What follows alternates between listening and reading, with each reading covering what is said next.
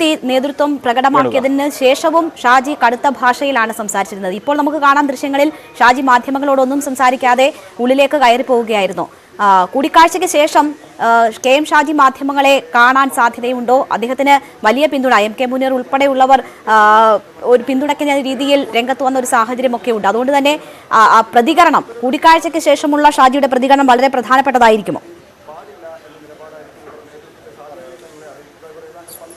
തീർച്ചയായും രേണുക പറഞ്ഞത് വളരെ പ്രധാനപ്പെട്ട ഒരു കാര്യമാണ്. പക്ഷേ ഏറ്റവും ശ്രദ്ധിക്കേണ്ട ഒരു കാര്യം, കഴിഞ്ഞ വിദേശത്തുള്ള പ്രസംഗങ്ങൾക്ക് ശേഷം അദ്ദേഹം നാട്ടിലെത്തിയപ്പോഴും അദ്ദേഹം മാധ്യമങ്ങളോട് പ്രതികരിക്കാൻ തയ്യാറായിരുന്നില്ല.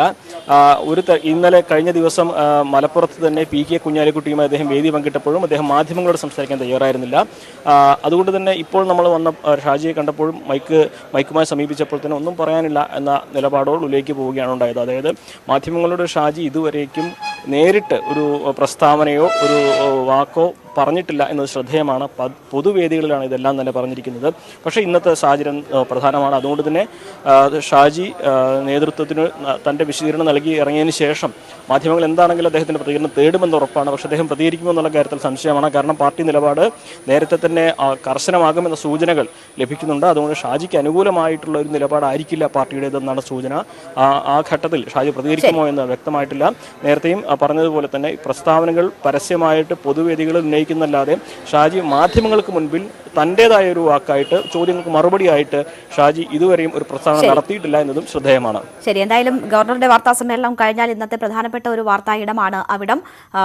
കൂടിക്കാഴ്ച എങ്ങനെ പുരോഗമിക്കുന്നു, എന്താണ് അതിന്റെ തുടർന്നുള്ള തീരുമാനങ്ങൾ എന്നതറിയാൻ നമുക്ക് കാത്തിരിക്കാം. CV അനുമോദാണ് വിവരങ്ങൾ നൽകിയത്. മുഖ്യമന്ത്രിക്കെതിരെ എൻഫോഴ്സ്മെന്റ് ഡയറക്ടറേറ്റിനെ സമീപിക്കാൻ HRDS. സ്വപ്ന സുരേഷിന്റെ വെളിപ്പെടുത്തലിൽ മുഖ്യമന്ത്രിക്കെതിരെ കേസെടുക്കണമെന്നും ചോദ്യം ചെയ്യണമെന്നുമാണ് ആവശ്യം. ഡൽഹിയിലെത്തിയ അജി കൃഷ്ണൻ ED ആസ്ഥാനത്തെത്തി നേരിട്ട് പരാതി നൽകും. അട്ടപ്പാടി മധു വധക്കേസിലെ പ്രതികളുടെ ജാമ്യം റദ്ദാക്കിയ വിചാരണ കോടതി നടപടിക്കെതിരെയുള്ള ഹർജിയിൽ ഹൈക്കോടതി ഇന്ന് വിധി പറയും. ജസ്റ്റിസ് കൌസർ എടപ്പകത്താണ് വിധി പറയുക. നീതിയുക്തമായ വിചാരണ നടത്താൻ ജാമ്യം റദ്ദാക്കൽ അനിവാര്യമായിരുന്നുവെന്ന് പ്രോസിക്യൂഷൻ വാദിച്ചിരുന്നു. ഹൈക്കോടതി അനുവദിച്ച ജാമ്യം കീഴ്ക്കോടതി എങ്ങനെ റദ്ദാക്കുമെന്ന് നേരത്തെ കോടതി ചോദിച്ചിരുന്നു. കേസിൽ മധുവിന്റെ അമ്മ മല്ലി, സഹോദരി ചന്ദ്രിക, സഹോദരി ഭർത്താവ് മുരുകൻ എന്നിവരെ ഇന്ന് മണ്ണാർക്കാട് SC/ST കോടതി വിസ്തരിക്കും. മധുവിന് മാനസിക പ്രശ്നങ്ങൾ ഉണ്ടായിരുന്നതായും അതിന് ചികിത്സ നൽകിയിരുന്നതായും ഇവർ പോലീസിന് മൊഴി നൽകിയിരുന്നു. പ്രദേശവാസികളായ 44 മുതൽ 47 വരെയുള്ള സാക്ഷികളെയും വിസ്തരിക്കും. കൂറുമാറിയ 29ാം സാക്ഷി സുനിൽകുമാറിനെതിരായ ഹർജിയും ഇന്ന് പരിഗണിക്കും. ഒരിടവേള കൂടി.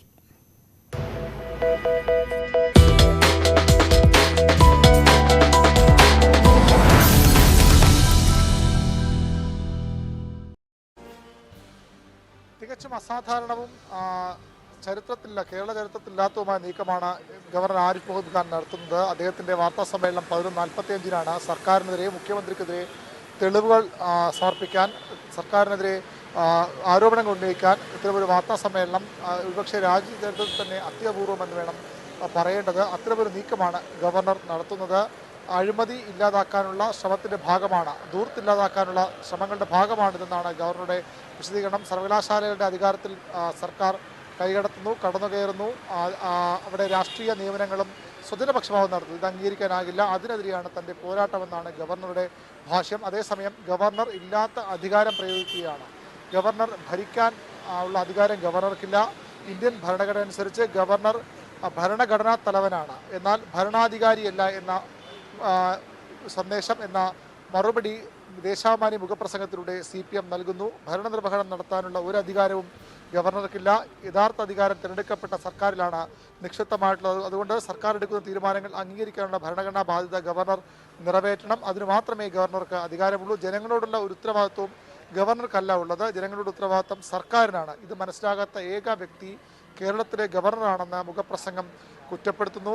സമീപകാലത്ത് അദ്ദേഹത്തിൻ്റെ പ്രസ്താവനകൾ, നീക്കങ്ങൾ കണ്ടാൽ മനസ്സിലാകുന്നത് രാഷ്ട്രീയ യജമാനന്മാരിൽ നിന്ന് കയ്യടി വാങ്ങാനും പുതിയ പദവികളും ലാവണങ്ങളും ഉറപ്പിക്കാനുള്ള ശ്രമത്തിൻ്റെ ഭാഗമാണ് സർക്കാരിനെതിരെയുള്ള ഗവർണറുടെ നീക്കമെന്ന വിമർശനവും, ഗുരുതരമായ വിമർശനവും ദേശാഭിമാനി മുന്നോട്ട് വയ്ക്കുന്നു. RSS മേധാവിയെ അദ്ദേഹം ഉള്ള സ്ഥലത്ത് പോയി ഗവർണർ സന്ദർശിച്ചത് ഇതിൽ നിന്ന് വ്യക്തമാണ്. എന്താണ് ഗവർണർ അധികാരമെന്ന സുപ്രീം കോടതി വിധികളൊക്കെ ഉദ്ധരിച്ചുകൊണ്ടാണ് ഈ മുഖപ്രസംഗം മുന്നോട്ട് പോകുന്നത്. നിയമസഭ പാസ്സാക്കുന്ന ബില്ലുകൾ താൻ ഒപ്പിട്ടാലേ നിയമമാകൂ എന്ന് ഗവർണർ ഓർമ്മപ്പെടുത്തുന്നു. അല്ലെങ്കിൽ അത് അദ്ദേഹം പറയുന്നു, അത് ഒരു ഭീഷണിയുടെ സ്വരമാണ്. ഗവർണറുടെ വാക്കുകളിൽ നിന്ന് ഭീഷണിയാണ് വായിച്ചെടുക്കാൻ കഴിയുന്നത്. നിയമസഭ പാസാക്കിയ ബിൽ ഗവർണർക്ക് അയച്ചാൽ അദ്ദേഹത്തിന് ഒന്നുകിൽ അത് ഒപ്പിട്ട സഭയ്ക്ക് തിരിച്ചയക്കാം, അല്ലെങ്കിൽ ഒപ്പിടാൻ വിസമ്മതിക്കാം. അതുമല്ലെങ്കിൽ കൂടുതൽ പരിശോധനയ്ക്കായി നിയമസഭയിലേക്ക് തന്നെ തിരിച്ചയക്കാം. അതിനപ്പുറത്തേക്ക് രാഷ്ട്രപതി സമർപ്പിക്കുക, അതിനപ്പുറത്തേക്ക് നിശ്ചിതമായി നീട്ടിവെക്കുന്നത് ഗവർണറുടെ അധികാര പരിധിയിലുള്ള കാര്യമല്ല. ഭരണഘടനാ വിരുദ്ധമാണ്. ഭരണഘടനാ വിരുദ്ധമായ ബില്ലുകൾ അനന്തമായി ഒപ്പിടാതെ വച്ചു താമസിപ്പിക്കുന്നത് ഭരണഘടനാ വിരുദ്ധമാണ്. അത് എങ്ങനെയാണ് ഒരു ഗവർണർ സ്വീകരിക്കുക തുടങ്ങി വളരെ രൂക്ഷമായ നിശ്ചിതമായ വിമർശനങ്ങളാണ് ഗവർണർക്കെതിരെ ദേശാഭിമാനി ഉയർത്തുന്നത്. അതിന് പിന്നാലെ ഇന്ന് ദേശാഭിമാനത്തിൻ്റെ പാർട്ടി സംസ്ഥാന സെക്രട്ടറി പുത്ര ദിനേശിൻ്റെ ഒരു ലേഖനമുണ്ട്. ഈ ചരിത്ര കോൺഗ്രസ് സംബന്ധിച്ച കാര്യങ്ങളും അതുമായി ബന്ധപ്പെട്ട കാര്യങ്ങളും പരാമർശിച്ചുകൊണ്ട് ഗവർണറെ അവിടെയും വിമർശിച്ചുകൊണ്ടുള്ള ലേഖനം പുത്രത്തെ ദിനേശനും എഴുതിയിട്ടുണ്ട്. ഇതിനുള്ള ഒക്കെയുള്ള ഒരു മറുപടി എന്ന രീതിയിലും വിഷയത്തിലേക്ക് ഇടപെട്ടുകൊണ്ടും വീക്ഷണവും ഇന്നൊരു മുഖപ്രസംഗം പ്രസിദ്ധീകരിച്ചിട്ടുണ്ട്. അതായത് സംസ്ഥാന സർക്കാരും ഗവർണറുമായി തമ്മിൽ തല്ലുന്നു, തെരുവിൻ്റെ ഭാഷയിൽ നടത്തുന്ന പോര് ഭരണഘടനയ്ക്ക് യോജിച്ചതല്ല, അടുക്കള പോര് തെരുവിലേക്കെന്നാണ് വീക്ഷണത്തിൻ്റെ മുഖപ്രസംഗത്തിൽ പറയുന്നത്. ഗവർണർ ഇരിക്കുന്ന പദവിയുടെ അന്തസ്സ് മറന്ന് പ്രവർത്തിക്കുന്ന വിമർശനവും അതിലുണ്ട്. ഇരു വിഭാഗങ്ങളും, സർക്കാരും ഗവർണറും, ഭരണഘടനയുടെ തത്വങ്ങളും കടമകളും മറക്കരുത്. അടുക്കളപ്പോര് തെരുവീതികളിലേക്ക് വലിച്ചിട്ട് തെരുവ് മാലിന്യം പോലെ സമൂഹത്തിന് ദുസ്സഹമായി തീർന്ന കുറ്റപ്പെടുത്തലും ഭീഷണി നടത്തുന്നു. അങ്ങനെ സംസ്ഥാനത്തെ രാഷ്ട്രീയ അന്തരീക്ഷം അത്യന്തം കലുഷിതമാവുന്ന സാഹചര്യത്തിലേക്ക് സർക്കാർ ഗവർണർ പോര് മാറുകയാണ്. നേരത്തെയൊക്കെ ഗവർണറുടെ വിമർശനങ്ങളെ കാര്യമായി മറുപടി പറഞ്ഞു പോയിരുന്നില്ല CPM സർക്കാരും. കുറച്ചെങ്കിലും മറുപടി നൽകിയത് CPM നേതൃത്വമായിരുന്നു. പക്ഷേ അത് മാറ്റിവെച്ചുകൊണ്ട് മുഖ്യമന്ത്രി തന്നെ നേരിട്ട് രംഗത്തെത്തുന്നു. കഴിഞ്ഞ ദിവസം CPMന്റെ സംസ്ഥാന സെക്രട്ടറി MV ഗോവിന്ദൻ പറഞ്ഞത് ഗവർണർ പറയുന്നതിന് അപ്പോൾ മറുപടി പറഞ്ഞു പോകാൻ തന്നെയാണ് CPMന്റെ തീരുമാനം. ഇനി കാര്യങ്ങൾ ആ രീതിയിൽ വൈകിപ്പിക്കില്ല. ഗവർണർ ഏത് രീതിയിൽ നീങ്ങുന്നു അതേ രീതിയിൽ തിരിച്ചടിക്കാനാണ് CPMന്റെയും സർക്കാരിൻ്റെ തീരുമാനം. അതായത് ഗവർണർക്കെതിരെ രാഷ്ട്രീയ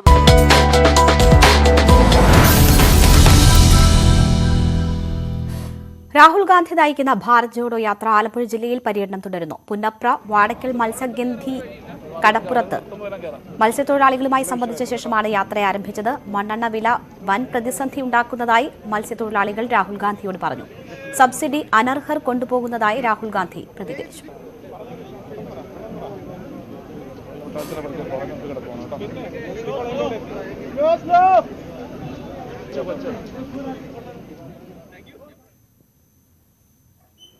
സംസ്ഥാനത്ത് വീണ്ടും തെരുവുനായ ആക്രമണം. വീട്ടുമുറ്റത്ത് നിന്ന സ്ത്രീയെ നായ ആക്രമിച്ചു. വടകര താഴെയങ്ങാടി സഫിയയ്ക്കാണ് കടിയേറ്റത്. കയ്യിൽ കടിയേറ്റ സഫിയ വടകര ജില്ലാ ആശുപത്രിയിൽ ചികിത്സ തേടി.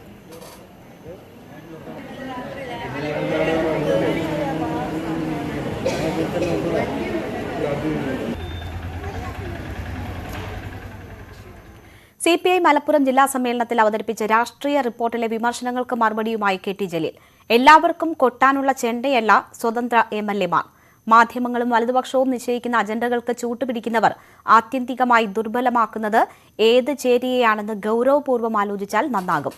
യഥാർത്ഥ മതനിരപേക്ഷ മനസ്സുകൾ ആന കുത്തിയാലും നിൽക്കുന്നയിടത്ത് നിന്ന് ഒരിഞ്ചും അകലില്ല. അകലുന്നുണ്ടെങ്കിൽ അസുഖം വേറെയാണെന്നും അതിനുള്ള ചികിത്സ വേറെ തന്നെ നൽകണമെന്നും ജലീൽ ഫേസ്ബുക്ക് പോസ്റ്റിൽ കുറിച്ചു. KT ജലീലിന് തിരിച്ചറിവ് വേണമെന്നും PV അൻവറിനെ തിരുത്തണമെന്നുമായിരുന്നു രാഷ്ട്രീയ റിപ്പോർട്ടിലെ വിമർശനം.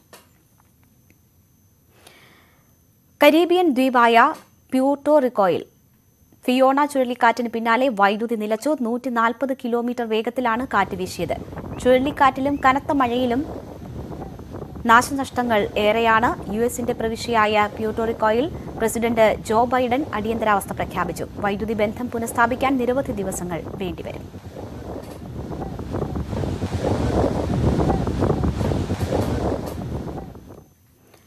മാധ്യമപ്രവർത്തകൻ സിദ്ദിഖ് കാപ്പനെതിരായ കള്ളപ്പണം വെളുപ്പിക്കൽ കേസ് ലക്നൌ കോടതി ഇന്ന് പരിഗണിക്കും.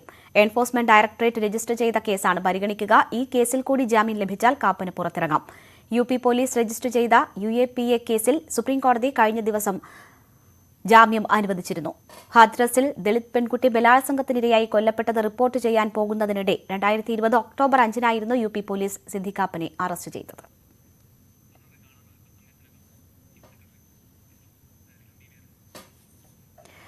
നിർണായക നീക്കങ്ങൾ നടക്കുകയാണ്. ഗവർണറെ കാണാൻ ചീഫ് സെക്രട്ടറി അല്പസമയത്തിനകം രാജ്ഭവനിലെത്തും. VV അരുണുണ്ട് അവിടെ. അരുൺ, കൂടുതൽ വിവരങ്ങൾ ലഭ്യമാകുന്നുണ്ടോ ചീഫ് സെക്രട്ടറിയുടെ സന്ദർശനോദ്ദേശം സംബന്ധിച്ച്?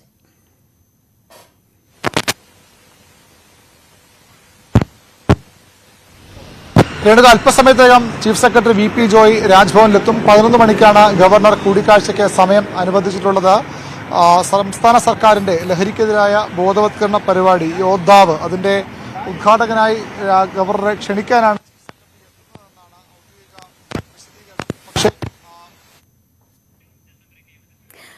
ഗവർണറെ കാണാൻ ചീഫ് സെക്രട്ടറി VP ജോയ് അല്പസമയത്തിനകം രാജ്ഭവനിലേക്ക് എത്തും. 11 മണിക്ക് കൂടിക്കാഴ്ചയ്ക്കുള്ള സമയം അനുവദിച്ചിരിക്കുന്നു ഗവർണർ എന്നാണ് അറിയുന്നത്. ലഹരി വിരുദ്ധ പ്രവർത്തനങ്ങളുമായി സർക്കാർ മുന്നോട്ട് പോവുകയാണ്. അതുമായി ബന്ധപ്പെട്ട ചില കാര്യങ്ങൾ ഗവർണറെ ധരിപ്പിക്കാനാണ്, ചില പരിപാടികൾ പങ്കെടുക്കുന്നതുമായി ബന്ധപ്പെട്ട് ഒക്കെ കാര്യങ്ങൾ സംസാരിക്കാനാണ് ചീഫ് സെക്രട്ടറി എത്തുന്നതെന്നാണ് ഔദ്യോഗികമായി ലഭിക്കുന്ന വിവരം. പക്ഷേ നിലവിലെ സാഹചര്യങ്ങൾ ഒരുപക്ഷെ ചർച്ചയായേക്കാം. ഒരു അനുനയ നീക്കമാണോ ഇതെന്നും സംശയിക്കപ്പെടുന്നുണ്ട്. എന്തായാലും അല്പസമയത്തിനകം ചീഫ് സെക്രട്ടറി എത്തും. അരുൺ പറഞ്ഞു വന്നത് തുടരാം.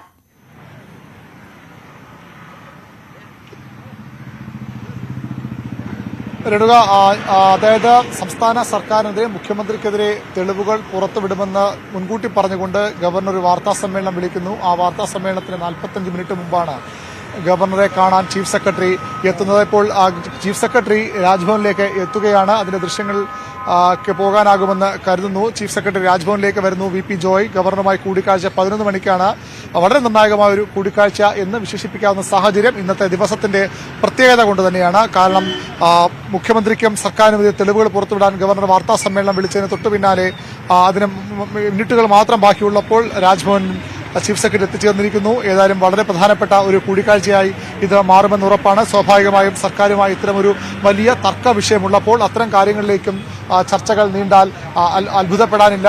കാരണം സർക്കാരിന്റെ വാദങ്ങൾ, സർക്കാരിന്റെ നിലപാടുകൾ പലപ്പോഴും സർക്കാർ ഗവർണറെ അറിയിക്കുക ചീഫ് സെക്രട്ടറി വഴിയാണ്. ചീഫ് സെക്രട്ടറിയാണ് ഗവർണറും പലപ്പോഴും വിളിച്ചു വരുത്താറുള്ളത് സർക്കാരുമായി ബന്ധപ്പെട്ട വിഷയങ്ങൾ ഉയർന്നു വരുമ്പോൾ. അതുകൊണ്ട് തന്നെ ഇപ്പോഴും അത്തരമൊരു നീക്കം കൂടി ഉണ്ടോ എന്ന സ്വാഭാവിക സംശയം ഉയർന്നു വരും. എങ്കിലും പൂർണ്ണമായും ഒരു സമവായ നീക്കത്തിന് രാജ്ഭവനോ സർക്കാരോ ഈ വൈകിയ വേളയിൽ തയ്യാറാകുമോ എന്ന കാര്യത്തിൽ വ്യക്തതയില്ല. ഏതായാലും വളരെ നിർണായകമായ ഒരു കൂടിക്കാഴ്ചയാണ് തീർച്ചയായും നിർണായകമായ കൂടിക്കാഴ്ചയ്ക്കായി ചീഫ് സെക്രട്ടറി VP ജോയ് രാജ്ഭവനിൽ എത്തിയിരിക്കുന്നു. അതിന്റെ ദൃശ്യങ്ങളാണ് കാണുന്നത്.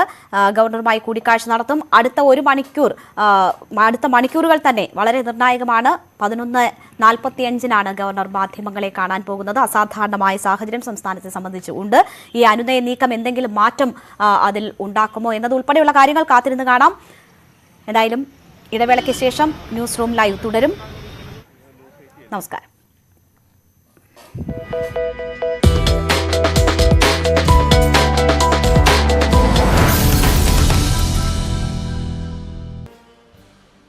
തികച്ചും അസാധാരണവും കേരള ചരിത്രത്തിലില്ലാത്തതുമായ നീക്കമാണ് ഗവർണർ ആരിഫ് മുഹമ്മദ് ഖാൻ നടത്തുന്നത്. അദ്ദേഹത്തിന്റെ വാർത്താ സമ്മേളനം 11:45 സർക്കാരിനെതിരെ, മുഖ്യമന്ത്രിക്കെതിരെ തെളിവുകൾ സമർപ്പിക്കാൻ, സർക്കാരിനെതിരെ ആരോപണങ്ങൾ ഉന്നയിക്കാൻ ഇത്തരമൊരു വാർത്താ സമ്മേളനം ഒരുപക്ഷെ രാജ്യചരിത്രത്തിൽ തന്നെ അത്യപൂർവമെന്ന് വേണം പറയേണ്ടത്. അത്തരമൊരു നീക്കമാണ് ഗവർണർ നടത്തുന്നത്. അഴിമതി ഇല്ലാതാക്കാനുള്ള ശ്രമത്തിന്റെ ഭാഗമാണ്, ധൂർത്തില്ലാതാക്കാനുള്ള ശ്രമങ്ങളുടെ ഭാഗമാണിതെന്നാണ് ഗവർണറുടെ വിശദീകരണം. സർവകലാശാലകളുടെ അധികാരത്തിൽ സർക്കാർ കൈകടത്തുന്നു, കടന്നുകയറുന്നു, അവിടെ രാഷ്ട്രീയ നിയമനങ്ങളും സ്വജനപക്ഷപാതം നടത്തുന്നു. ഇത് അംഗീകരിക്കാനാകില്ല. അതിനെതിരെയാണ് തന്റെ പോരാട്ടമെന്നാണ് ഗവർണറുടെ ഭാഷ്യം. അതേസമയം ഗവർണർ ഇല്ലാത്ത അധികാരം പ്രയോഗിക്കുകയാണ്. ഗവർണർ ഭരിക്കാൻ ഉള്ള അധികാരം ഗവർണർക്കില്ല. ഇന്ത്യൻ ഭരണഘടന അനുസരിച്ച് ഗവർണർ ഭരണഘടനാ തലവനാണ്, എന്നാൽ ഭരണാധികാരിയല്ല എന്ന സന്ദേശം, എന്ന മറുപടി ദേശാഭിമാനി മുഖപ്രസംഗത്തിലൂടെ CPM നൽകുന്നു. ഭരണനിർവഹണം നടത്താനുള്ള ഒരു അധികാരവും ഗവർണർക്കില്ല. യഥാർത്ഥ അധികാരം തിരഞ്ഞെടുക്കപ്പെട്ട സർക്കാരിലാണ് നിക്ഷിപ്തമായിട്ടുള്ളത്. അതുകൊണ്ട് സർക്കാർ എടുക്കുന്ന തീരുമാനങ്ങൾ അംഗീകരിക്കാനുള്ള ഭരണഘടനാ ബാധ്യത ഗവർണർ നിറവേറ്റണം. അതിന് മാത്രമേ ഗവർണർക്ക് അധികാരമുള്ളൂ. ജനങ്ങളോടുള്ള ഒരു ഉത്തരവാദിത്വവും ഗവർണർക്കല്ല ഉള്ളത്. ജനങ്ങളുടെ ഉത്തരവാദിത്വം സർക്കാരിനാണ്. ഇത് മനസ്സിലാകാത്ത ഏക വ്യക്തി കേരളത്തിലെ ഗവർണറാണെന്ന് മുഖപ്രസംഗം കുറ്റപ്പെടുത്തുന്നു. സമീപകാലത്ത് അദ്ദേഹത്തിൻ്റെ പ്രസ്താവനകൾ, നീക്കങ്ങൾ കണ്ടാൽ മനസ്സിലാകുന്നത് രാഷ്ട്രീയ യജമാനന്മാരിൽ നിന്ന് കയ്യടി വാങ്ങാനും പുതിയ പദവികളും ലാവണങ്ങളും ഉറപ്പിക്കാനുള്ള ശ്രമത്തിന്റെ ഭാഗമാണ് സർക്കാരിനെതിരെയുള്ള ഗവർണറുടെ നീക്കമെന്ന വിമർശനവും, ഗുരുതരമായ വിമർശനവും ദേശാഭിമാനി മുന്നോട്ട് വയ്ക്കുന്നു. RSS മേധാവിയെ അദ്ദേഹം ഉള്ള സ്ഥലത്ത് പോയി ഗവർണർ സന്ദർശിച്ചത് ഇതിൽ നിന്ന് വ്യക്തമാണ്. എന്താണ് ഗവർണർ അധികാരമെന്ന സുപ്രീം കോടതി വിധികളൊക്കെ ഉദ്ധരിച്ചുകൊണ്ടാണ് ഈ മുഖപ്രസംഗം മുന്നോട്ട് പോകുന്നത്. നിയമസഭ പാസാക്കുന്ന ബില്ലുകൾ താൻ ഒപ്പിട്ടാലേ നിയമമാകൂ എന്ന് ഗവർണർ ഓർമ്മപ്പെടുത്തുന്നു. അല്ലെങ്കിൽ അത് അദ്ദേഹം പറയുന്നു, അത് ഒരു ഭീഷണിയുടെ സ്വരമാണ്. ഗവർണറുടെ വാക്കുകളിൽ നിന്ന് ഭീഷണിയാണ് വായിച്ചെടുക്കാൻ കഴിയുന്നത്. നിയമസഭ പാസാക്കിയ ബിൽ ഗവർണർക്ക് അയച്ചാൽ അദ്ദേഹത്തിന് ഒന്നുകിൽ അത് ഒപ്പിട്ട സഭയ്ക്ക് തിരിച്ചയക്കാം, അല്ലെങ്കിൽ ഒപ്പിടാൻ വിസമ്മതിക്കാം. അതുമല്ലെങ്കിൽ കൂടുതൽ പരിശോധനയ്ക്കായി നിയമസഭയിലേക്ക് തന്നെ തിരിച്ചയക്കാം. അതിനപ്പുറത്തേക്ക് രാഷ്ട്രപതി സമർപ്പിക്കുക, അതിനപ്പുറത്തേക്ക് നിശ്ചിതമായി നീട്ടിവെക്കുന്നത് ഗവർണറുടെ അധികാര പരിധിയിലുള്ള കാര്യമല്ല. ഭരണഘടനാ വിരുദ്ധമാണ്. ഭരണഘടനാ വിരുദ്ധമായ ബില്ലുകൾ അനന്തമായി ഒപ്പിടാതെ വച്ചു താമസിപ്പിക്കുന്നത് ഭരണഘടനാ വിരുദ്ധമാണ്. അത് എങ്ങനെയാണ് ഒരു ഗവർണർ സ്വീകരിക്കുക തുടങ്ങി വളരെ രൂക്ഷമായ നിശ്ചിതമായ വിമർശനങ്ങളാണ് ഗവർണർക്കെതിരെ ദേശാഭിമാനി ഉയർത്തുന്നത്. അതിന് പിന്നാലെ ഇന്ന് ദേശാഭിമാനത്തിൻ്റെ പാർട്ടി സംസ്ഥാന സെക്രട്ടറി പുത്ര ദിനേശിൻ്റെ ഒരു ലേഖനമുണ്ട്. ഈ ചരിത്ര കോൺഗ്രസ് സംബന്ധിച്ച കാര്യങ്ങളും അതുമായി ബന്ധപ്പെട്ട കാര്യങ്ങളും പരാമർശിച്ചുകൊണ്ട് ഗവർണറെ അവിടെയും വിമർശിച്ചുകൊണ്ടുള്ള ലേഖനം പുത്രത്തെ ദിനേശനും എഴുതിയിട്ടുണ്ട്. ഇതിനുള്ള ഒക്കെയുള്ള ഒരു മറുപടി എന്ന രീതിയിലും വിഷയത്തിലേക്ക് ഇടപെട്ടുകൊണ്ടും വീക്ഷണവും ഇന്നൊരു മുഖപ്രസംഗം പ്രസിദ്ധീകരിച്ചിട്ടുണ്ട്. അതായത് സംസ്ഥാന സർക്കാരും ഗവർണറുമായി തമ്മിൽ തല്ലുന്നു, തെരുവിൻ്റെ ഭാഷയിൽ നടത്തുന്ന പോര് ഭരണഘടനയ്ക്ക് യോജിച്ചതല്ല, അടുക്കള പോര് തെരുവിലേക്കെന്നാണ് വീക്ഷണത്തിൻ്റെ മുഖപ്രസംഗത്തിൽ പറയുന്നത്. ഗവർണർ ഇരിക്കുന്ന പദവിയുടെ അന്തസ്സ് മറന്ന് പ്രവർത്തിക്കുന്ന വിമർശനവും അതിലുണ്ട്. ഇരു വിഭാഗങ്ങളും, സർക്കാരും ഗവർണറും, ഭരണഘടനയുടെ തത്വങ്ങളും കടമകളും മറക്കരുത്. അടുക്കളപ്പോര് തെരുവീതികളിലേക്ക് വലിച്ചിട്ട് തെരുവ് മാലിന്യം പോലെ സമൂഹത്തിന് ദുസ്സഹമായി തീർന്ന കുറ്റപ്പെടുത്തലും ഭീഷണി നടത്തുന്നു. അങ്ങനെ സംസ്ഥാനത്തെ രാഷ്ട്രീയ അന്തരീക്ഷം അത്യന്തം കലുഷിത.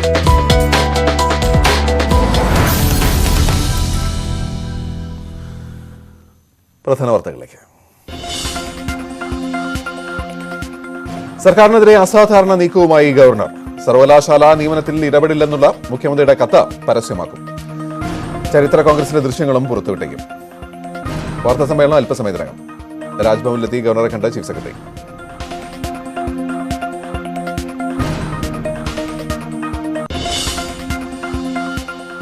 ഗവർണർക്ക് പിന്നിൽ RSS എന്ന മന്ത്രി MP രാജേഷ്. ബില്ലുകൾ ഒപ്പിടാതെ നീട്ടിക്കൊണ്ടുപോകാനാകില്ലെന്ന് P രാജീവ്. രാജ്ഭവൻ ധൂർത്തിന്റെ കേന്ദ്രമെന്ന കണക്കുകൾ നിരത്തി ദേശാഭിമാനിയിൽ ലേഖനം. ഗവർണറെയും സർക്കാരിനെയും വിമർശിച്ച വീക്ഷണം.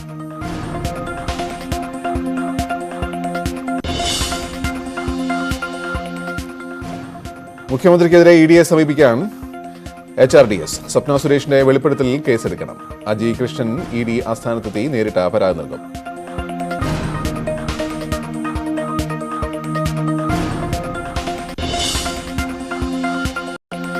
K M Shajiയ പണക്കാട്ട. സന്ദർശനം മുസ്ലിം ലീഗ് നേതൃത്വം വിളിപ്പിച്ചിട്ട് വിവാദ പ്രസംഗങ്ങളിൽ വിശദീകരണം നൽകും.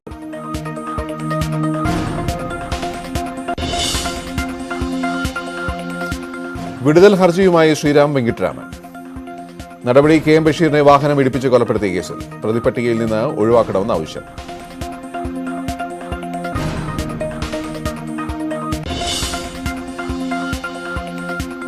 മധു കേസിലെ പ്രതികളുടെ ജാമ്യം റദ്ദാക്കുമോ? ഹർജി ഇന്ന് ഹൈക്കോടതിയിൽ. വിസ്താരം ഇന്നും തുടരും. ED കേസിൽ സിദ്ദിഖ് കാപ്പന്റെ ജാമ്യാപേക്ഷ ഇന്ന് കോടതിയിൽ. ഹർജി പരിഗണിക്കുക ലക്നൌ കോടതി. ജാമ്യം ലഭിച്ചാൽ സിദ്ദിഖ് കാപ്പന് ജയിൽ മോചനമാവാം.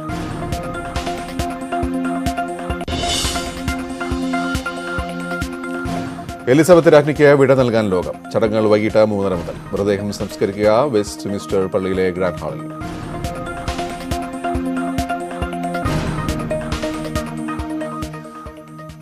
സർക്കാരുമായുള്ള പോര് തുടരുന്നതിനിടെ മുഖ്യമന്ത്രിക്കെതിരെ തെളിവ് പുറത്തുവിടാൻ ഗവർണർ ആരിഫ് മുഹമ്മദ് ഖാൻ വിളിച്ച വാർത്താസമ്മേളനം 11:45-നാണ്.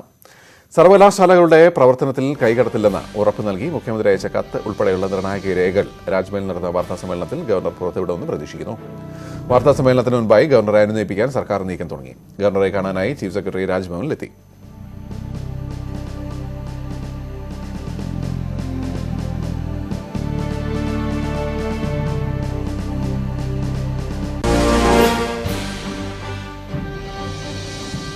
VV അരുണാണ് ചേരുന്നത്. അരുൺ, ഏറെ സസ്പെൻസ് നിറഞ്ഞ സമയം. 11:45 മുമ്പായി ഗവർണറെ കാണാൻ രാജ്ഭവനിലേക്ക് ചീഫ് സെക്രട്ടറി എത്തുകയും ചെയ്യുന്നു. എന്തൊക്കെയാണ് സാഹചര്യം?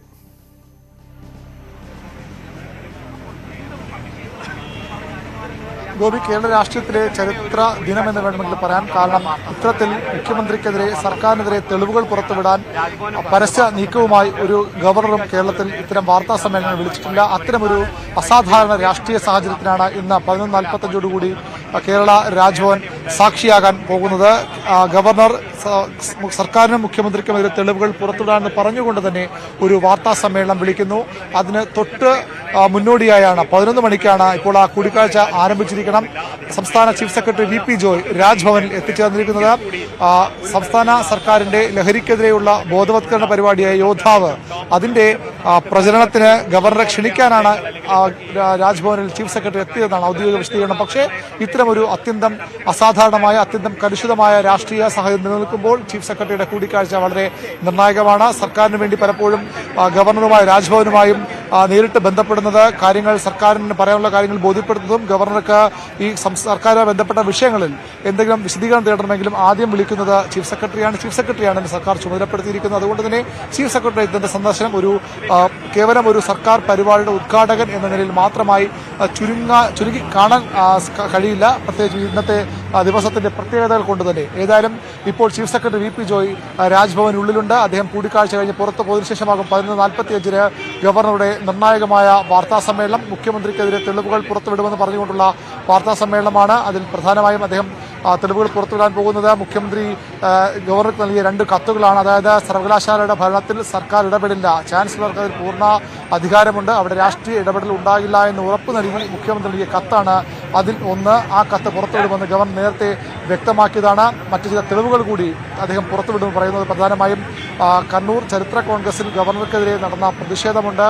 അത് പ്രതിഷേധമായല്ല, അത് തനിക്കെതിരെയുള്ള വധശ്രമമായാണ് ഗവർണർ ആരിഫ് മുഹമ്മദ് ഖാൻ കാണുന്നത്. അത്തരം ഒരു വധശ്രമം ജാമ്യമില്ലാ കുറ്റപ്രകാരം കേസെടുക്കേണ്ട ഒരു വിഷയമായിട്ട് കൂടി അതിൽ കേസെടുക്കാൻ എന്തുകൊണ്ട് സർക്കാർ തയ്യാറായില്ല, ആഭ്യന്തര വകുപ്പ് തയ്യാറായില്ല, അതിന് പിന്നിൽ പ്രവർത്തിച്ചത് കേസെടുക്കാതെ പോലീസിനെ പിന്തിരിപ്പിച്ചത് ആഭ്യന്തര വകുപ്പിലെ ഉന്നത ഇടപെടലാണ്. സ്വാഭാവികം മുഖ്യമന്ത്രി പിണറായി വിജയന് നേരെയാണ് ആ വിഷയത്തിൽ ഗവർണറുടെ വിമർശനമുള്ളത്. ഏതായാലും ആ വിഷയത്തിൽ അന്ന് നടന്ന സംഭവങ്ങൾ എന്ന് വ്യക്തമാക്കിക്കൊണ്ടുള്ള ഒരു വീഡിയോ സ്വാഭാവികമായി ഇവിടെ രാജ്ഭവൻ പ്രദർശിപ്പിക്കും. അതിനുള്ള ക്രമീകരണങ്ങളും രാജ്ഭവൻ ഓഡിറ്റോറിയത്തിൽ തയ്യാറായി കഴിഞ്ഞു. അത്തരത്തിൽ സർക്കാരിനെതിരെയുള്ള തെളിവുകൾ, മറ്റെന്തെല്ലാം തെളിവുകളാണ് പുറത്തു വരാനുള്ളതെന്ന കാര്യത്തിൽ വ്യക്തതയില്ല. സർക്കാരുമായി ബന്ധപ്പെട്ട നിരവധി നിയമനങ്ങൾ, സർവകലാശാലകളിലെ ബന്ധു നിയമനങ്ങൾ, സർക്കാർ നടത്തിയ കത്തിടപാടുകൾ, ഇതുമായി ബന്ധപ്പെട്ട ചില മുഖ്യമന്ത്രി പോലും തന്നോട് ചില ഫേവർ ചോദിച്ചു, താൻ അത്തരം സഹായങ്ങൾ മുഖ്യമന്ത്രി ചെയ്തു കൊടുത്തു എന്നതിലെ ഗവർണർ പറയുമ്പോൾ എന്തെല്ലാം സേവനങ്ങൾ അല്ലെങ്കിൽ എന്തെല്ലാം ഫേവറാണ് ഗവർണർ മുഖ്യമന്ത്രിക്ക് ചെയ്തു കൊടുത്തത്, അത് ക്രമവിരുദ്ധമായെന്നുണ്ടെങ്കിൽ അത്തരം കാര്യങ്ങളുടെ തെളിവുകൾ അദ്ദേഹം പുറത്തുവിടുപോകുന്ന കാര്യത്തിൽ വ്യക്തതയില്ല. സർക്കാരിലെ മന്ത്രിമാരുടെയും മറ്റും പേഴ്സണൽ സ്റ്റാഫുകളുടെ നിയമനമുണ്ട്. അത് സർക്കാരിന്റെ ഖജനാവ് തീർത്തും മോശമായ സാഹചര്യത്തിൽ അത് എന്തിനവർക്ക് പെൻഷൻ നൽകുന്ന ചോദ്യം ഗവർണർ ഉന്നയിക്കുന്നുണ്ട്. അതിന്റെ രേഖകളൊക്കെ നേരത്തെ തന്നെ ചീഫ് സെക്രട്ടറിയോട് രാജ്ഭവൻ ആവശ്യപ്പെട്ടതാണ്. സ്വാഭാവികമായും ഈ പേഴ്സണൽ സ്റ്റാഫുകളുടെ വിദ്യാഭ്യാസ യോഗ്യത അടക്കമുള്ള വിഷയങ്ങളിൽ നിർണായക രേഖകൾ രാജ്ഭവന്റെ പക്കലുണ്ട്. അതും അദ്ദേഹം പുറത്തുവിടുമോ എന്ന കാര്യത്തിൽ വ്യക്തത. ഏതായാലും അത്യന്തം ആകാംക്ഷയുണർത്തുന്ന വളരെ പ്രധാനപ്പെട്ട ഒരു രാഷ്ട്രീയ മുഹൂർത്തത്തിനാണ് ഇന്ന് രാജ്ഭവൻ വേദിയാകാൻ പോകുന്നത്. അതിന്റെ അവസാന നിമിഷങ്ങളിലൂടെയാണ് കേരള രാഷ്ട്രീയം ഇപ്പോൾ കടന്നുപോകുന്നത്. സംസ്ഥാന സർക്കാർ ഒരു വശത്ത്, മറുവശത്ത് രാജ്ഭവൻ, അതായത് 2 ഭരണഘടനാ സ്ഥാപനങ്ങൾ പരസ്പരം ഏറ്റുമുട്ടുന്നുവെന്ന് മാത്രമല്ല വിശ്വാസ്യത പോലും നഷ്ടപ്പെടുന്ന തരത്തിലേക്ക്, രണ്ടുപേർ തമ്മിൽ വിശ്വാസം നഷ്ടപ്പെടുന്ന തരത്തിലേക്ക് കാര്യങ്ങൾ പോവുകയാണ്. ദൈനംദിന ഭരണത്തിൽ അത് ഒരു കാരണവശാലും സംഭവിക്കാൻ പാടുള്ളതല്ല. ആ ഒരു അസാധാരണ രാഷ്ട്രീയ സാഹചര്യമാണ് ഇപ്പോൾ ഭരണഘടനാ പ്രതിസന്ധി അടക്കമുള്ള കാര്യങ്ങളിലേക്ക് പോകുന്ന തരത്തിലേക്കാണ് കേരള രാഷ്ട്രീയം മുന്നോട്ട് പോകുന്നത്. ഇത് രാഷ്ട്രീയ പാർട്ടികളും ഏറ്റെടുത്തു കഴിഞ്ഞു. ഗവർണർക്കൊപ്പം BJP ഉണ്ട്. BJPയുടെ കേന്ദ്ര സഹമന്ത്രിയും സംസ്ഥാന അധ്യക്ഷനുമൊക്കെ ഗവർണർക്ക് പൂർണ്ണ പിന്തുണ വാഗ്ദാനം ചെയ്ത കഴിഞ്ഞ ദിവസങ്ങളിൽ എത്തിയിട്ടുണ്ട്. ജനങ്ങളെ അണിനിരത്തി ഗവർണറെ സംരക്ഷിക്കും. അഴിമതി വിരുദ്ധ പ്രവർത്തനമാണ് ഗവർണർ നടത്തുന്നത്. അഴിമതി വിരുദ്ധ നീക്കങ്ങൾ ആണ് ഗവർണറുടേത്. അതുകൊണ്ട് തന്നെ പൂർണ്ണ പിന്തുണ BJP നൽകുമെന്ന് BJP നേതൃത്വം വ്യക്തമാക്കുന്നു. സർക്കാരിന് പൂർണ്ണ പിന്തുണമായി ഇടതുമുന്നണി ഒന്നാകെയുണ്ട്. മുഖ്യമന്ത്രിക്കും സർക്കാരിന് പിന്തുണമായി CPMന്റെ സംസ്ഥാന നേതൃത്വവും CPIയുടെ സംസ്ഥാന സെക്രട്ടറിയും ഒക്കെ കഴിഞ്ഞ ദിവസങ്ങളിൽ രംഗത്ത് വന്നതാണ്. പ്രതിപക്ഷവും ഈ വിഷയത്തിൽ ഇതിനകം കക്ഷിയായി കഴിഞ്ഞു. 2 കൂട്ടരും, സർക്കാരും ഗവർണറും സംസ്ഥാനത്തെ ജനാധിപത്യ സംവിധാനത്തിന്റെ അന്തസ്സ് കെടുത്തുന്ന വിമർശനമാണ് പ്രതിപക്ഷം ഉന്നയിക്കുന്നത്. ഇതൊരു രാഷ്ട്രീയ കളിയാണ്. ആ രാഷ്ട്രീയ കളിയിലെ നാടകത്തിലെ കഥാപാത്രങ്ങളാകാൻ തങ്ങളില്ല എന്ന നിലപാടുമായി നേരത്തെ പ്രതിപക്ഷം രംഗത്ത് വന്നു. ഏതായാലും സംസ്ഥാന രാഷ്ട്രീയം പൂർണ്ണമായും ഈ രാജ്ഭവൻ ശ്രദ്ധ കേന്ദ്രീകരിക്കുന്നു. കേരള രാഷ്ട്രീയ സാഹചര്യം പൂർണ്ണമായും ഗവർണറുടെ അടുത്ത നീക്കത്തിന് കാതോർക്കുന്നു. അതിനുള്ള സർക്കാരിൻ്റെ മറുപടിക്ക് കാതോർക്കുന്നു. ഇതിനിടയിലാണ് ഇപ്പോൾ ചീഫ് സെക്രട്ടറി VP ജോയിയുടെ സന്ദർശനം. രാഷ്ട്രീയ പ്രാധാന്യമില്ല, അതിൽ അനുനയ നീക്കമില്ല എന്ന അവകാശവാദം സർക്കാരുമായി ബന്ധപ്പെട്ട കേന്ദ്രങ്ങൾ മുന്നോട്ട് വയ്ക്കുമ്പോഴും സ്വാഭാവികമായും ഈ അവസാന മണിക്കൂറിലെ ഈ കൂടിക്കാഴ്ച വളരെ പ്രധാനപ്പെട്ട തന്നെയാണ്. ഇതിൻ്റെ പേരിൽ ഏതെങ്കിലും തരത്തിലുള്ള സമവായ നീക്കങ്ങൾ സമവായത്തിന് ഗവർണർ തയ്യാറാകുമോ എന്ന കാര്യമാണ് ഇനി അറിയേണ്ടത്. ഏതായാലും വളരെ പ്രധാനപ്പെട്ട രാഷ്ട്രീയ മണിക്കൂറുകളിലൂടെ കേരളം കടന്നു പോവുകയാണ്. വി അരുണാണ് വിവരങ്ങൾ നൽകുന്നത്. ഇപ്പോൾ മുൻ DGP നിയമവിദഗ്ധനുമായ ആസിഫ് അലി ചേരുന്നു. സാർ, എങ്ങനെയാണ് ഈ സാഹചര്യത്തെ കാണുന്നത്? 11:45 അതിന് മുമ്പ് ചീഫ് സെക്രട്ടറി അവിടെ എത്തിയിട്ടുണ്ട്. എന്തൊക്കെ ഗവർണർ പുറത്ത് പറയുന്നു നമുക്കും അറിയില്ല, ആ സമയത്ത് അറിയുള്ളൂ. എന്നിരുന്നാൽ തന്നെയും ഇന്ത്യയിൽ തന്നെ ഇങ്ങനെയൊന്നും കേട്ടുകേൾവിയില്ലല്ലോ അല്ലേ? ഇതിൽ അനുരഞ്ജനത്തിന്റെ ഒരു സാധ്യത ഉദിക്കുന്നില്ല.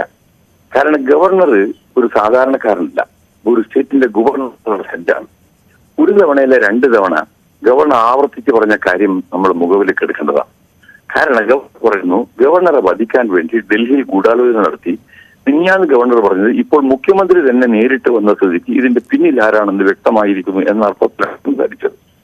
മുഖ്യമന്ത്രി ഗവർണറുടെ ഈ ആവർത്തിച്ചുള്ള ആരോപണങ്ങൾ ഇന്ന് വരെ കളവാണെന്നോ അത് നിഷേധിക്കുകയോ ചെയ്തിട്ടില്ല. മുഖ്യമന്ത്രി ഗവർണർ കളവ് പറയുന്നു എന്നാണ് പറയുന്നതെങ്കിൽ കളവ് പറയുന്ന ഗവർണറെ തിരിച്ചു വിളിക്കണമെന്ന് പറഞ്ഞ് കേന്ദ്രത്തെ അറിയിക്കേണ്ട ഉത്തരവാദിത്വം മുഖ്യമന്ത്രിക്കാണ്. അപ്പൊ ഒരു സാധാരണക്കാരനല്ല, നമ്മുടെ സംസ്ഥാനത്തിന്റെ ഗവർണറെ വധിക്കാൻ ഗൂഢാലോചന നടത്തി എന്ന് പറയുമ്പോൾ അത് അന്വേഷിക്കേണ്ട ഉത്തരവാദിത്വം സ്റ്റേറ്റിനില്ലേ? ഗവർണർ ഇന്ത്യൻ കോഡിലെ 124 വകുപ്പ് കോർട്ട് ചെയ്തുകൊണ്ടാണ് 2 തവണ പറഞ്ഞത്. ഇന്ത്യ സ്വതന്ത്രം നേടിയതിനു ശേഷം മുമ്പും IPC ഉണ്ടായതിനു ശേഷം ഒരു ഭരണഘടനാ പദവിയിൽ ഇരിക്കുന്ന രാഷ്ട്രപതിയോ ഗവർണറോ അദ്ദേഹത്തിന്റെ ഭരണഘടനാപരമായ ഉത്തരവാദിത്തങ്ങൾ നിർവഹിക്കാതിരിക്കാനോ ശാരീരിക ബലം ഉപയോഗിക്കുന്ന ഒരു കുറ്റകൃത്യമാണ് 124. അത് സാധാരണ പറയുന്ന ഒരു വർത്തമാനമായി നമുക്ക് കാണിക്കാൻ പറ്റില്ല. അത് വളരെ സീരിയസ് ആണ്. സംസ്ഥാനത്തെ ഗവർണറുടെ ജീവന് സുരക്ഷിതത്വം നൽകാൻ സാധിച്ചിട്ടില്ലെങ്കിൽ പിന്നെ ആരുടെ ജീവനാണ് സുരക്ഷിതം നൽകാൻ സർക്കാരിന് സാധിക്കുക? Is it not a case of failure of governor machinery to protect the life and liberty of an individual? Governor has plainly confessed the truth. അത് അനങ്ങാതിരിക്കാൻ പറ്റൂ. കേന്ദ്രം ഇടപെടേണ്ട ഒരു ഇഷ്യൂ ആണ്. മാത്രമല്ല ഇതിന്റെ ഒരു പ്രത്യേകത എന്ന് പറയുന്നത് ഗവർണർ പറയുന്നു ഗവർണറെ വധിക്കാനുള്ള ഗൂഢാലോചന നടന്ന ഡൽഹിയിൽ നിന്നാണ്. അങ്ങനെയാണെങ്കിൽ CBIയുടെ പ്രവർത്തന മേഖല അതിന്റെ ആസ്ഥാനം ഡൽഹിയാണ്. CBIക്ക് സുമോട്ടോ കേസ് രജിസ്റ്റർ ചെയ്യാം. ഡൽഹിയിൽ നടന്ന കുറ്റകൃത്യമാണിത്. അതിന്റെ രഹസ്യമാണ് കേരളത്തിൽ വരുന്നത്. കേന്ദ്ര ഗവൺമെന്റ് ഈ കാര്യത്തിൽ മൗനാനുവാദം നൽകിയിരിക്കുന്നു, മൗനിയായിരിക്കുന്നു. സംസ്ഥാന പോലീസ് മരവിപ്പിച്ചിരിക്കുന്നു, ഫ്രീസ് ചെയ്തിരിക്കുന്നു. ഇതിലും വലിയൊരു ഗുരുതരമായ ഭരണഘടനാ പ്രശ്നം, ഇതിലും വലിയ ഗുരുതരമായ ഒരു ലോ ആൻഡ് ഓർഡർ പ്രശ്നം, ഒരു പബ്ലിക് ഓർഡർ പ്രശ്നം വേറെ എന്തുണ്ട്?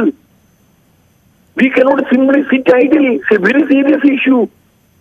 ഗവർണർ പറയുന്നത് പിച്ചും പിയ്യുവാണെങ്കിലോ കളവാണെങ്കിലോ മുഖ്യമന്ത്രി ഇത് പറയട്ടെ. ഗവർണർ പറയുന്നത് കളവാണ്, അങ്ങനെ ഒരു സംഭവം നടന്നിട്ടില്ല. മുഖ്യമന്ത്രി ഇതുവരെ ഗവർണർ പറഞ്ഞത് കളവാണെന്നോ വാസ്തവ വിരുദ്ധമാണെന്നോ ഗവർണർ കള്ളത്തരം പറയുകയാണെന്നോ പറഞ്ഞിട്ടില്ല. അങ്ങനെ പറഞ്ഞാൽ മുഖ്യമന്ത്രിക്ക് ഉത്തരവാദിത്തമുണ്ട്. മുഖ്യമന്ത്രി കേന്ദ്രത്തോട് ആവശ്യപ്പെടണം. പിച്ചും പിയ്യും പറയുന്ന കളവ് പറയുന്ന ഗവർണറെ തിരിച്ചു വിളിക്കണം. അത് മുഖ്യമന്ത്രി പറയാത്തിടത്തോളം കാലം ഗവർണറുടെ പറഞ്ഞിരിക്കുന്ന ഗുരുതരമായ ആരോപണം പോലീസ് അന്വേഷിച്ചേ തീരൂ, അതിൽ FIR ഇട്ടേ തീരൂ. കേന്ദ്ര ഗവൺമെന്റ് FIR രജിസ്റ്റർ ചെയ്യാൻ CBIക്ക് നിർദ്ദേശം കൊടുക്കണം. Because contrary action in Delhi. അത് വളരെ ഗുരുതരമായ ഒരു പ്രശ്നമല്ലേ? തീർച്ചയായും ഈ നിയമ വിദഗ്ധൻ ആസിഫ് അലിയാണ് പ്രതികരിച്ചത്. ഏതായാലും വരും മണിക്കൂറുകളിൽ എന്തൊക്കെയാണ് ഇതുമായി ബന്ധപ്പെട്ട ഗവർണർക്ക് പറയാനുള്ളത് എന്നുള്ളതും ശ്രദ്ധേയം. അരുൺ രാജ്ഭവനിന് മുന്നിൽ ഉണ്ടെന്ന് പ്രതീക്ഷിക്കുന്നു. അരുൺ, ഇപ്പോൾ നയപ്രഖ്യാപന പ്രസംഗത്തിലാണെങ്കിലും നിയമസഭയിൽ മൈ ഗവൺമെന്റ്, എൻ്റെ ഗവൺമെന്റ് എന്നാണ് ഗവർണർ പ്രയോഗിക്കുന്ന പദം. ആ ഗവൺമെന്റിനെതിരെ അല്ലെങ്കിൽ അതിന്റെ മുഖ്യമന്ത്രിക്കെതിരെയാണ് സ്വന്തം സർക്കാർ അല്ലെങ്കിൽ എൻ്റെ സർക്കാർ എന്ന് പറയുന്ന സർക്കാരിനെതിരെയാണ് രേഖകൾ പുറത്തുവിടാൻ പോകുന്നത്. പക്ഷേ പലരും വിവക്ഷിക്കുന്ന പോലെ ഇത് രഹസ്യരേഖകളാണ്. മുഖ്യമന്ത്രിയും മറ്റേ ഗവർണറും തമ്മിലുള്ള ഇടപാടുകൾ രഹസ്യമായി തന്നെ വെക്കേണ്ടതാണ്. അതിനൊക്കെ മറികടന്ന് പുറത്തു വിടുന്നു. അതുണ്ടാക്കാവുന്ന പ്രത്യാഘാതങ്ങൾ, കാരണം ഇങ്ങനെയൊന്നും നമ്മൾ അടുത്ത കാലത്തോ അല്ലെങ്കിൽ ഇന്ത്യയിലോ കേട്ടുകേൾവിയില്ല അരുൺ. അപ്പോൾ ഉണ്ടാക്കുന്ന പ്രത്യാഘാതങ്ങളും മറ്റു കാരണങ്ങൾ എങ്ങനെയാണ് വിദഗ്ധർ വിലയിരുത്തുന്നത്?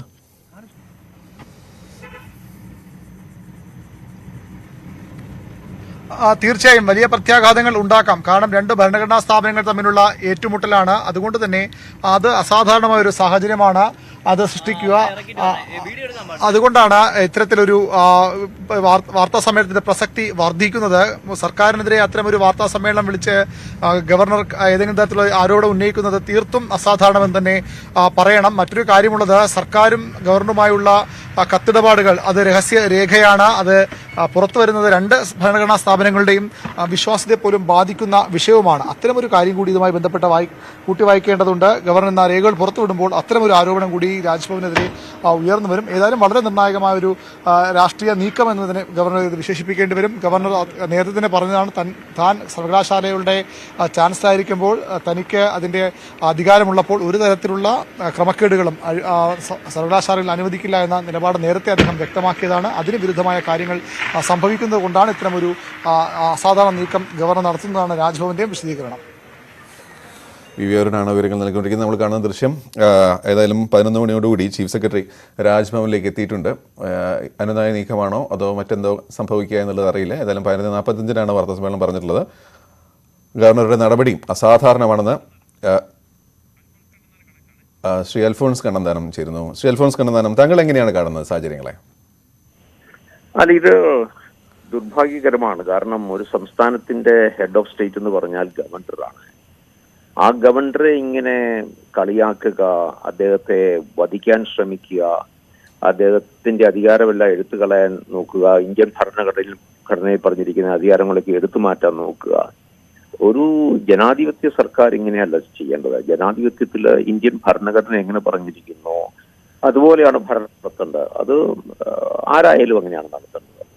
ഇത് വളരെ ദുർഭാഗ്യകരമാണ്. കാരണം കേരളത്തില് യൂണിവേഴ്സിറ്റിയിലൊക്കെ എന്തൊക്കെ നടക്കുന്നത് നമുക്കെല്ലാം അറിയാം. ഞാൻ ഏതാണ്ട് 5 or 6 യൂണിവേഴ്സിറ്റിയുടെ സിൻഡിക്കേറ്റിൽ ഇരുന്ന ആളാണ്. ഉന്നത വിദ്യാഭ്യാസ സെക്രട്ടറി ആയിരിക്കുമ്പോൾ ഒരു നിയമവും പാലിക്കാതെ അവിടെ സിൻഡിക്കേറ്റ് അംഗങ്ങളെല്ലാം രാഷ്ട്രീയക്കാരാണല്ലോ. അവർക്ക് ഇഷ്ടമുള്ളത് പോണക്ക് ഭരിക്കുന്ന രാഷ്ട്രീയ കക്ഷി എന്താണോ ഏതാണോ അതനുസരിച്ച് പ്രവർത്തിക്കുക, നിയമങ്ങൾ നടപ്പാക്കുക, PhD കൊടുക്കുക.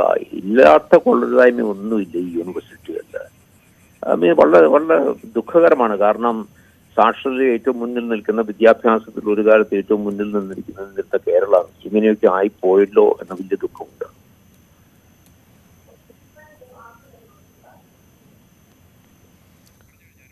ശ്രീ അൽഫോൺസ് കണ്ണന്താനമാണ് പ്രതികരിച്ചത്. ഏതായാലും സമയം 11:15, ഇനി അരമണിക്കൂർ കൂടിയാണുള്ളത് ഗവർണറുടെ അസാധാരണമായ വാർത്താ സമ്മേളനത്തിന്. അരുൺ രാജ്ഭവന്റെ ഉള്ളിലെത്തിയോ? വാർത്താ സമ്മേളനം നടക്കുന്ന ഇടത്ത് എത്തിയോ? എന്തൊക്കെയാണ് വിവരങ്ങൾ?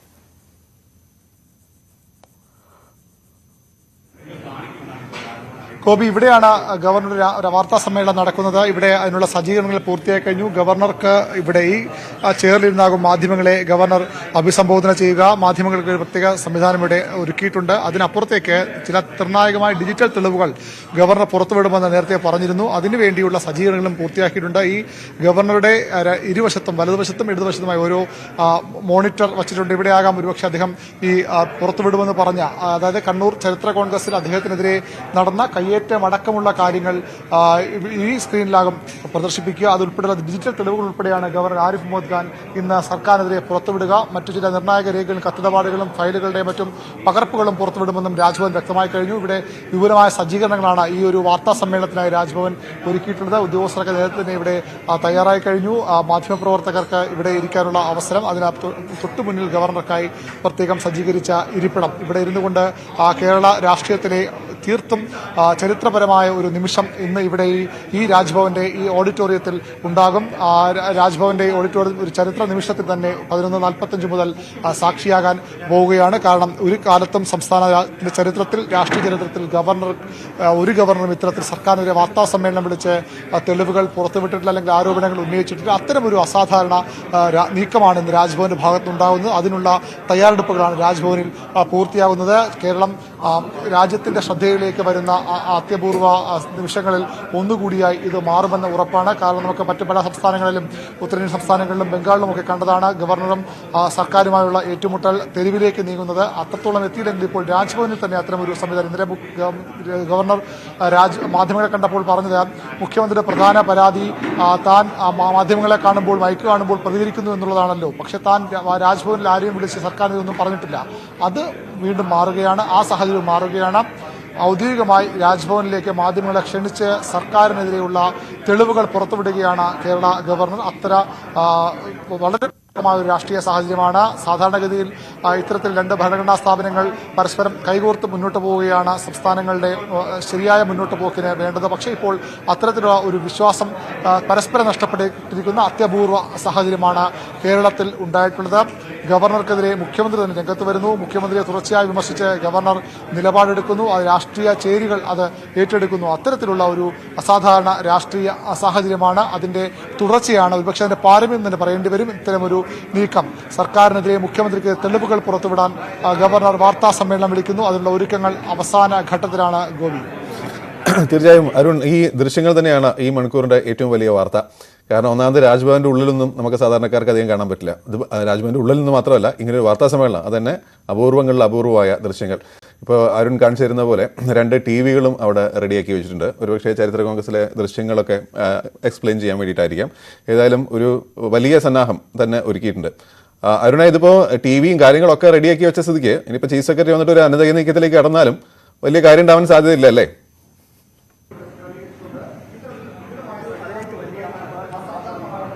തീർച്ചയായും വാർത്താ സമ്മേളനത്തിൽ നിന്ന് ഗവർണർ പിന്നോട്ട് പോകാനുള്ള ഒരു സാധ്യതയുമില്ല. 100% പോലും അത്തരമൊരു കാര്യം നമ്മൾ ആലോചിക്കുകയും വേണ്ട. വാർത്താ സമ്മേളനം നടക്കുമെന്ന് ഉറപ്പാണ്. മറ്റേതെങ്കിലും തരത്തിലുള്ള കടുത്ത നീക്കം ഗവർണറുടെ ഭാഗത്ത് നിന്ന് ഉണ്ടാകുമോ എന്ന ആശങ്കയുണ്ടെങ്കിൽ ഒരുപക്ഷെ സർക്കാർ അത്തരം ഒരു അനുനയ നീക്കത്തിന് തയ്യാറായതായിരിക്കണം. അത് പക്ഷേ സർക്കാർ കേന്ദ്രങ്ങൾ അതും സ്ഥിരീകരിക്കുന്നില്ല. സർക്കാർ കേന്ദ്രങ്ങൾ പൂർണ്ണമായി ഇപ്പോഴും ഉറച്ചു നിൽക്കുന്ന ഒരു നിലപാട് ഇത്തരത്തിൽ വാർത്താ സമ്മേളനം ഈ യോദ്ധാവ് പരിപാടിയുടെ പ്രചരണത്തിനായി ഗവർണറെ ക്ഷണിക്കാൻ ആണ് ഇവിടെ എത്തിച്ചേർന്നത് എന്ന് തന്നെയാണ് വ്യക്തമാക്കുന്നത്. പക്ഷേ അതിന്റെ വസ്തുത എന്താണെന്നുള്ളത് ഇനിയും പുറത്തു വരേണ്ടിയിരിക്കുന്നു. സ്വാഭാവികമായും ഒരു അനുനയ നീക്കം കൂടി ഇതിന്റെ ഭാഗമായിട്ടുണ്ടെങ്കിൽ പോലും ഗവർണർ ഇതിൽ നിന്ന് പിന്മാറാനുള്ള സാധ്യത വളരെ കുറവാണ്. ഗവർണർ അദ്ദേഹത്തിന്റെ നിലപാടിൽ ഉറച്ചു മുന്നോട്ട് പോകും. ഇത് 2 ദിവസങ്ങൾക്കും അദ്ദേഹം പറഞ്ഞതാണ്. തിരുവനന്തപുരത്ത് എത്തുമ്പോൾ താൻ ഈ കാര്യം മാധ്യമങ്ങളെ നേരിൽ കണ്ട് മാധ്യമങ്ങളിലൂടെ ഈ കാര്യങ്ങൾ പറയും, തെളിവുകൾ പുറത്തുവിടും അദ്ദേഹം പറഞ്ഞതാണ്. പക്ഷേ അത് തെളിവുകൾ പുറത്തുവിടുന്നതിനപ്പുറത്തേക്ക് ഒരു വാർത്താ സമ്മേളനത്തിന് രാജ്ഭവനിൽ വിളിച്ച് അതിനുള്ള ഡീറ്റെയിൽ തെളിവുകൾ പുറത്തുവിടുന്ന സജ്ജീകരണങ്ങൾ ഏർപ്പെടുത്തി അത്തരമൊരു നീക്കത്തിലേക്കാണ് ഗവർണർ പോയത്. സ്വാഭാവികമായും ഇത് അസാധാരണമെന്നൊക്കെ നമ്മൾ പല കാര്യങ്ങളിലേക്കും വിശേഷിപ്പിക്കുകയാണ്. പക്ഷേ അത്യസാധാരണം, അപൂർവം എന്ന് പറയാവുന്ന ഒരു നീക്കം തന്നെയാണ് രാജ്ഭവന്റെ ഭാഗത്തുനിന്ന് ഉണ്ടായിട്ടുള്ളത്. കേരളം ഒരിക്കലും കണ്ടിട്ടില്ലാത്ത, മറ്റ് സംസ്ഥാനങ്ങളിൽ പോലും ഒരുപക്ഷെ കേട്ടുകേൾവിയില്ലാത്ത തരത്തിലുള്ള ഒരു നീക്കമാണ് ഇന്ന് കേരള രാജ്ഭവൻ നടത്തുന്നത്. അതിന് സർക്കാരിന്റെ പ്രതികരണം, സർക്കാരിന്റെ മറുപടി എന്ത് എന്നുള്ളതാണ് ഇനി അറിയേണ്ടത്. നമുക്കറിയാം, ഇതിനകം തന്നെ മന്ത്രിമാർ പലരും ഗവർണർക്ക് രൂക്ഷ വിമർശനവുമായി രംഗത്ത് വന്നു കഴിഞ്ഞു. RSSന്റെ ആയുധമായി, ടൂളായി ഗവർണർ മാറിയിരിക്കുന്നു. RSS നിയന്ത്രിക്കുന്നതനുസരിച്ച് അദ്ദേഹം പ്രവർത്തിക്കുന്ന വിമർശനങ്ങൾ ശക്തമായി ഉയർന്നു വന്നു കഴിഞ്ഞു. CPMന്റെ മുഖപത്രമായ ദേശാഭിമാനത്തിന്റെ മുഖപ്രസംഗം തന്നെ ഗവർണർക്ക് അധികാരമില്ല, ഗവർണർ ഭരിക്കാൻ വരരുത്, ഗവർണർ ഭരിക്കേണ്ട ആളല്ല, ഭരിക്കേണ്ട സർക്കാരാണ്, ജനങ്ങളുമോടോ ഗവർണർക്ക് ഒരു ഉത്തരവാദിത്വമില്ല, അതും സർക്കാരിനുള്ളതാണ്, അത് സർക്കാർ ചെയ്തുകൊള്ളാം, സർക്കാർ പറയുന്ന കാര്യങ്ങൾ മാത്രം കേട്ട് ഗവർണർ മുന്നോട്ട് പോയാൽ മതി എന്ന ഒരു നിലപാട്, ഒരു സന്ദേശമായി CPMന്റെ മുഖപത്രം ഇന്ന് മുഖപ്രസംഗത്തിലൂടെ നൽകിക്കഴിഞ്ഞു. ഗവർണർ തിരിച്ചാണ് അദ്ദേഹത്തിന്റെ നിലപാട് തവണയും വ്യക്തമാക്കിയിട്ടുള്ളത്. ഗവർണർക്ക് ജനങ്ങളോട് ഉത്തരവാദിത്തമുണ്ട്. സംസ്ഥാനത്ത് അഴിമതി രഹിത ഭരണം ഉറപ്പുവരുത്തുന്നത് തന്റെ കൂടി ഉത്തരവാദിത്തമാണ്. അതിനാണ് താൻ ശ്രമിക്കുന്നത്. അതിൽ ഒരു തരത്തിലുള്ള ഇടപെടലുകളും അനുവദിക്കില്ല. അത് സർവകലാശാലകളിലാകട്ടെ മറ്റു കേന്ദ്രങ്ങളിലാകട്ടെ. സർവകലാശാലകളുടെ ചാൻസലർ മാറാനുള്ള ഒരു സന്നദ്ധ പരതവണ ഗവർണർ വ്യക്തമാക്കിയതാണ്. തനിക്ക് താല്പര്യമില്ല, തന്നെ വേണമെങ്കിൽ മാറ്റിക്കൊണ്ട്, പക്ഷേ താൻ ആ പദവിയിൽ ഉള്ളിടത്തോളം സർവകലാശാലകളിൽ അഴിമതി അനുവദിക്കില്ല, സ്വജനപക്ഷപാതം അനുവദിക്കില്ല. സർക്കാരിലെ പ്രമുഖർക്ക്, പാർട്ടി നേതൃത്വത്തിലെ പ്രമുഖരുടെ കുടുംബാംഗങ്ങൾക്കുമായി ഈ സ്ഥാനങ്ങൾ, ജോലികൾ വീതിച്ചു നൽകാൻ കഴിയില്ല. അതിനെതിരെ താൻ ശക്തമായ നിലപാടെടുക്കുമെന്നാണ് ഗവർണറുടെ പലതവണയുള്ള പ്രസ്താവന. ഏതായാലും അത്തരത്തിൽ അഴിമതിക്കെതിരെ എന്ന പേര് പറഞ്ഞുകൊണ്ട് ഗവർണർ പോരിനിറങ്ങുമ്പോൾ ഗവർണർ അമിതാധികാരം പ്രയോഗിക്കുന്നു, സർക്കാരിനെ അസ്ഥിരപ്പെടുത്താൻ ശ്രമിക്കുന്നുവെന്ന മറുപടിയുമായി സർക്കാരും CPMും രംഗത്ത് വരുന്നു. CPMന്റെ നേതാക്കൾ പറയുന്നത് ഗവർണറുടെ ഒരു ഹ്രസ്വകാല പദ്ധതിയല്ല, ദീർഘകാല പദ്ധതിയാണ്. മറ്റു പല സംസ്ഥാനങ്ങളിലും ഗവർണറെ ഉപയോഗിച്ച് ഭരണം അട്ടിമറിച്ച BJP പിടിച്ചെടുത്ത അനുഭവങ്ങൾ രാജ്യത്തിന് മുന്നിലുണ്ട്. അത്തരമൊരു നീക്കം കേരളത്തിലും നടത്തുകയാണ്. കേരളത്തിലെ ഭരണം ഇത്തരം അഴിമതി എന്ന് പറഞ്ഞുകൊണ്ട്, ക്രമസമാധാനം തകരുന്നു എന്ന് പറഞ്ഞുകൊണ്ട് അസ്ഥിരപ്പെടുത്തുക, അവിടെ നിന്ന് രാഷ്ട്രപതി ഭരണം അടക്കം ഏർപ്പെടുത്തിക്കൊണ്ട് BJPയിലേക്ക് ഭരണം എത്തിക്കുക എന്ന ഒരു അസാധാരണ നീക്കം രാജ്ഭവനെ ഉപയോഗിച്ചുകൊണ്ട് നടത്തുന്നു എന്ന ഒരു വിമർശനമാണ് CPM കേന്ദ്രങ്ങൾ, ഇടതു മുന്നണി ഉയർത്തുന്നത്. ഏതായാലും രാഷ്ട്രീയം അതിന് വേറെ ഭാഗത്ത് ഭരണഘടനാപരമായ ഒരു പ്രതിസന്ധി കൂടിയായി ഇത് മാറുമെന്ന് ഉറപ്പാണ്. കാരണം 2 ഭരണഘടനാ സ്ഥാപനങ്ങളാണ്.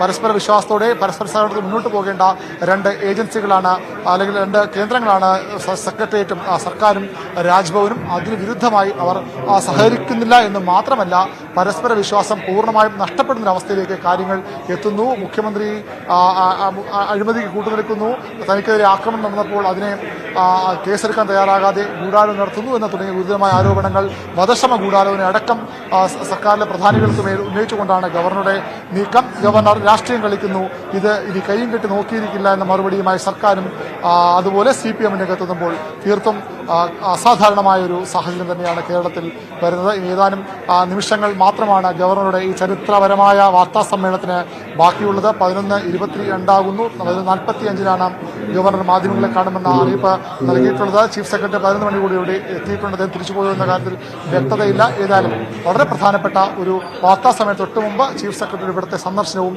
നിസ്സാരമായി കാണാവുന്നതല്ല. അതൊരു ഔദ്യോഗിക ക്ഷണത്തിനായി എത്തിയെന്ന് മാത്രം പറഞ്ഞ് തള്ളിക്കളയാനാകുന്ന ഒന്നുമല്ല. വിവരനാണ് വിവരങ്ങൾ നൽകിക്കൊണ്ടിരിക്കുന്നത്. അല്പസമയത്തിനകം ഗവർണറുടെ വാർത്താ സമ്മേളനം തുടങ്ങുകയും ചെയ്യും. ഏതായാലും ഗവർണറുടെ നടപടി അസാധാരണമാണെന്ന് ലോക്സഭാ മുൻ സെക്രട്ടറി ജനറൽ PDT ആചാര്യ പറഞ്ഞു. ഗവർണർ പരിമിതികൾക്കുള്ളിൽ നിന്ന് പ്രവർത്തിക്കണം. സർക്കാരും ഗവർണറും തമ്മിൽ നടത്തുന്ന കത്തിടപാടുകൾ രഹസ്യ സ്വഭാവമുള്ളതാണെന്നും അദ്ദേഹം പറഞ്ഞു. പത്രസമ്മേളനം നടത്തി ഗവൺമെന്റിനെ പ്രതികൂട്ടിലാക്കുന്ന ഒരു രീതി വളരെ അസാധാരണമാണ്. ഒരിടത്തും അങ്ങനെ സംഭവിച്ചിട്ടില്ല. അങ്ങനെ സംഭവിക്കാൻ പാടുള്ളതല്ല. കാരണം ഗവർണർ എന്ന് പറയുന്നത് ഒരു ഭരണഘടനാ പദവിയാണ്. അപ്പൊ ആ ഭരണഘടനാ പദവിയിൽ ഇരിക്കുന്ന ഒരാളിന് ഭരണഘടന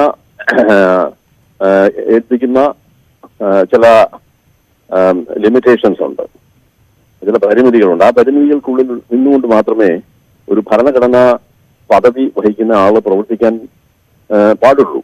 ഗവർണറുടെ അടുക്കൽ മുഖ്യമന്ത്രിയോ അല്ലെങ്കിൽ മന്ത്രിമാരോ അയക്കുന്ന കമ്മ്യൂണിക്കേഷൻസ് ഒക്കെ വളരെ പ്രിവിലേജ്ഡും അതുപോലെ തന്നെ കോൺഫിഡൻഷ്യലുമാണ്. ഭരണഘടന അനുസരിച്ച് തന്നെ അതിനൊരു കോൺഫിഡൻഷ്യാലിറ്റി ഉണ്ട്. അത് കോടതിക്ക് പോലും നോക്കാനോ ചോദ്യം ചെയ്യാനോ അത് പരിശോധിക്കാനോ അവകാശമില്ല എന്ന് ഭരണഘടന എഴുതി വെച്ചിട്ടുണ്ട്. ഭരണഘടനയുടെ 163 വകുപ്പിൽ അത് പ്രത്യേകമായിട്ട് പറയുന്നുണ്ട്.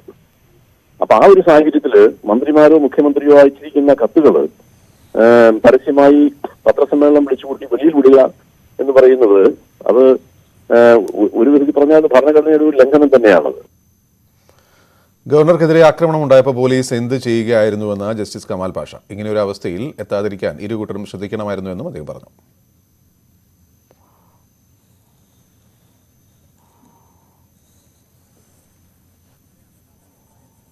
പറയുന്നത് ശരി തന്നെയാണ്, അസാധാരണമായ ഒരു സാഹചര്യം തന്നെയാണ്. പക്ഷെ ഇങ്ങനെ ഒരു സാഹചര്യത്തിൽ കൊണ്ട് എത്തിക്കാൻ പാടില്ലായിരുന്നു എന്നുള്ളതാണ് ഇരുകൂട്ടരും എന്റെ അഭിപ്രായം.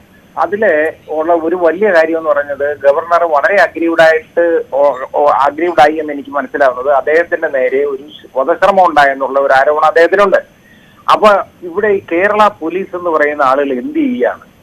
ഇപ്പൊ മുഖ്യമന്ത്രി ഇങ്ങനെ ഒരു ആരോപണം ഉന്നയിച്ചിരിക്കട്ടെ, അദ്ദേഹത്തിനെതിരെ വധശ്രമം ഉണ്ടായെന്ന് ഇങ്ങനെയാണോ ചെയ്യുന്നത്?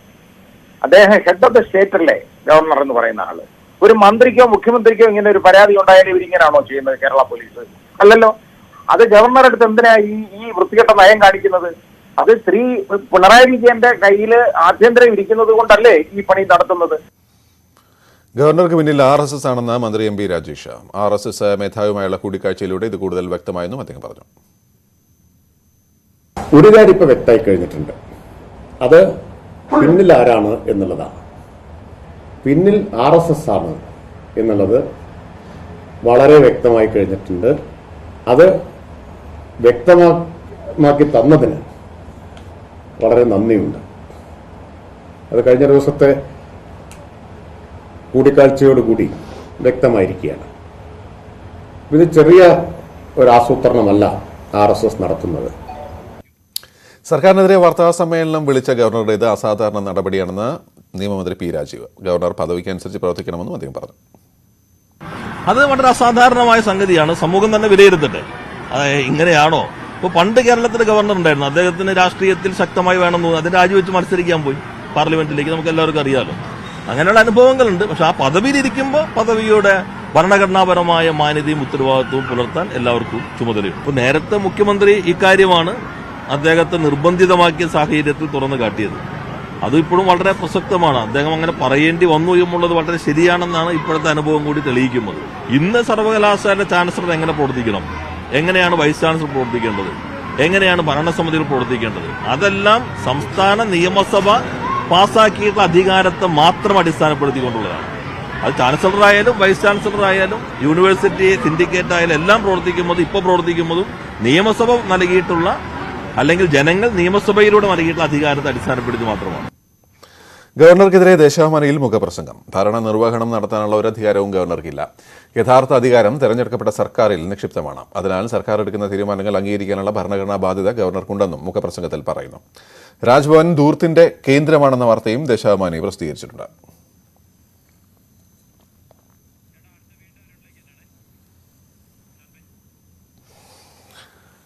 സമയം 11:30 രാജ്ഭവനുള്ളിൽ നിന്നും അരുണാണ് ചേരുന്നത്. അരുൺ, നേരത്തെ നമ്മൾ അതിന്റെ സജ്ജീകരണങ്ങളൊക്കെ കണ്ടിരുന്നു. അല്പസമയത്തിനകം വാർത്താ സമ്മേളനം തുടങ്ങും അല്ലേ?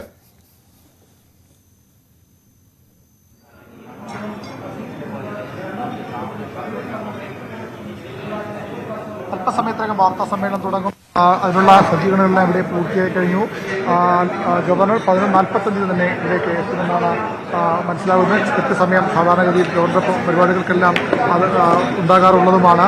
ഏതായാലും 11:45 ഗവർണർ ഇവിടെ എത്തിച്ചേരുമ്പോൾ വാർത്താ സമ്മേളനം ഒരു ചരിത്ര നിമിഷത്തിന്റെ ഒരു നിമിഷമാണ് മാറുന്നത്. സംസ്ഥാന രാഷ്ട്രീയം കണ്ടിട്ടില്ലാത്ത ദേശീയ രാഷ്ട്രീയത്തിൽ തീർത്തും ചുരുക്കം പരിപാടികൾ മാത്രം നടപടിയാണ് ഗവർണർ നിലപാടിലേക്ക് ഗവർണർ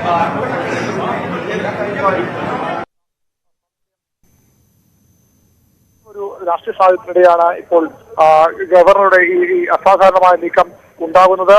മുഖ്യമന്ത്രി അടക്കമുള്ളവർക്കെതിരെ മുഖ്യമന്ത്രിയുടെ കത്തടക്കം പുറത്തുവിട്ടത്. സാധാരണഗതിയിൽ മുഖ്യമന്ത്രിയും രാജ്ഭവനുമായുള്ള സർക്കാരിന്റെ രാജ്ഭവനുമായുള്ള കത്തിടപാടുകളൊക്കെ അതീവ രഹസ്യ സ്വഭാവമുള്ളതാണ്. അത്തരമൊരു കത്താണ് പുറത്തുവിടുമെന്ന് ഗവർണർ മുൻകൂട്ടി പ്രഖ്യാപിച്ചുകൊണ്ട് വാർത്താ സമ്മേളനത്തിലൂടെ അത് പുറത്തുവിടുന്നത്. അതിനപ്പുറം ചില ദൃശ്യ തെളിവുകൾ കൂടി ഗവർണർ പുറത്തുവിടും. അതിനുള്ള സജ്ജീകരണങ്ങളും ഇവിടെ ഏർപ്പെടുത്തിയിട്ടുണ്ട്.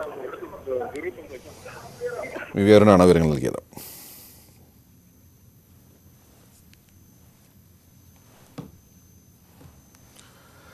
ഗവർണറുടെ വാർത്താ സമ്മേളനം അല്പസമയത്തിനകം തുടങ്ങും.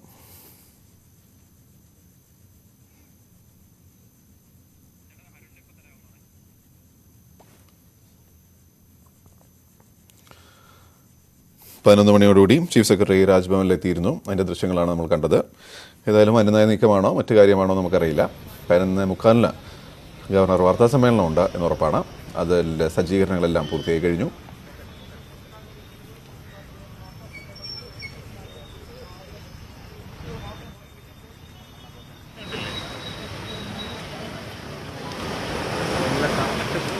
ചീഫ് സെക്രട്ടറി തിരിച്ചു പോന്നു എന്നാണ് മനസ്സിലാക്കുന്നത്. ഗവർണറുമായുള്ള കൂടിക്കാഴ്ചയ്ക്ക് 11 മണിക്ക് ചീഫ് സെക്രട്ടറി എത്തിയായിരുന്നു. അതിനുശേഷം അരമണിക്കൂർ കൂടിക്കാഴ്ചയ്ക്ക് ശേഷം ഗവർണറുടെ വസതിയിൽ നിന്നും രാജ്ഭവനിൽ നിന്നും ചീഫ് സെക്രട്ടറിയും തിരിച്ചു പോവുകയാണ്. ഇനി കാമണിക്കൂറിനകം ഗവർണറുടെ വാർത്താ സമ്മേളനം ഉണ്ടാകും.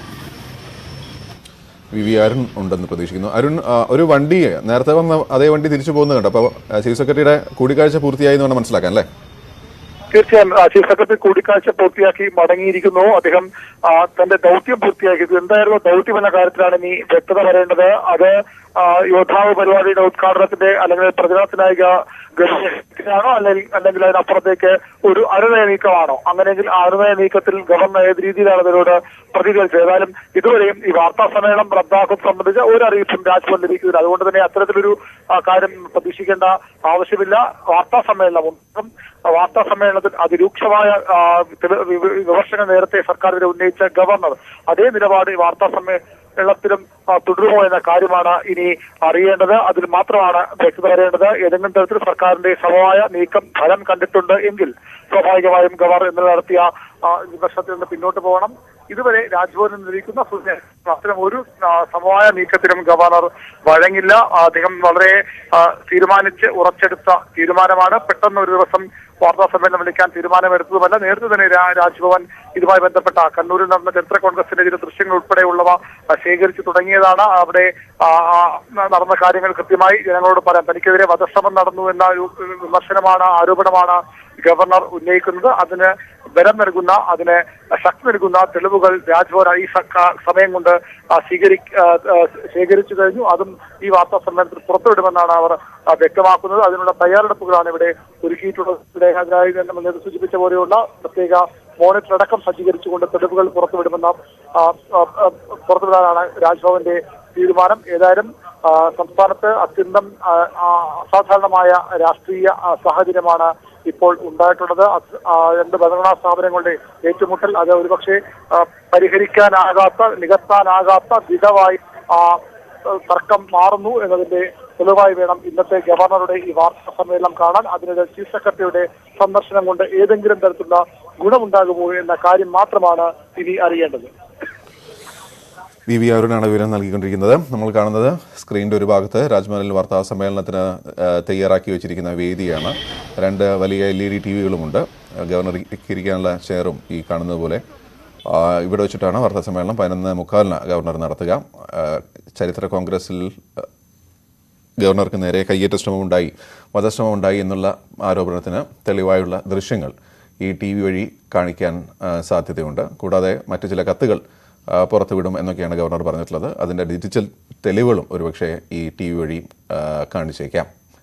എന്തൊക്കെയാണ് പുറത്ത് പറയുക എന്നുള്ളത് നമുക്കറിയില്ല. ഗവർണർ വന്നാലേ അറിയുള്ളൂ. ഏതായാലും അസാധാരണമായൊരു സാഹചര്യമാണ്. സാധാരണ രീതിയിൽ ഒരു സ്റ്റേറ്റിലും ഇങ്ങനെ കേട്ടുകേൾവിയില്ലാത്ത രീതിയിലുള്ള ഒരു വാർത്താ സമ്മേളനത്തിലേക്കാണ് കാര്യങ്ങൾ പോകുന്നത്. ഏറെ നാളായുള്ള പരോക്ഷമായ ഏറ്റുമുട്ടലുകൾക്കൊടുവിൽ നേരിട്ട് പോരിനിറങ്ങുന്നു ഗവർണറും മുഖ്യമന്ത്രിയും.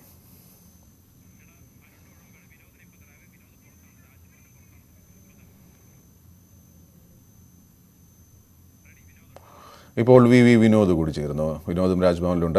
വിനോദ്, ഏതായാലും സമയം ഇനി ഒരു 10 മിനിറ്റ് കൂടിയേ ബാക്കിയുള്ളൂ. എല്ലാ ദൃശ്യങ്ങൾ കാണുന്നതനുസരിച്ച് ഉള്ളിൽ എല്ലാ ഒരുക്കങ്ങളും പൂർത്തിയായിട്ടുണ്ട്. ഇപ്പോൾ ചീഫ് സെക്രട്ടറി വന്ന് ചർച്ച ചെയ്ത് തിരിച്ചു പോവുകയും ചെയ്തു അല്ലേ? എന്തൊക്കെയാണ് മനസ്സിലാക്കുന്ന സാഹചര്യം?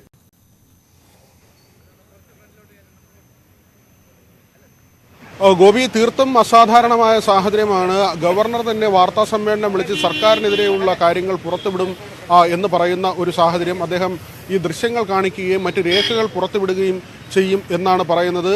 പല വിഷയങ്ങളിലാണ് ഗവർണറും സർക്കാരും തമ്മിലുള്ള തർക്കങ്ങൾ ഉണ്ടായിരുന്നത്. ചാൻസലർ എന്ന നിലയിൽ സർവകലാശാലയുമായി ബന്ധപ്പെട്ട കാര്യങ്ങളിൽ തന്നെയാണ് ഇതിൽ ഏറ്റവും പ്രധാനപ്പെട്ട കാര്യങ്ങൾ ഉണ്ടായത്. ഈ വൈസ് ചാൻസലർ നിയമനങ്ങളടക്കം സർവകലാശാല നിയമനങ്ങളിൽ മന്ത്രിമാരുടെയും മറ്റ് മുഖ്യമന്ത്രിയുടെ ഓഫീസിലെയും ഏറ്റവും പ്രധാനപ്പെട്ട ആളുകളുടെ ബന്ധുക്കളെ നിയമിക്കുന്നു എന്നതടക്കമുള്ള കാര്യങ്ങൾ പരസ്യമായി തന്നെ ഗവർണർ പറയുകയും പല നിയമനങ്ങളെയും ചോദ്യം ചെയ്യുകയും ചെയ്യുന്ന ഒരു സാഹചര്യം. ഡീലിറ്റ് വിവാദമുണ്ടായിരുന്നു. ഗവർണർ ആവശ്യപ്പെട്ട ആളിന് ഡീലിറ്റ് നൽകാതെ സർക്കാർ മുഖം തിരിഞ്ഞു നിന്ന നടപടിയുണ്ട്. ഇത്തരത്തിൽ പല കാലങ്ങളിലായി ഉണ്ടായിരുന്ന ഒരു ശീതസമരം അതിൻ്റെ ഏറ്റവും പൊട്ടിത്തെറിയുടെ ഒരു ഘട്ടത്തിലേക്ക് എത്തിയിരിക്കുന്നു. ഗവർണർ ചരിത്രത്തിലാദ്യമായാണ് ഇത്തരത്തിൽ സർക്കാരിനെതിരെ ഗവർണർ രേഖകൾ പുറത്തുവിടുന്നതിന് വാർത്താ സമ്മേളനം വിളിക്കുന്നത്. മാധ്യമങ്ങളെ അറിയിച്ച് കൃത്യമായി ഇപ്പോൾ ഓരോ മാധ്യമങ്ങളിൽ നിന്നും ഓരോ റിപ്പോർട്ടർമാരും ക്യാമറാമാന്മാരും രാജ്ഭവനുള്ളിലേക്ക് പോയിട്ടുണ്ട്.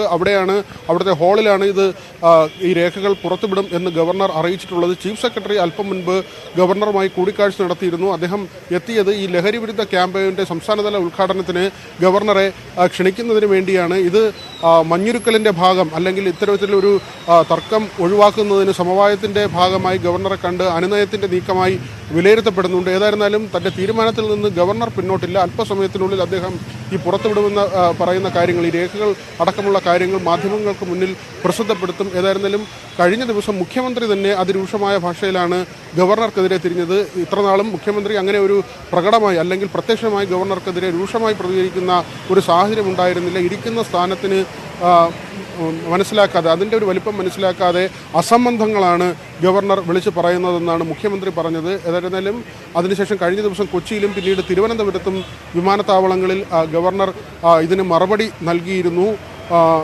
കൃത്യമായി ഇന്ന് താൻ ആ കാര്യങ്ങൾ വെളിപ്പെടുത്തും എന്ന് തന്നെയാണ് ഗവർണർ പറയുന്നത്. ഏതായിരുന്നാലും ഇതൊരു രാഷ്ട്രീയ സമരമായി മാറിയിരിക്കുന്നത്. പ്രത്യേകിച്ച് ഈ പ്രതിപക്ഷ പാർട്ടികളും സർക്കാരും തമ്മിൽ ഉള്ള ഏറ്റുമുട്ടലുകൾ, രാഷ്ട്രീയമായിട്ടുള്ള വാഗ്വാദങ്ങൾ അത് സ്വാഭാവികമാണ്. ഒരുപക്ഷെ ഇപ്പോൾ UDF അല്ലെങ്കിൽ BJPയോ സർക്കാരിനെ വിമർശിക്കുന്ന തരത്തിൽ അല്ലെങ്കിൽ ഒരു ചുവട് അതിനും മുകളിൽ ഗവർണർ തന്നെ സർക്കാരുമായി നേർക്കുനേർ ഏറ്റുമുട്ടുന്ന ഒരു സാഹചര്യം. സർക്കാർ പാസാക്കിയ ഇപ്പോൾ കഴിഞ്ഞ സഭാ സമ്മേളനത്തിൽ പാസാക്കി വിട്ട ബില്ലുകളുണ്ട്. അത് ഒപ്പുവെക്കേണ്ട സാഹചര്യമുണ്ട്. ലോകായുക്ത ബില്ല് ഉൾപ്പെടെയുള്ള കാര്യങ്ങളാണ്.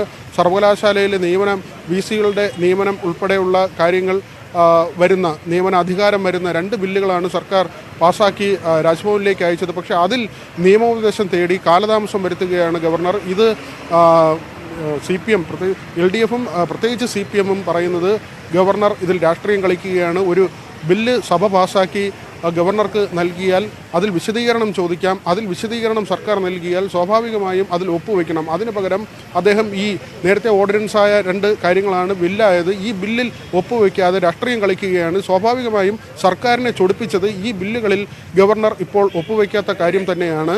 ഏതായിരുന്നാലും അല്പസമയത്തിനുള്ളിൽ ഈ പുറത്തുവിടുമെന്ന് പറഞ്ഞ രേഖകൾ ഗവർണർ മാധ്യമങ്ങൾക്ക് മുന്നിൽ പ്രദർശിപ്പിക്കും, മാധ്യമങ്ങൾക്ക് കൈമാറും. ഗോപി, ഏതായാലും വിനോദ്, ഗവർണർ എന്തു പറയുന്നു എന്നതിനനുസരിച്ചിരിക്കും ബാക്കി ഇനി ഭരണകൂട പ്രതികരണങ്ങൾ, അല്ലേ? ഏതായാലും നിയമമന്ത്രി P രാജീവ് പറഞ്ഞത് അസാധാരണമായ കാര്യം, രണ്ടാമത് MP രാജേഷ് പറഞ്ഞ് ഇപ്പം പിന്നിൽ ആരാണെന്ന് വ്യക്തമായി. ഏതായാലും ഈ ഗവർണർ എന്തൊക്കെ പറയുന്നു എന്നതിനനുസരിച്ചിരിക്കും ഇനി പോരാട്ടത്തിന്റെ അടുത്ത ഘട്ടം, അല്ലേ?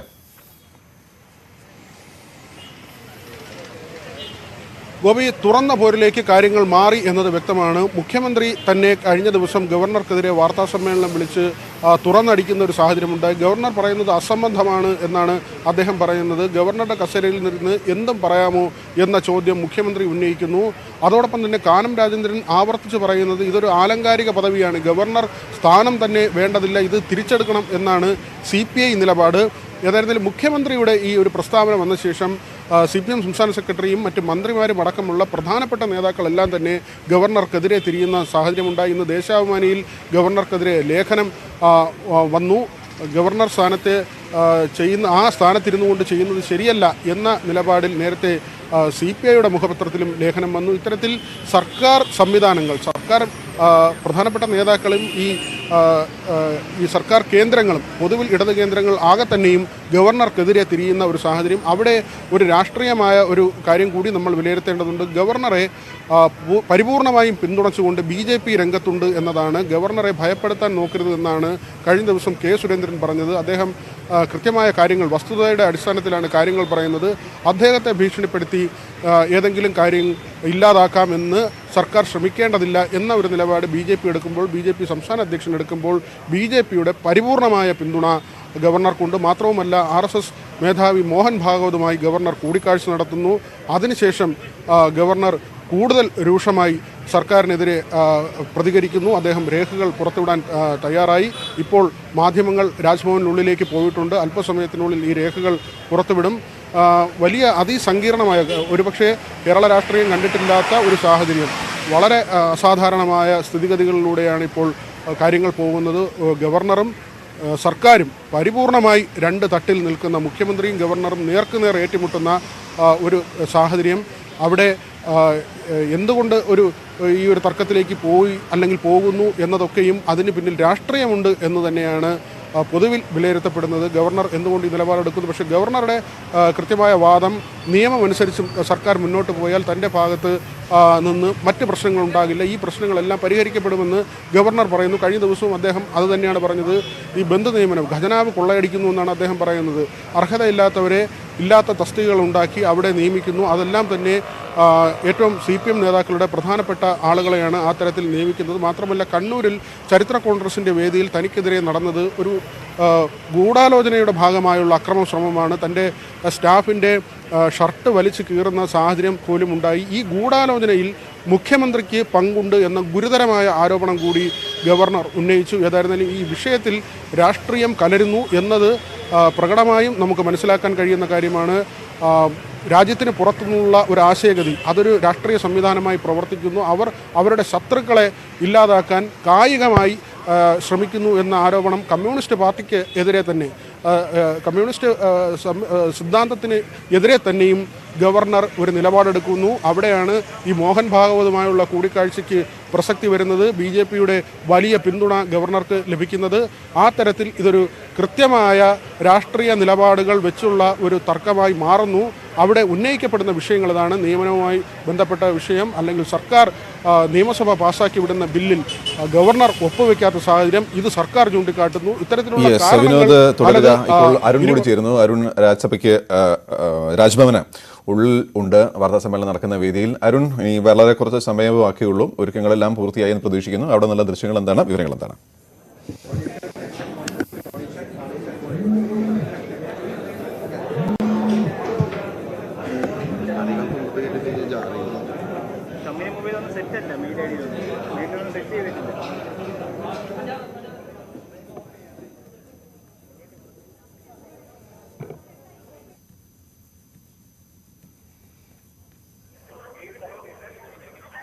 അരുൺ കേൾക്കാമോ? ഗോപി, ചീഫ് സെക്രട്ടറി കാണുന്നതിന് മുമ്പ് തന്നെ മറ്റൊരു പ്രധാനപ്പെട്ട സർക്കാർ ഉദ്യോഗസ്ഥരും രാവിലെ രാജ്ഭവനിലെത്തിയിരുന്നു. ധന സെക്രട്ടറി ആർ രാജ്ഭവനിലെത്തി ഗവർണറെ കണ്ടത്. അത് എന്തിനെന്ന കാര്യത്തിൽ സർക്കാർ വ്യക്തത വരുത്തുന്ന ഏതായാലും സമവായ നീക്കങ്ങളുടെ ഭാഗമായി തന്നെയാകണം ഇത്തരം ഒരു സന്ദർശനം എന്ന് വേണം സ്വാഭാവികമായും കരുതേണ്ടത്. ചീഫ് സെക്രട്ടറി എത്തുന്നത് സർക്കാർ പരിപാടി നേതൃത്വ പരിപാടിയുടെ ഉദ്ഘാടനത്തിന് ഗവർണർ ക്ഷണിക്കാമെന്ന് പറയുമ്പോഴും ഈ ഒരു സന്ദർശനത്തിന്റെ ഉദ്ദേശം സർക്കാർ വ്യക്തമാക്കുന്നില്ല. സ്വാഭാവികമായും ഇത്തരത്തിൽ സമവായ നീക്കത്തിന്റെ ഭാഗമായി തന്നെയാണ് ആർ കെ സിംഗും ഇവിടെ എത്തിയതെന്ന് വിലയിരുത്തേണ്ടി വരും. ഏതായാലും ആ സമവായ നീക്കം എത്രത്തോളം ഗവർണറെ സ്വാധീനിച്ചിരിക്കാം എന്ന കാര്യമാണ് ഇനി അറിയേണ്ടത്. സർക്കാർ അത്തരത്തിൽ സമവായ നീക്കമാണ് നടത്തിയതെങ്കിൽ ആ സമവായ നീക്കത്തിന് എന്തെങ്കിലും ഫലമുണ്ടാകുമോ എന്ന കാര്യം അല്പസമയത്തിനകം കഴിഞ്ഞ ദിവസങ്ങളിലൊക്കെ രൂക്ഷമായ വിമർശനമാണ് മുഖ്യമന്ത്രിക്കെതിരെയും സർക്കാരിനെതിരെയും ഗവർണർ ഉന്നയിച്ചത്. ആ നിലപാടിൽ നിന്ന് ഏതെങ്കിലും തരത്തിലുള്ള മയപ്പെടുത്തൽ ഗവർണറുടെ ഭാഗത്തുണ്ടാകുമോ എന്ന കാര്യമാണ് ഇനി അറിയേണ്ടത്. അങ്ങനെയെങ്കിലും സർക്കാരിന്റെ ഈ സമവായ നീക്കമായിരുന്നു നടന്നതെങ്കിൽ അത് വിജയിച്ചിരിക്കാം, അല്ലെങ്കിൽ അത് പരാജയപ്പെട്ടു എന്ന് പറയേണ്ടി വരും. അല്ലെങ്കിൽ ഗവർണർ ഒരു കാരണവശാലും ആ നിലപാടിൽ നിന്ന് പിന്നോട്ട് പോയില്ല എന്ന് മനസ്സിലാക്കിയത്. ഏതായാലും വാർത്താ സമ്മേളനം ഉറപ്പാണ്. 2 മിനിറ്റ് മാത്രമാണ് വാർത്താ സമ്മേളനത്തിന് ശേഷിക്കുന്നത്. ഗവർണർ അല്പസമയത്തിനകം ഇവിടേക്ക് എത്തും. ഗവർണറുടെ ഇരിപ്പിടത്തിന്റെ മുന്നിൽ നിന്ന് മറ്റു മാധ്യമപ്രവർത്തകരെ മറ്റും പൂർണ്ണമായും അറിയാതെ നമ്മളെങ്ങനെ അതിനെപ്പറ്റി പറയുക? അല്ലാതെ മാധ്യമങ്ങളെ കാണാറുണ്ടായിരുന്നു. പക്ഷെ രാജ്ഭവനിലേക്ക് വാർത്താ സമ്മേളനം വിളിച്ച് മാധ്യമപ്രവർത്തകരെ എല്ലാം വിളിച്ചു ചേർത്ത് ഒരു പത്രസമ്മേളനം എന്നുള്ളത് അപൂർവങ്ങളിൽ അപൂർവമാണ്. ഒരുപക്ഷെ കേരളത്തിൽ ഇത് ആദ്യമായിട്ടുള്ളതായിരിക്കും. എങ്ങനെയാണ് സർക്കാർ ഇതിനെ? സർക്കാർ അതിനെ എന്താണ് അദ്ദേഹം പറയുന്നത് എന്നുള്ളതാണല്ലോ പ്രധാനം. ഇപ്പം അദ്ദേഹത്തിന് പത്രക്കാരെ കാണുന്നു, അദ്ദേഹം എന്തൊക്കെയോ പറയുമെന്ന് പറയുന്നു. നമ്മൾ അതിനെപ്പറ്റി അറിയാതെ പറയേണ്ട കാര്യമില്ല. ഇപ്പോൾ ഒരാൾ പത്രസമ്മേളനം വിളിക്കുന്നു എന്നറിഞ്ഞിട്ട് അതിൻ്റെ അപ്പുറത്തേക്ക് കാര്യങ്ങളെല്ലാം പറയേണ്ടതില്ല. അദ്ദേഹം എന്താണ് പറയുന്നത് നമുക്ക് നോക്കാം. ഇപ്പൊ അത് അദ്ദേഹം പറയുന്നത് വരെ വിളിച്ചിരിക്കുന്ന സമയത്ത് സംസ്ഥാനത്തെ ഏറ്റവും പ്രധാനപ്പെട്ട ഒരു ഉദ്യോഗസ്ഥനായ ചീഫ് സെക്രട്ടറി ഗവർണറെ കാണാൻ പോകുന്നുണ്ട്. അപ്പൊ ഇതൊരു അന്വേഷണ ശ്രമത്തിന്റെ ഭാഗമായിട്ടാണോ? ചീഫ് സെക്രട്ടറി കാണാൻ പോകുന്നുണ്ടോ? അപ്പം പിന്നെ എന്തിനാ ചീഫ് സെക്രട്ടറി എന്താ പോയി കണ്ടതെന്നുള്ളത് നമുക്ക് അറിഞ്ഞൂടല്ലോ. പല കാര്യങ്ങളും അതാ അല്ല അവർ കാണുന്നില്ല. പത്രസമ്മേളനം അദ്ദേഹം വിളിച്ചിരിക്കുന്നു, അദ്ദേഹം എന്താ പറയുന്നത് നമുക്കറിയില്ല. പത്രസമ്മേളനം വിളിക്കുന്നതിന് മുമ്പ് അല്ലെങ്കിൽ പറയുന്നതിന് മുമ്പ് നമ്മൾ അതിനകത്തൊരു കാര്യങ്ങളോ വിവാദം ഉണ്ടാക്കേണ്ട കാര്യമില്ല. പിന്നെ ചീഫ് സെക്രട്ടറി എന്ന് പറഞ്ഞാൽ സർക്കാരിന്റെ ഭാഗമല്ലേ, ധനസെക്രട്ടറി എന്ന് പറഞ്ഞാൽ സർക്കാരിന്റെ ഭാഗമല്ലേ? അല്ല, ഗവർണർ എന്ന് പറഞ്ഞാൽ സ്റ്റേറ്റിലെ ഹെഡല്ലേ. ഗവർണർ എന്ന് പറഞ്ഞു കഴിഞ്ഞാൽ എല്ലാ നമ്മുടെ സർക്കാരിന്റെ ഉത്തരവൊക്കെ ഇറങ്ങുമ്പം അതിന് ഭരണഘടനാപരമായിട്ടുള്ള പദവിയല്ലേ ഗവർണർ. അതുകൊണ്ട് ഗവർണർ എന്ന് പറഞ്ഞാൽ ഗവർണറെ കാണാണ്ട് ചീഫ് സെക്രട്ടറി പോകുന്നു, ധനവകുപ്പ് സെക്രട്ടറി പോകുന്നു, മറ്റുദ്യോഗസ്ഥന്മാർ പോകുന്നു, കാണുന്നു, മന്ത്രിമാർ പോകുന്നു എന്നൊക്കെ പറഞ്ഞാൽ റുട്ടീനായ കാര്യം തന്നെയല്ലേ. റുട്ടീൻ അല്ലാത്ത കാര്യങ്ങൾ ആരെങ്കിലും ചെയ്യുമ്പോഴല്ലയോ അന്നേരം അതിനെപ്പറ്റി പറയുക. സാധാരണ റുട്ടീനാണ്. റുട്ടീൻ അല്ലാത്ത കാര്യങ്ങൾ വരുമ്പോഴല്ലേ അതിനെപ്പറ്റി പറയുക എന്നാണ് ഞാൻ മനസ്സിലാക്കുന്നത്. ഇപ്പൊ പോയിന്റ്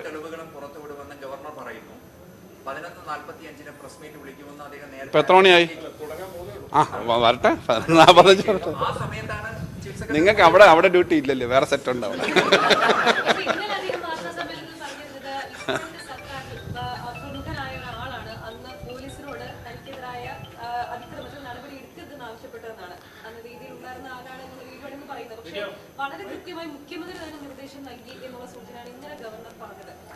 ഗവർണർ ഇപ്പൊ പത്രക്കാരെ കാണാൻ വിളിച്ചേക്കുവാന്നല്ലേ പറയുന്നത്.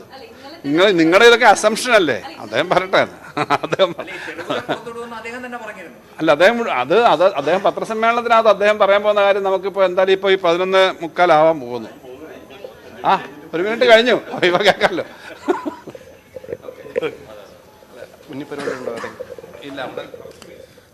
ഗവർണർ പറഞ്ഞ സമയം 11:45 11:45 കഴിഞ്ഞിട്ടുണ്ട്. ഏതായാലും അദ്ദേഹം അല്പസമയത്തിനകം എത്തുമെന്ന് പ്രതീക്ഷിക്കുന്നു.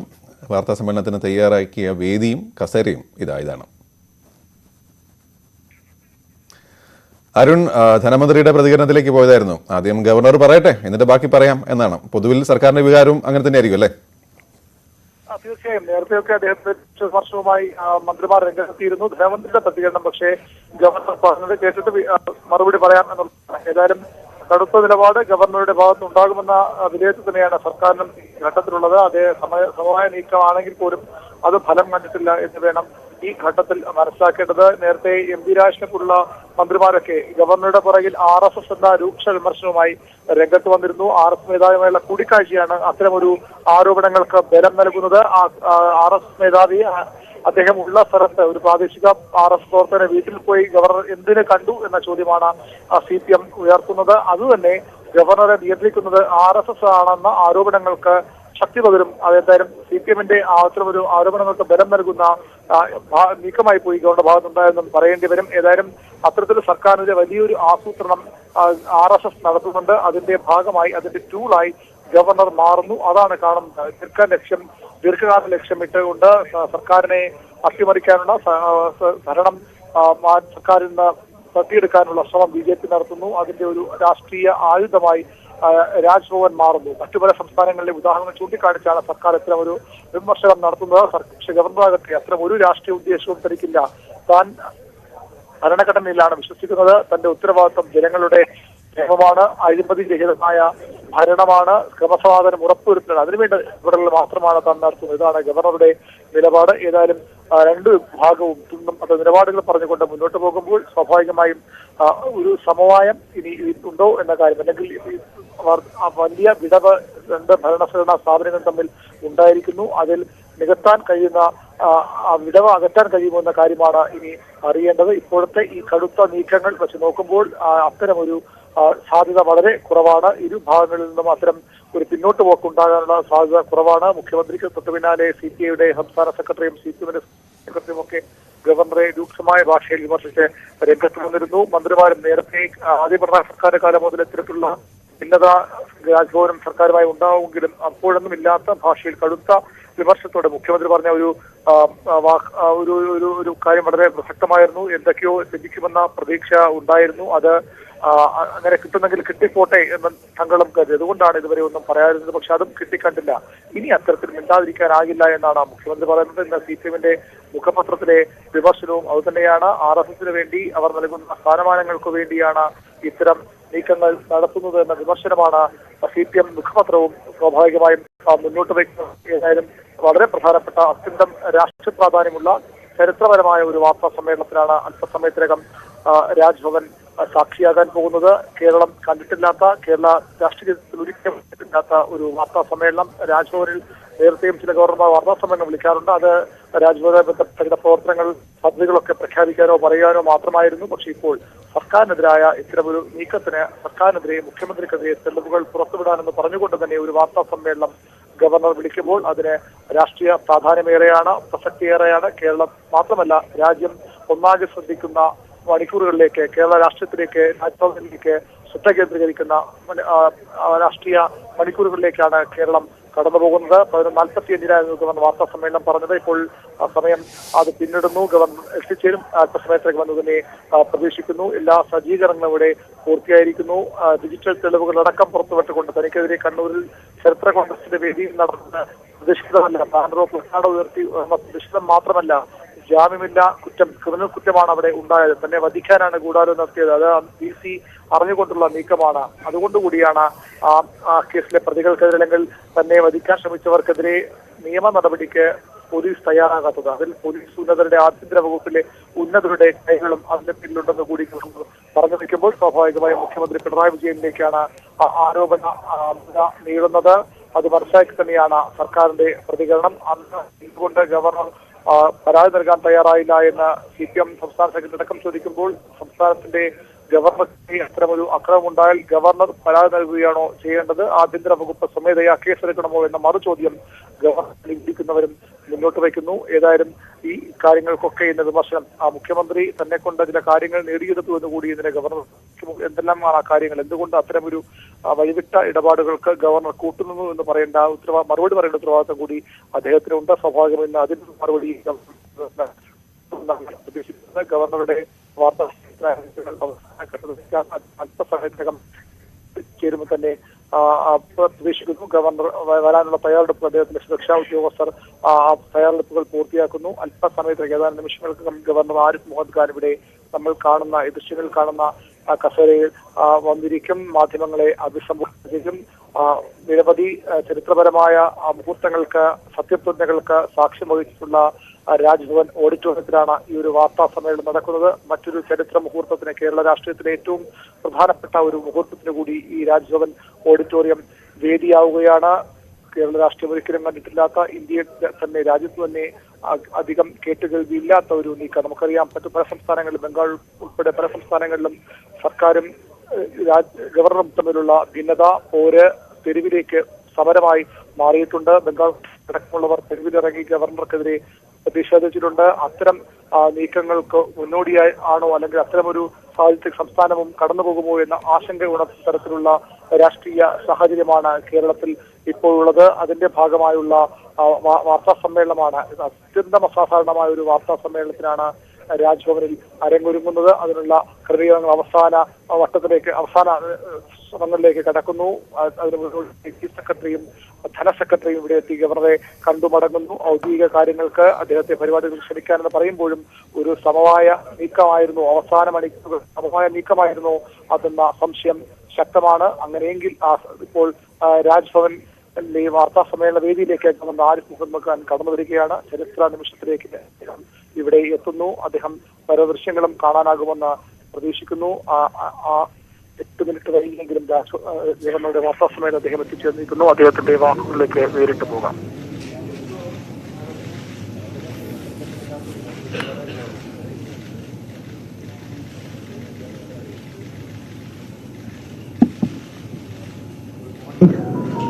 Namaskaram. Thank you very much for that. Before we interact, if we see, and why I am raising this issue now, that I will explain later. But before that, I want you to see the video clips which have not been made by me or the Raj Bhavan, which have come the sources, the government, PRD and different media agencies. They have come from there. So I think I should not block the view. I will go that side. It's okay? Okay. Then please start. First I would like you to view, just a moment, and see, before you see it, I would like to read you out.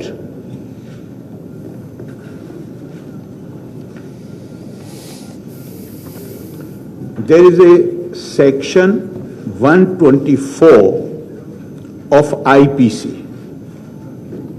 which says, whoever with the intention of inducing or compelling the President of India or the Governor of any state to exercise or refrain from exercising in any manner of the lawful powers of such President or Governor assaults or wrongfully restrains or attempts wrongfully to restrain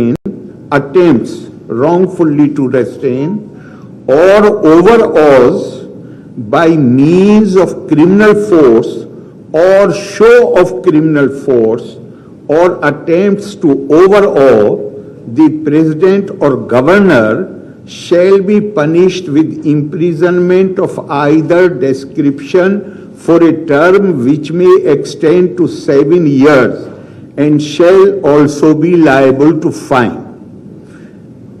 I hope you will appreciate that this provision, if anything happens which comes under the reach of this provision, that need not be reported to the police. This is a cognizable offence.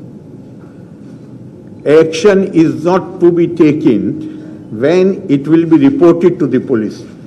Whatever happened at Kannur happened in the presence of more than 100 police personnel, and I would like to express my appreciation of the police people who tried their best to control the situation there, who stopped these people from reaching me. But in the same video you will see a senior functionary, political functionary, who now works in the office of the Chief Minister.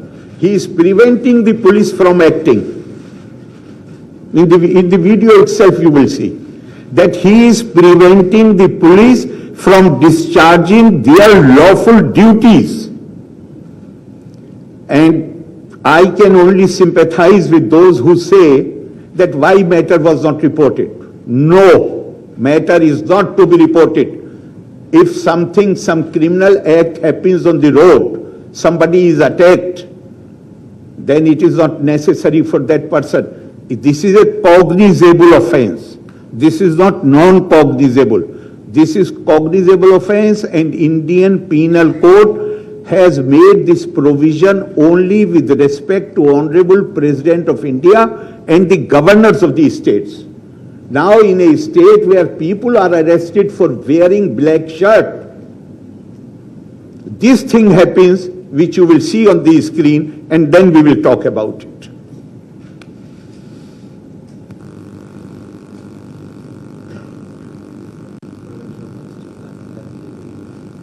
No, first you show how they are trying to overawe me at the stage, and then you show this man who is working in the office of the Chief Minister, how he is trying to tell the police not to act.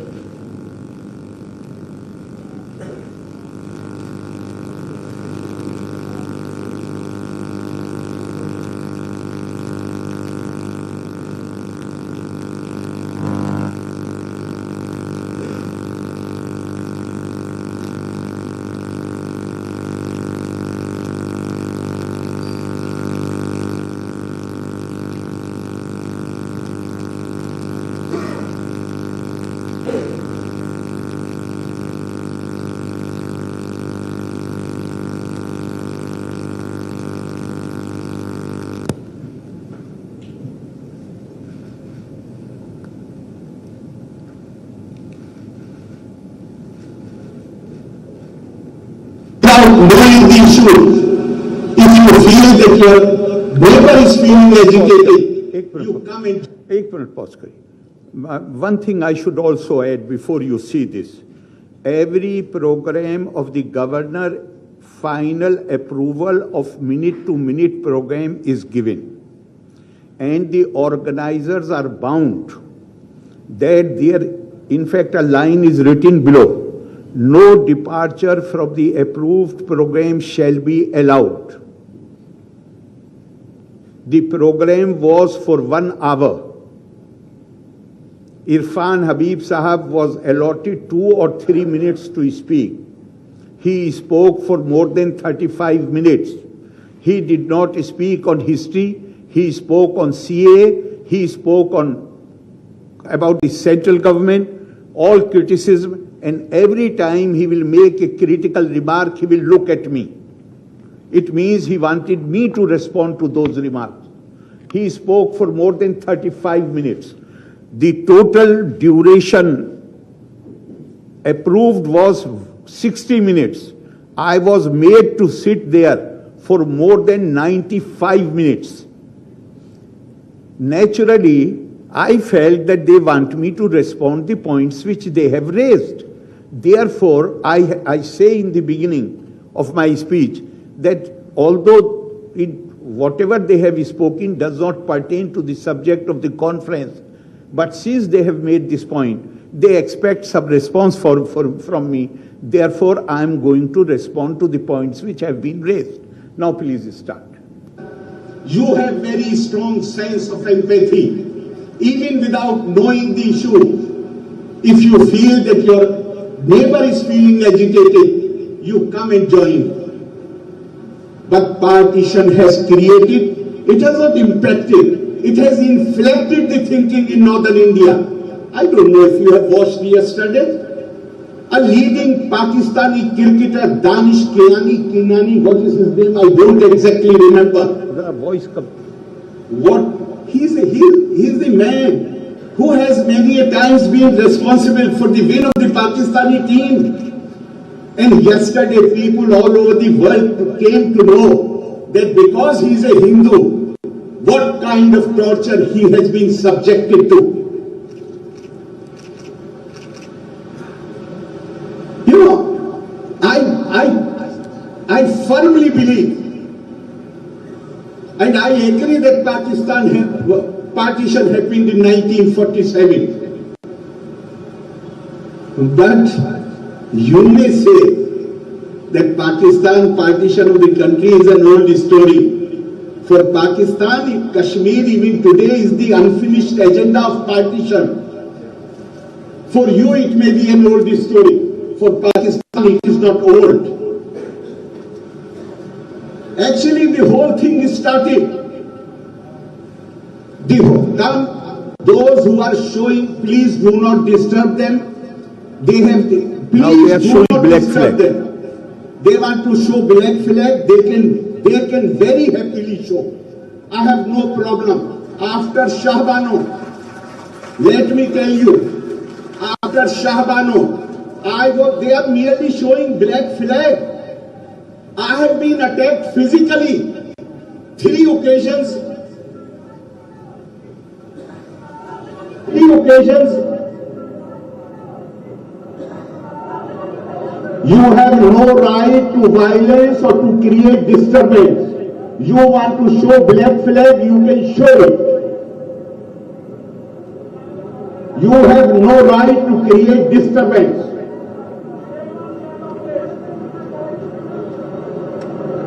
You can please don't give too much importance to them.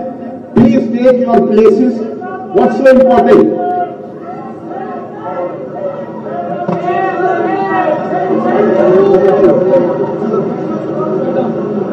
Now Irfan who comes, who stop. You have no right to tell me that why did you raise the Kashmir issue? You are not the arbiter.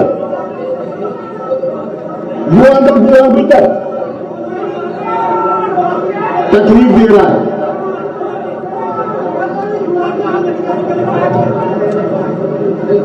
You want to frighten me?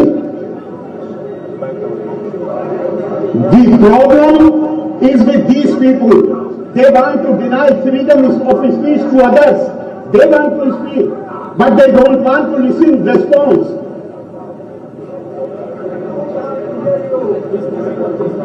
We should digest everything which they tell us. Why did they not protest like Pandit Jawaharlal Nehru starting knocking the bottom of Article 370? Why did they not protest during the time of Indiraji? Now that it has become an empty house and is being used by Pakistan to do terrorism in India last 30 years.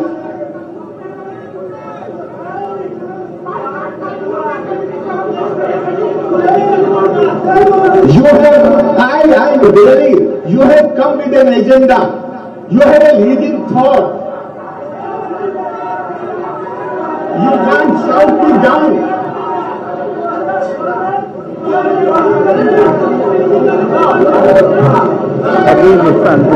You can't shout me down.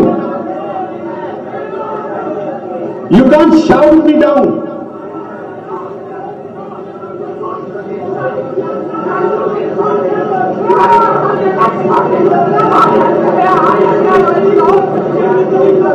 आप ही लोगों के लिए मौलाना आजाद ने कहा था पहले convention में, convocation में, कि पार्टीशन गंदगी बहा ले गया, लेकिन कुछ गड्ढे बच गए जिसमें पानी बच गया, बदबू आ रही है उसमें से,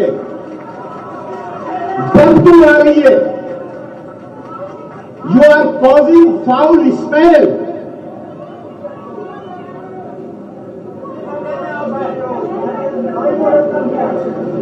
मौलाना आजाद ने आप ही के लिए कहा था.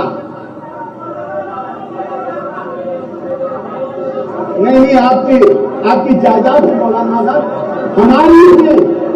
He is telling you why you are quoting Maulana Azad. where these people know they can't shout me down. If they, I have heard them quietly, they must hear me quietly. What?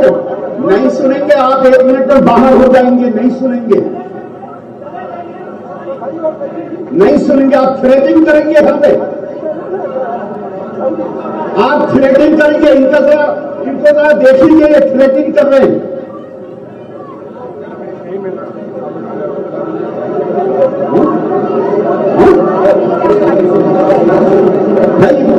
They have right to raise extraneous issues. I don't have right to respond to that.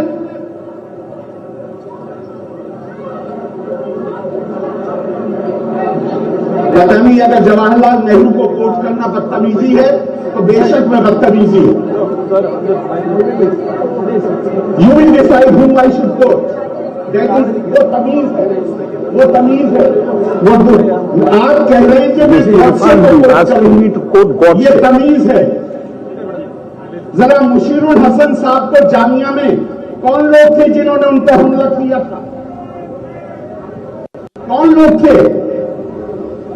कौन लोग थे जिन्होंने मेरे sir में road मारी थी?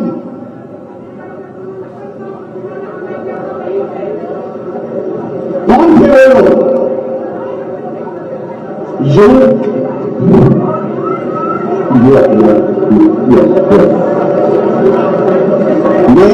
If these issues had not been raised here, I would not have responded. I would have stuck to my prepared speech. He is behind me.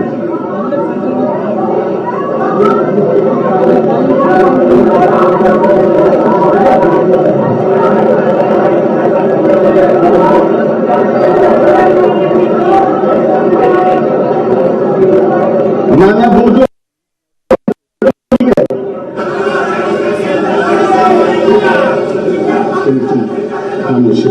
Suggestion नहीं चाहिए. I think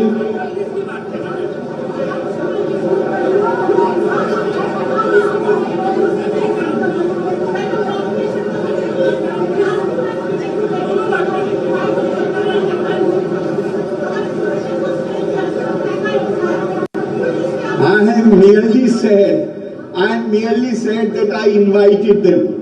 They did not come. You are not ready to hear. I am merely saying that when Gandhiji invited them and they did not come, it created a culture of violence. And now Professor Habib is objecting my taking name of, he is asking me to quote Nathuram Godse. Is it okay? Is it okay? मैं आखिर में I want to finish it now. You know, we can't. मैं आपको फिर याद दिलाना चाहूंगा. I would like to remind you what Maulana Azad had said in 1946.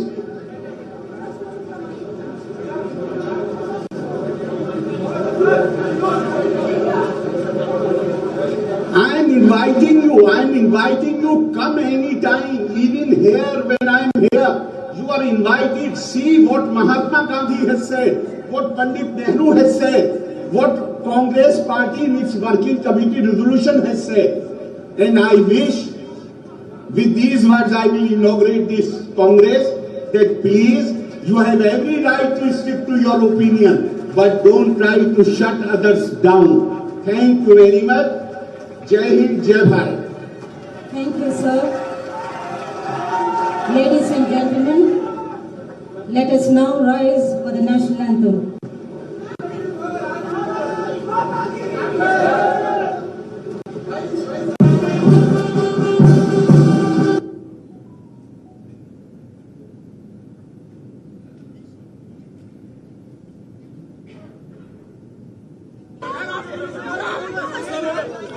Just a moment.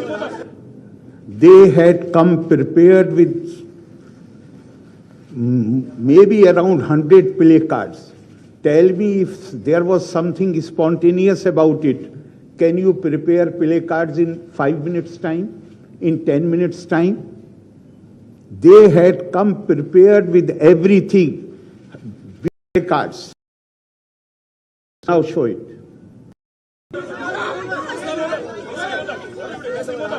And now this man goes from stage down there to stop the police from acting. You can see him there. Police, they wanted to do their duty. It was this Mr. Ragesh who stopped them. He was sitting at the stage. Why he went there? He is stopping the police from acting.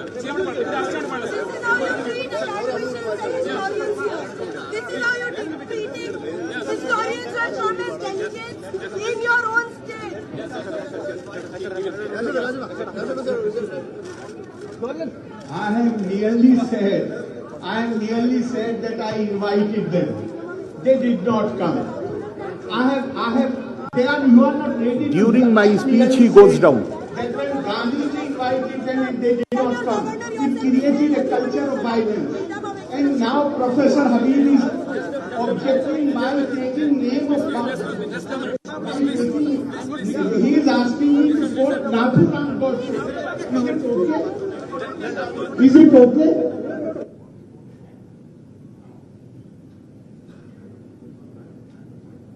Have you seen? He is sitting on the stage during my speech when police is trying to control these lawbreakers. He goes down and stops the police from acting against them. Possibly that is why he has been reported.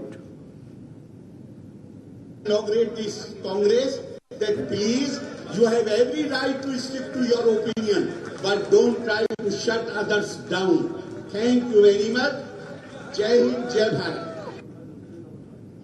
Have you ever seen anybody who is sitting on the stage going down to the mob?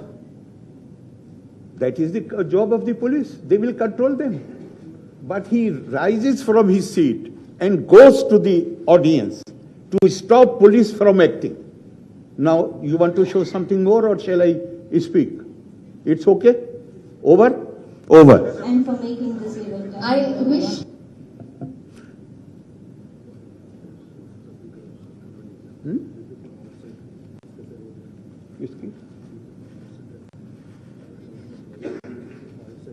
No, they were mostly from outside. They were not Kerala people. Kerala people were raising the slogan Bharat Mata Ki Jai when I was speaking. They were not Kerala people. They were mostly from Jamia and JNU and Aligarh. And Aligarh, I had identified them. I know them. And that is why I refer to the comment of Maulana Azad. It was only after seeing them that I made that comment. I refer to what Maulana Azad had said in 1947. He was also heckled. And very bad language was used against him. Then Maulana Azad told the gathering, he said that I was under the impression that this tsunami of partition has taken away with it all the dirt and dust and foul things. But it appears that there are some cesspools where that thing has stayed back. And since they have become stagnant waters, therefore they smell foul. Maulana Azad had responded to that heckling only in Aligarh. But are you surprised at this behavior? We are living in a state where the convener of the ruling front is banned from flying. Banned from flying, is that right or not? For what? Unruly behavior.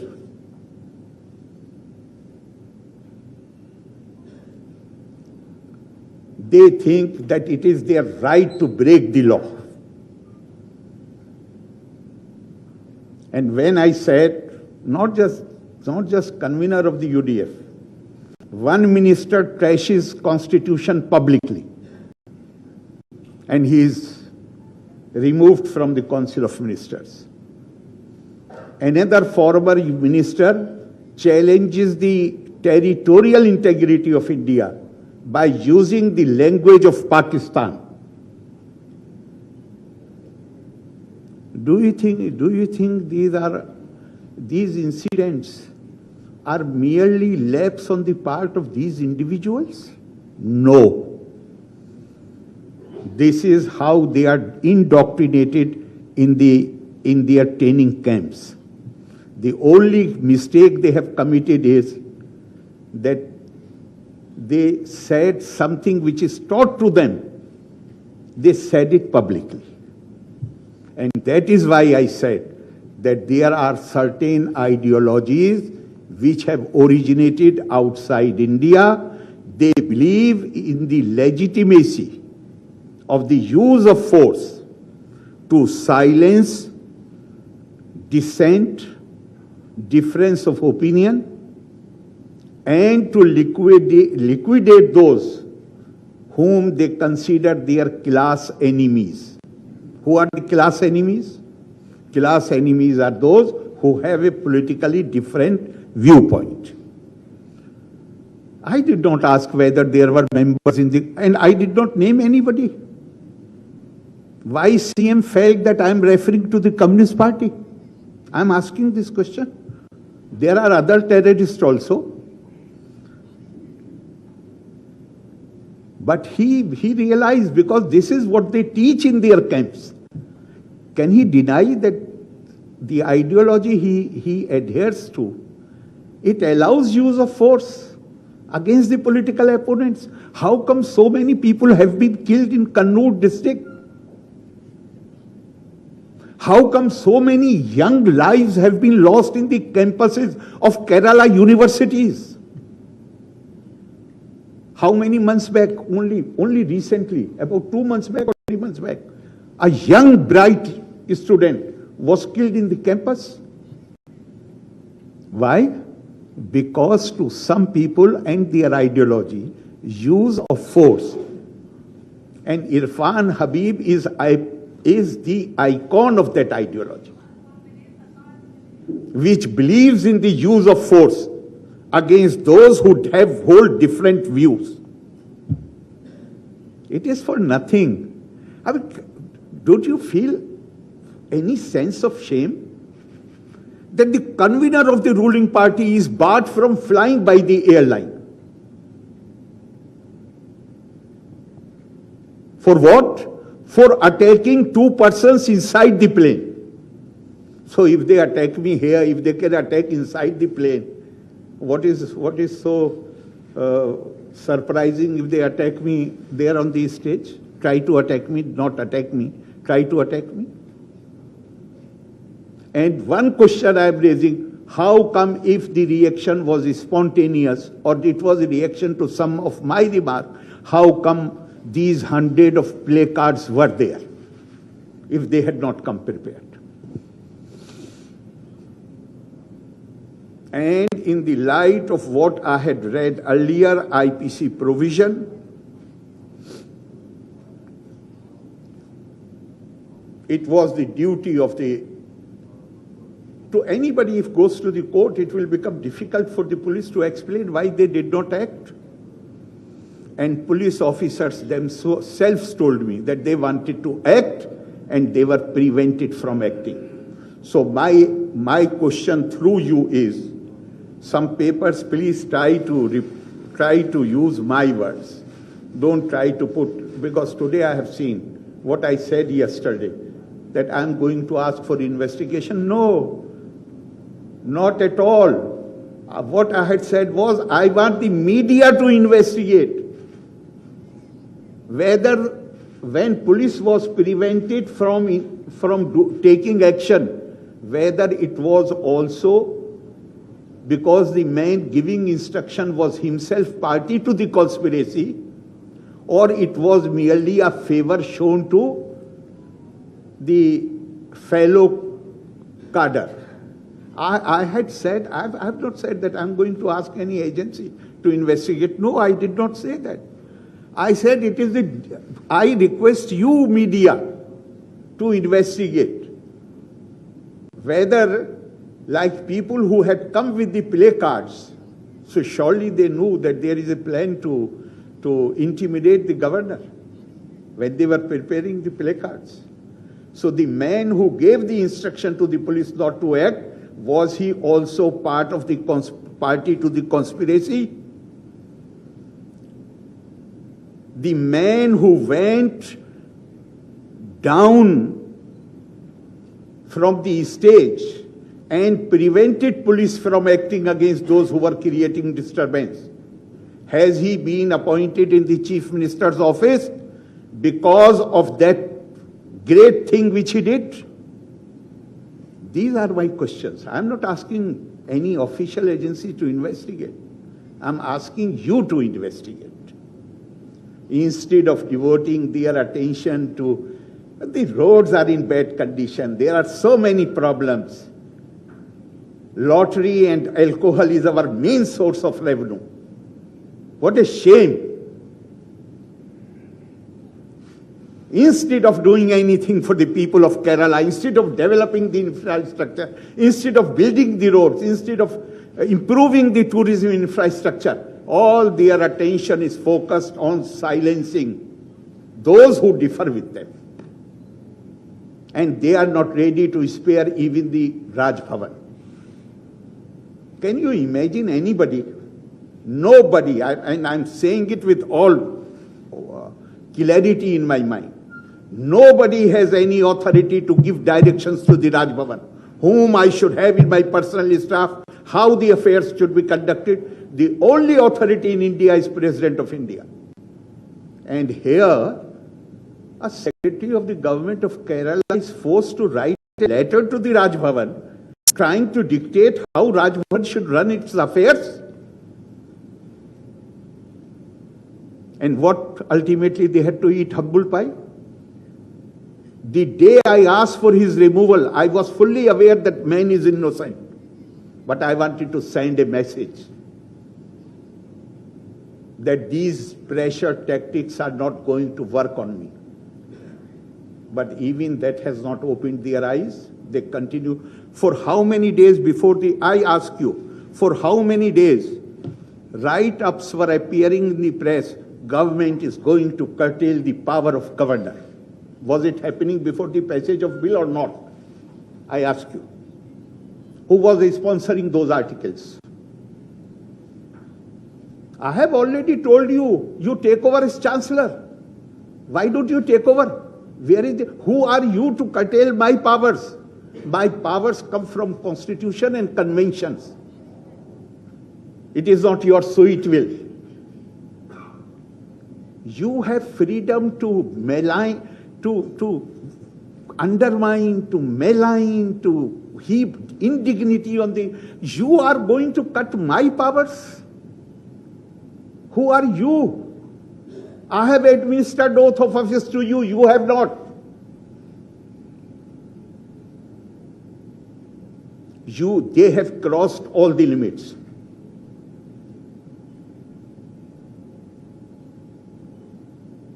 This is the letter which Chief Minister had written to me, and I will ask them to provide a copy.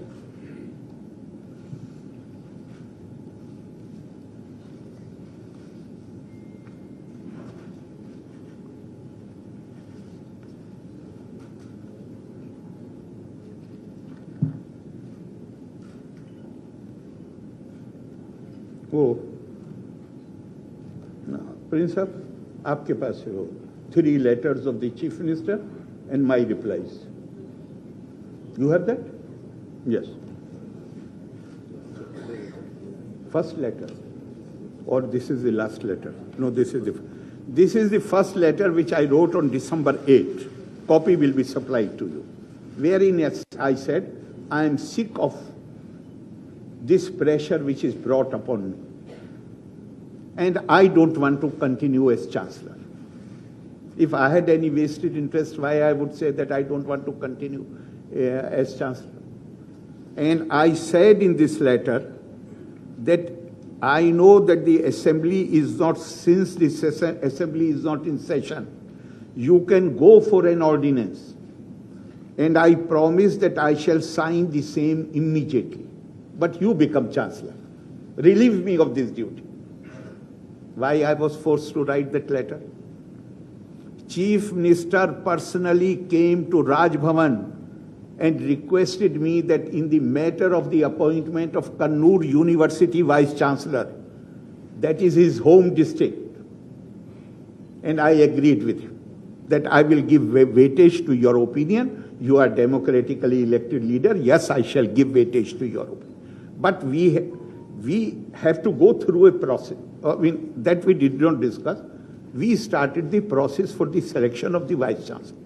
And my view was that since I have given word to the Chief Minister, I will, after the panel sends 3 names, selection committee, they send 3 names, then I will consult him and I will try to go by his choice. They possibly realize that the man of their choice may not find place in that panel.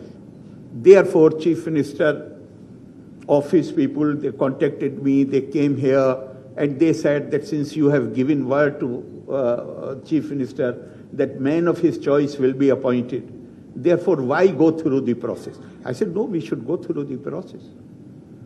Then his secretary, his legal consultant, he produced a document. This is the opinion of the Advocate General also that direct appointment can be made. I ask you this question. If I have some legal problem, facing some legal problem, formally speaking, legally speaking, whom I should consult? AG of the state? Advocate General? Advocate General, without my asking, the opinion is already there. Also, the direct appointment can be made.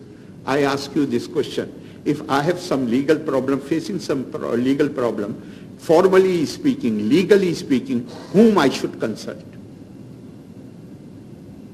AG of the state? Advocate General? Advocate General, without my asking, the opinion is already there. I have not asked for this opinion. The opinion he produced. I said, why I should believe that this is from AG? This has not been signed. Okay. Can we come in the evening again? I said, most welcome. They come in the evening and they produce not only the opinion of the AG, but also the request from the Education Minister, who happens to be Pro-Chancellor. Same thing. And saying that I am sending the opinion of Advocate General. Now what was the course open for me? To enter into a legal battle because AG opinion is already there? And I'm saying, I'm not defending, I have already said that that was not right on my part to make that promise. I have already admitted to that mistake many times. But I had given word, it is true. I had not given word that I shall scuttle the process. They forced me with the letter of the Advocate General to scuttle the process. And Chief Minister in his defense said that under Article so and so, Governor acted on the advice of the AG. AG immediately next day clarified the position that Raj Bhavan never sought my advice. Advice was given to the Education Ministry, who had sought my advice. Why Education Ministry sought his advice? To bring pressure on me. I realized that this pressure is going to continue. Therefore, I decided that I should not continue as Chancellor. And I wrote the letter, which I have already told you, and they will provide the copies in which I said I am ready to sign even an ordinance. You become the Chancellor. Now, this letter was replied on December 8 itself. I am not going into it. I did not accept, in which request was made to me to continue as Chancellor. I did not accept it. I wrote on the same date, next day, December 9, saying that I do not accept the explanations which you have given, and I stand by my decision. The reply came on 16 December, again requesting me that I will have to continue as Chancellor. Then Even this I rejected. But I said, why continue this letter writing? I do not have that kind of relationship that I should enjoy reading these letters. So I said, now I'm not going to comment. If when I did not comment, then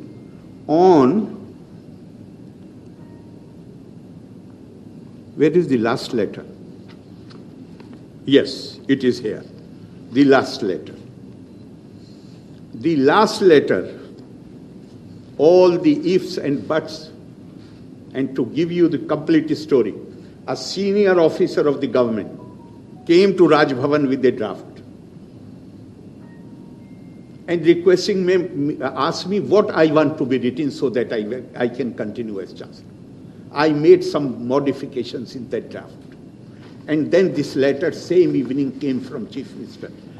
And the earlier letter also, he had said that government does not have any proposal to make any change in the, as far as the selection of the Vice Chancellor is concerned. He has written in his letter, you will read it. More interesting is something else which I will tell you about Professor C.N.R. Rao and Professor Panakkad. If I forget, please remind me. Now finally this letter came, which was on 13th January, in which all ifs and buts were dropped. I was requested to continue as Chancellor. I was assured. Now I'm quoting from the letter of the Chief Minister. I am of the considered opinion there should not be any intrusion into the academic autonomy of the universities from any quarter, leave alone government. He assured me that he will ensure there is no interference by the government or any other agency. I have not written this letter. He has signed it, this letter. And now what they are doing? They are not only changing the law, but saying in that law that there will be 5 members of the selection committee, 3 will be nominees of the government, and the decision will be taken by majority. Academic matters decision will be taken by majority. So does he remember what he had written to me?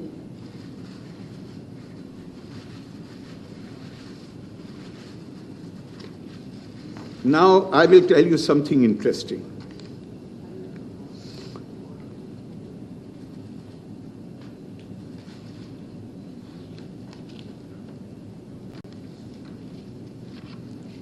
Where is the first letter?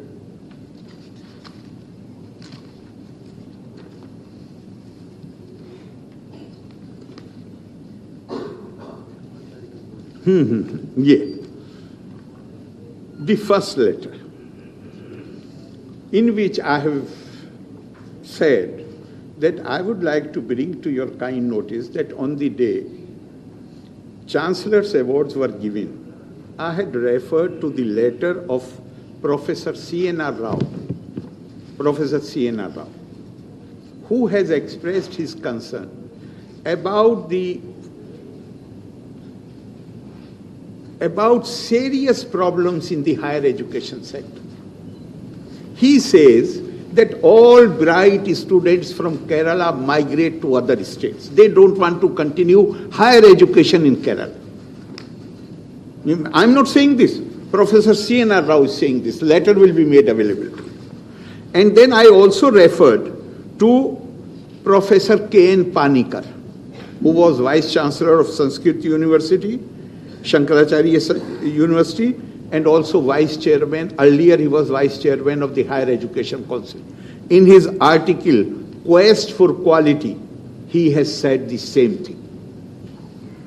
So I mentioned these things that, if you recall, I had mentioned Professor C.N.R. Rao and Professor Panakkad, that we need to pay attention the malady with which higher education in Kerala is suffering. Now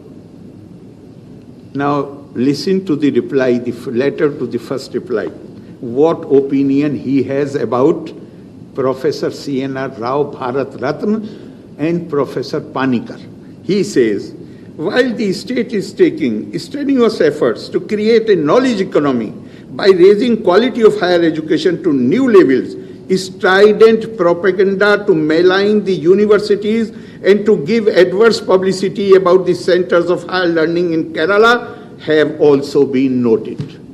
He feels that Bharat Ratna Professor C.N.R. Rao and Professor Panakkad are indulging in propaganda against the Kerala government.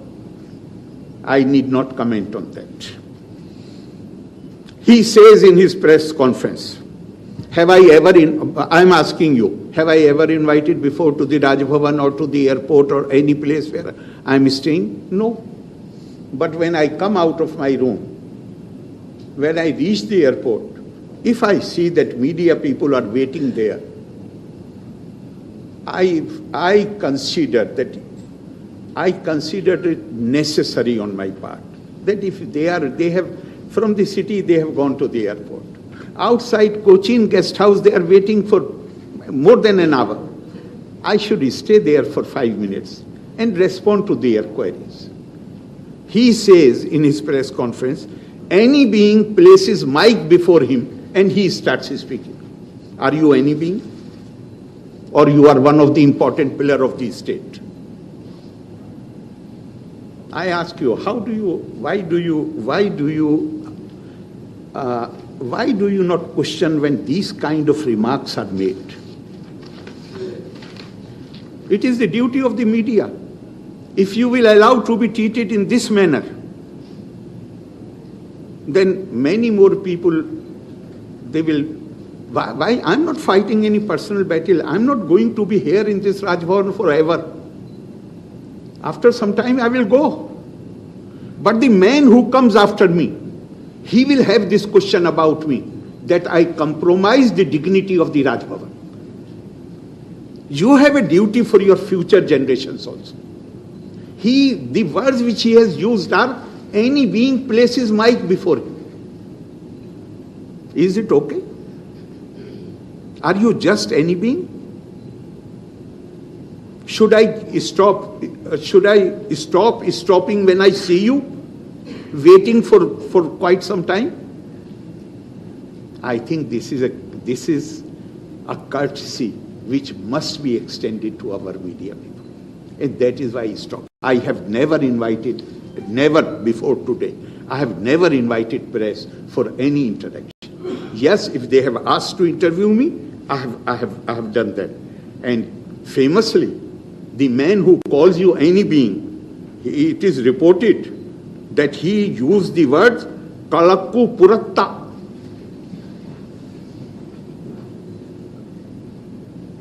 He had said to you, not to me.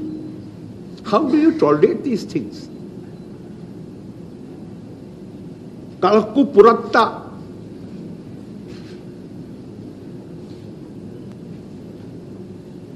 Democracy, liberty, freedom of expression, the freedom of media, eternal vigilance is required if you don't want them to be diluted. If you will digest these remarks and you will not question back, then so far he has said Kadakku Puratta, then he will ask his men to throw you out of the campus. If you won't take, if you will not yourself guard your freedom.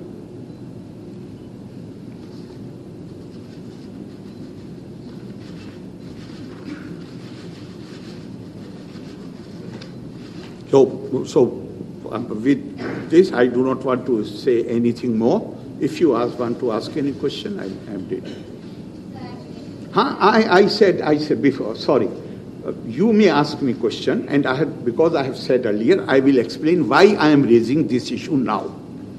Honestly, after Kannur, I had this thing in my mind that this was something which Irfan Habib Saab is known for violent activities. In Aligarh, you check with anybody. He was leader of the 4th grade employees union. Hardly any 1 year went when he had not physical encounters with people. You can check in Aligarh.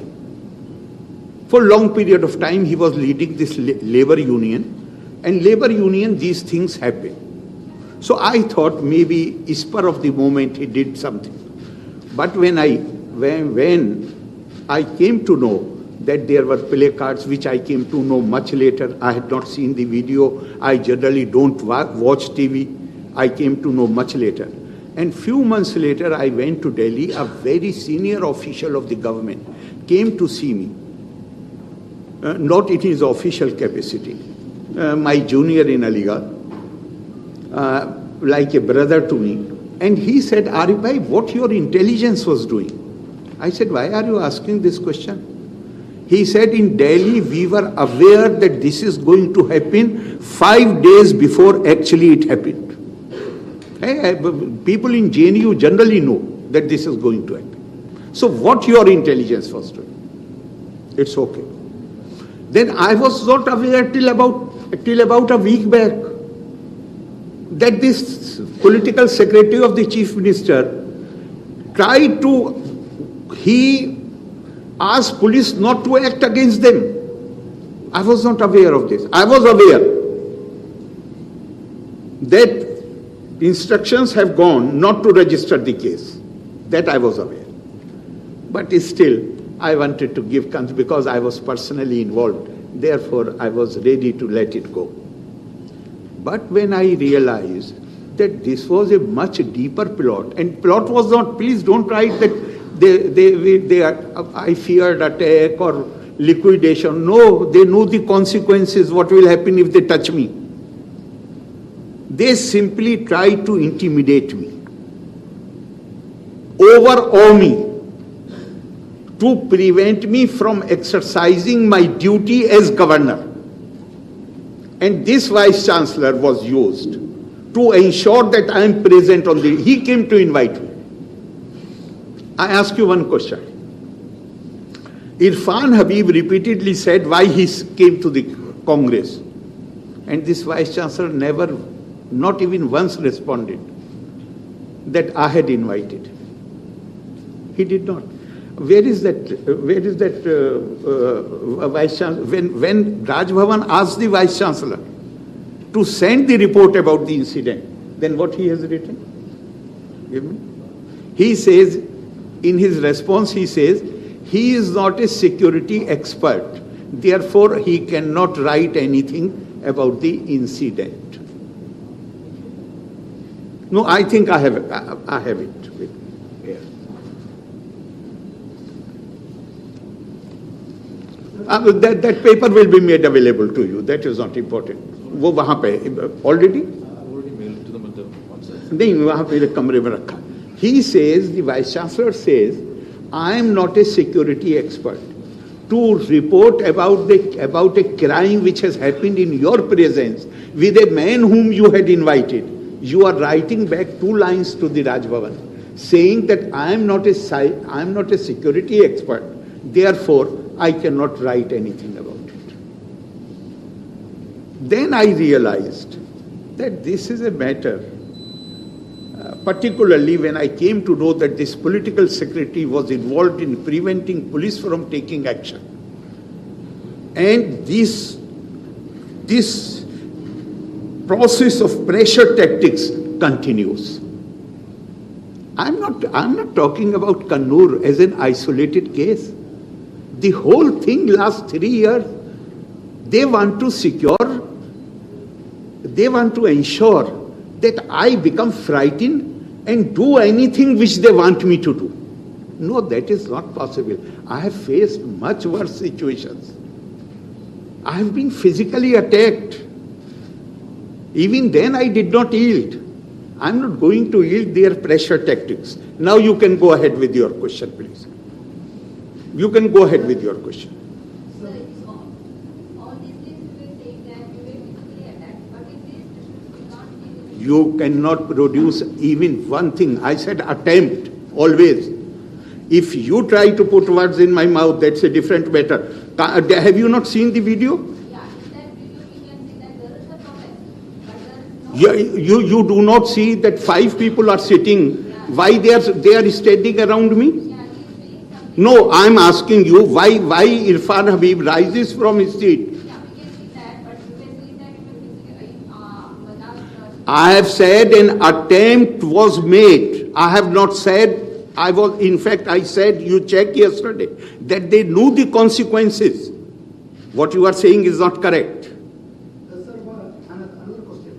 The incident was in 2019. Sorry? The incident was, the Kannur incident was in 2019. Huh. Why you are raising these issues now?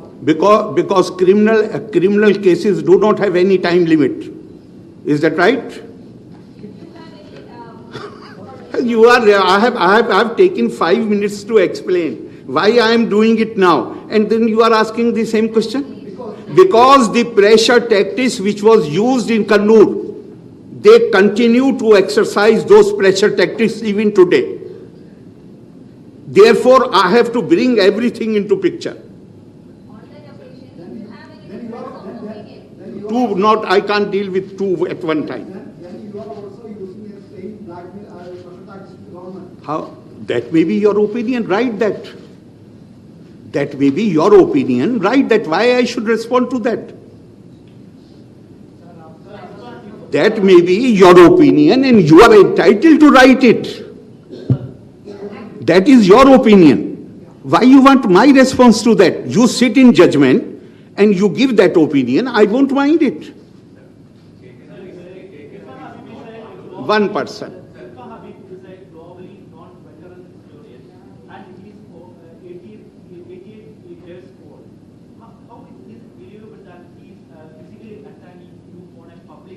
You won't believe your eyes. Video is there. Video is. He is stopped by security to come near me. You are then where he was trying to go. No. My question is, just a minute, please. Just a minute, please. Just a minute, please. Just a minute. 5 people are sitting here, 7 people. He is sitting there. Why he is coming towards me? You will protest. Protest matlab you will intimidate. Whatever it is. I have listened to your speech, unauthorized speech, for 35 minutes. I did not rise. I did not point out that you are taking more time than it was allotted to you. Why you rise from your seat there and you come to the behind me? Because he could not reach me, because you see security people stopping him. Even the Vice Chancellor was, because then he realized that what is going to happen. The Vice Chancellor himself was there standing between him and me. Security was standing between him and me. If you rise from your seat and you charge towards me, don't I have a right to think that you are trying to intimidate me? You are trying to attack me? But you even called him a gunda recently. It is very visible from the video that he didn't even raise his hand. You are not right. You are not right, because in video you can't see the actual distance. He tried to reach me. He was not allowed to reach me. Why he wanted to reach me? I am asking why he wanted to reach me. He can come and protest outside Raj Bhavan. Why on the stage? And when he had taken 35 minutes, he was allotted only 2 minutes. If he is a known historian, it gives him right. He is telling me I should not quote Mahatma Gandhi, I should quote Godse. ये अगर गुंडागर्दी नहीं है तो then what it is? He will dictate what I should do. Actually, about that, you completed your speech there and you went from the stage safely. But if you have any difference of opinion, there was an attempt to attack you, then why can't you raise that at that time? Why are you raising it now? Why are you using it? I don't know in which world you are living. The matter was discussed in the press for days that an attempt was made on me.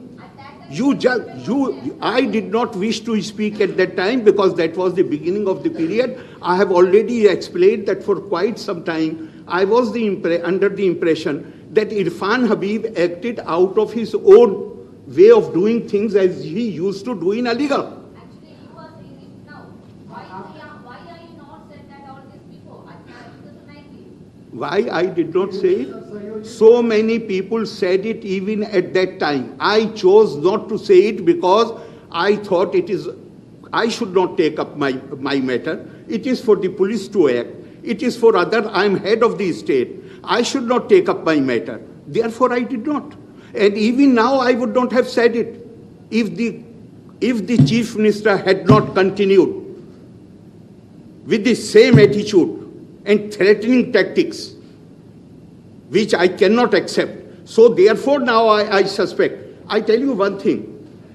Recently, Aligarh Muslim University invited Prime Minister Shri Narendra Modi to address the university community. Irfan Habib carried a campaign against that for 15-20 days. Did he resort to anything like this there? He knows who is Chief Minister in Uttar Pradesh. If he tries to intimidate anybody, what will happen to him? Here he knew that he has camp followers in the government. Therefore, he can resort to any intimidatory tactics.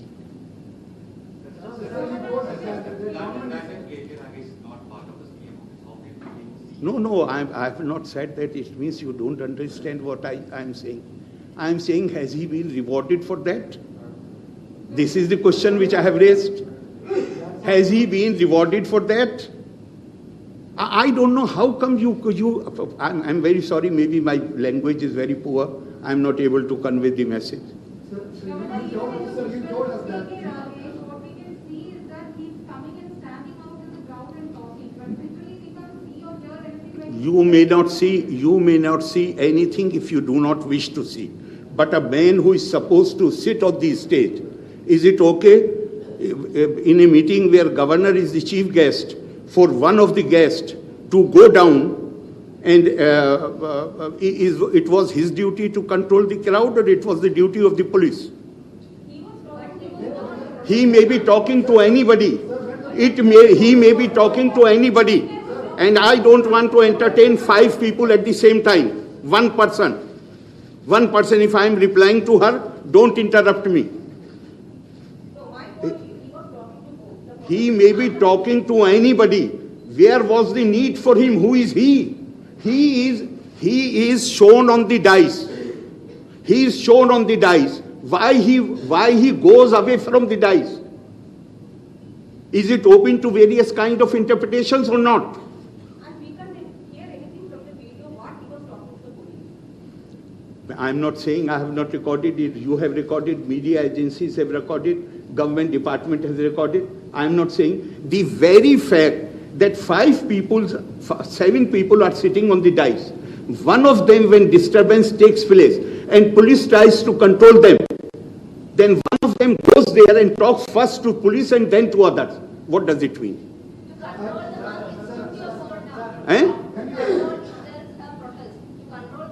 That is the duty of Rakesh. No, only police.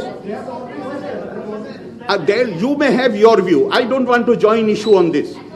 I don't want to join issue on this. You are entitled to your opinion. I'm here. Even somebody walking from the stage and going to the enclosure itself is a security risk. Actually, being an organizer is duty also. It is a security hazard. I am telling you, it is a security hazard. We do not know for what purpose he had gone there. Nobody is supposed under the security guidelines. Just a moment, please. Now you are not talking about visual. You are talking, and now I am replying to you, and you are interrupting me. This is not right.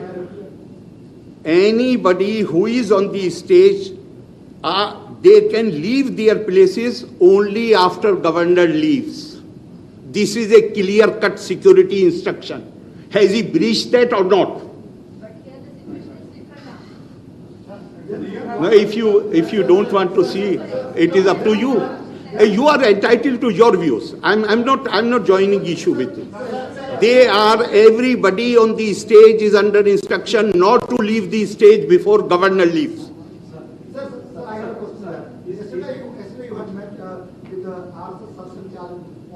So? What is the purpose of that visit? If I come to have some tea at your place, then people will ask me what was the purpose of going to your house. I have gone. I know him. I am. You are free to raise any controversy. How can I control? I can control my actions. I can't control your reactions. Who am I? I have addressed at least maybe more. The biggest event for RSS is their training, OTC officers training. And on the last day, they invite people who are not part of the RSS, prominent people, to speak to them. 1 or 2 speakers. At least 6 times I have addressed them. That kind of relationship I enjoy with them. So, what is there? What is unusual?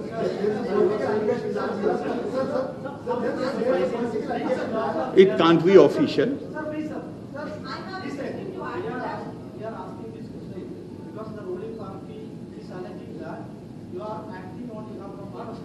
They have every. If people can adhere to an ideology which has originated outside India, I do not have a right to have friendship with RSS. Please reply. Don't sit quietly now. You have right to have loyalty to an ideology which has not originated in India. You have right to believe in the use of force.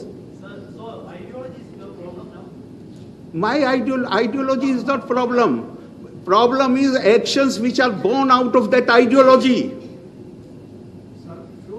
Where you want to use pressure tactics to frighten people, intimidate people. I'm asking you, how many murders have happened in Kannur? Tell me.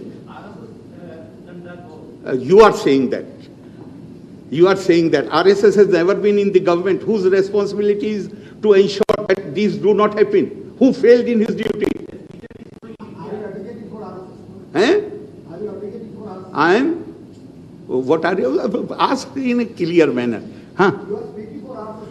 You can have that opinion. You can have that opinion, but remember, my association or whatever relationship I have, it started in 1986 when they supported me on Shahbano case.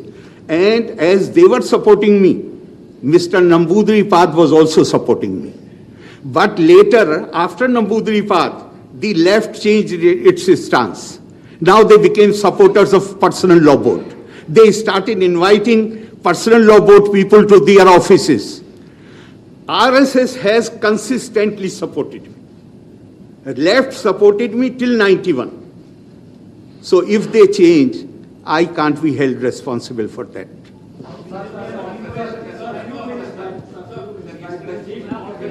Do you think that RSS is a banned organization?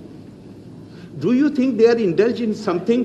Why Pandit Jawaharlal Nehru? I'm asking you, why Pandit Jawaharlal Nehru invite them to participate in the Republic Day parade? I'm asking you. No, I'm not saying. We are not saying RSS is a band of. So then where is the problem of my meeting with him? You can have secret. How do you justify this in a position of Kerala government? So? My God, people who are openly affiliated, officially associated with RSS, are there in many Raj Bhavans. Prime Minister Atal Bihari Vajpayee, during his prime ministership, said, "I am first a sevak, I am first a Swayam Sevak." And you have problem with my meeting the RSS chief. Many people who have been active members of the RSS, they are in the Raj Bhavans. If there is no problem in their being in Raj Bhavan, the resident of the Raj Bhavan meeting him, how can it be a problem? Have some logic. Have some logic. Actually, what was the purpose of that meeting with Mohammed Bakr? With RSS? to wish him well.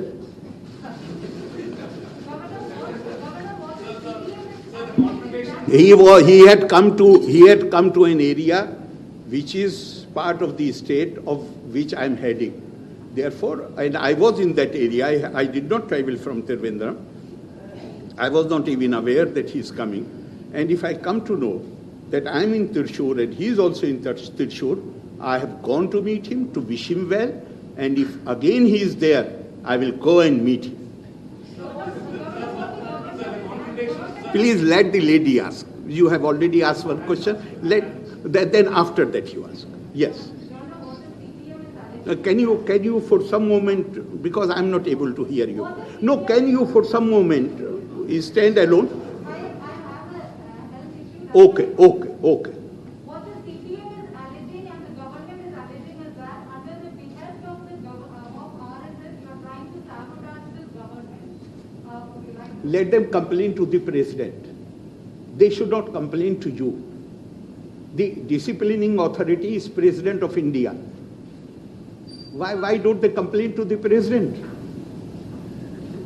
Sir, the conversation between the last government and the government has been almost like a boiling point. So is there any reconciliation? Because I can. Meghalaya Governor Sadiq was asked about this. He said that the government and the governor should work in tandem. So is there an atmosphere right now where you cannot work in tandem? Can I seek your advice in this matter? Just a minute, please let me. This is not fair. That somebody asks a question and I am replying to him and you interrupt in between. Is it okay? Sorry, let me respond.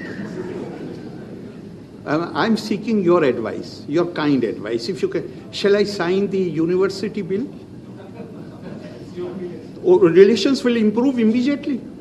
Shall I sign the Lokayukt bill, which play a person, if there is an allegation against you, you can't be judge in your own cause. And this bill is aimed at making the accused person judge of his own cause. Relations will improve tomorrow. You tell me, you advise me that I sign both the bills and relations will be good tomorrow. Sir, before the bills were passed by the assembly, there were number of articles in the press that government is going to curtail the powers of the governor. Is that right? You can do anything to frighten me. I can't take any stand on your pressure tactics. Don't play these games with me. I have seen enough.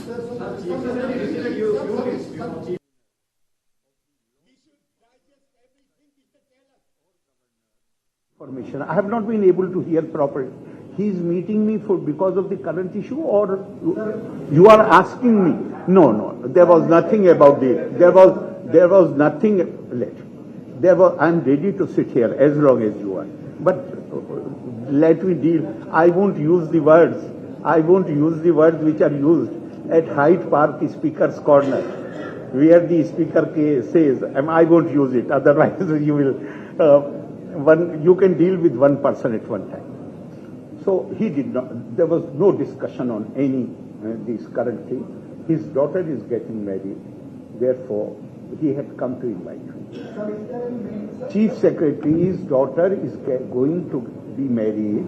He had come to invite me. 2%. Lady, you have already asked the question. Now give him a chance, and then I will come back.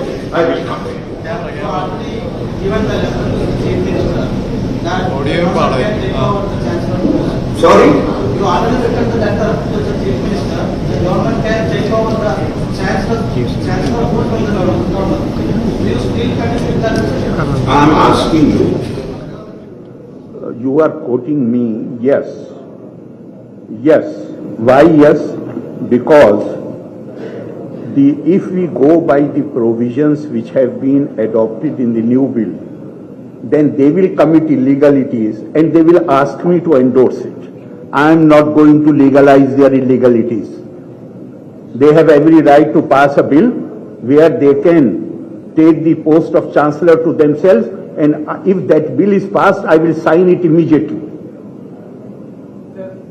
But what they want to do, they don't want to put their signatures. They want to commit illegalities. They want to appoint. I'll ask you one question. Shri Narayan University was created through instrumentality of ordinance. Is that right or not? Lady, is that right or not? University was created through the instrumentality of ordinance. When ordinance is brought, when there is some contingency, there is some urgency. This was just before election. And then, when I intervened, I talked to UGC people, I talked to so many people in Delhi, and they finally told me that unless an act is passed, this ordinance is converted into act, we won't be able to help the Vice Chancellor. And they were all ready to help him. Then with great pressure, I wrote to Chief Minister, I talked to him, I said, this university you have created in the name of Shri Narayan Guru, so please do it immediately. Finally, after a few months, bill was passed. Now, bill was passed because of my pressure. But how they misuse the power of ordinance. After passing the bill, the government sanctioned the faculty 1.5 years later. Total 1 year academic loss was there. Then why you created the university through ordinance if you were not interested in sanctioning the faculty? Kerala University recently CAG report, read it. There are several departments in the Kerala University. MG University. Universities have been writing to the government and government does not sanction anything. There are, CAG has pointed out 7 departments where there is no faculty. University is not responsible because I know they have written to the government repeatedly. Their only interest is in the appointment of the Vice Chancellor, so that the relatives of their personal staff can be appointed. Underqualified and unqualified relatives can be appointed to various posts. The universities are not meant. Kerala is the only state in the country where personal staff becomes entitled to lifelong pension in 2 years' time. I find it totally unacceptable, but I do not have the legal power to stop it. Therefore, what I have decided, I will go to the people of Kerala. In any case, I travel most of the time. But now I am going to intensify my tours and let people know what is happening. Democratically elected government is supposed to uphold the law, not to break the law.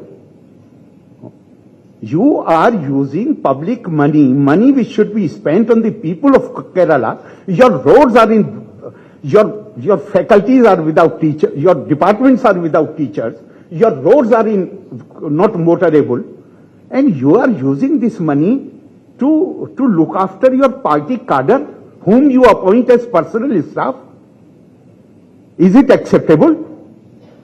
Anywhere in the country? I have long years I was minister in the central government. I did not have the power to appoint more than 5-6 people in my personal staff. Here in Raj Bhavan, I can appoint only 4 people in my personal staff. Here every minister has an army of 20 personal staff. What work they do? The ministers come to the Raj Bhavan accompanied by their personal secretary, not the department secretary, not the IAS officer. After some time I realized that when I ask any question, minister looks towards his PA and he needs his approval to say something. Then I realized they are subverting the system, and I had to make Raj Bhavan write to the chief secretary that no minister in future will be allowed to come with his personal staff. Personal staff will sit in the waiting room if they come with him. Personal staff, if they want to meet me, they are most welcome. But ministers will not bring their personal staff. They will bring only if they want to bring, if they have any problem in communication, they can bring the department secretary. Can you see this anywhere in the country? Then I was told, sir, they can't ignore the private secretary. Why? Because in party hierarchy, he is above the minister. So it is people who have not taken oath. Minister takes oath. If he reveals something, he can be prosecuted tomorrow. Private secretary does not take oath. And here affairs are being run by the private secretaries. They are subverting the system. What I am saying, I have said in my word. I don't need your help. Yes.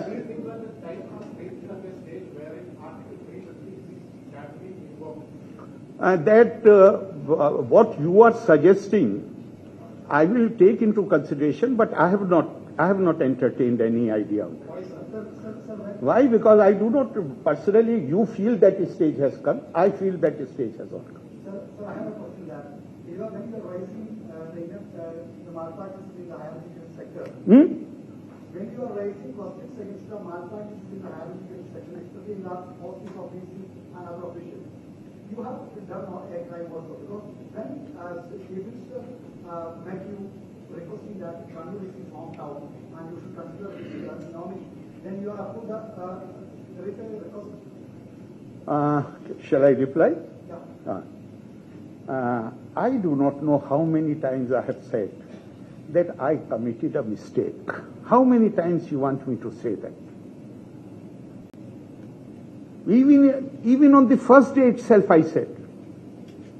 Possibly half an hour before I also said that was a mistake on my part. But there was no illegality involved, because I had thought that I will ask him to give his choice when the process of the selection committee is over. Three names will be recommended, and I have a discretion to appoint any one of them, and I will appoint man of his choice. But 3 days later, he feared that maybe his choice may not be in that list, among those 3 names. Because this man, who is the Vice Chancellor of Kannur University, he does not have any great academic credentials. He has only been doing this thing. There he was a lackey of Mushirul Hasan Sahib in Jamia Millia. Here he quotes some of the politicians. Therefore, he feared that his name may not appear in that list. Therefore, he sent all these people. And I have repeatedly said, you want me to repeat it, I am repeating it, but I have repeatedly said, if the opinion of Advocate General was not accompanied, I would not have accepted the recommendation of the Education Minister or Chief Minister. But my problem was opinion of the Advocate General. Because formally and legally speaking, I am facing a legal dilemma. Who is the person whom I should approach first, unless I want to bypass everything? Advocate General. So they use the office of Advocate General to pressurize me. And there I have said, you are asking a question. You are trying to reinvent the wheel. I have repeatedly said that was a mistake. I do not know if it was a sin, but definitely it was a mistake. Because what I had thought was, 3 names will come to me officially. I will ask the Chief Minister, as he has said, that it is my district. Then I will ask him, indicate your choice, and I will exercise my discretion in favor of the person that Chief Minister says. Because he is, after all, a democratically elected leader. So that how many times you want me to say that yes, I committed a mistake there.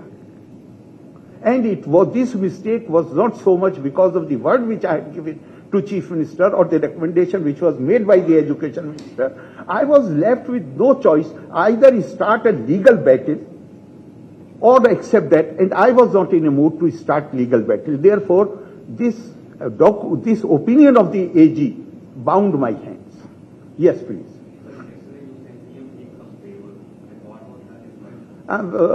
That I said because he is asking for my examination and all that. Therefore, I also went that I don't want to discuss those things. But I think you should ask him, and you may ask some senior officer who came on his behalf to me. Yes.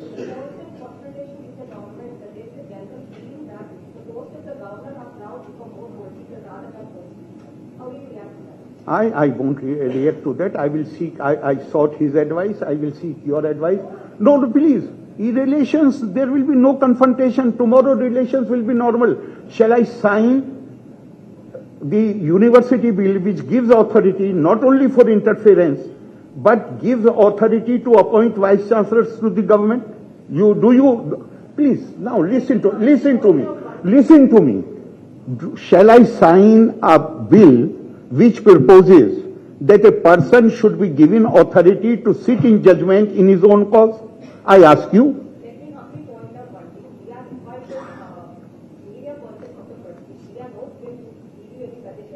No.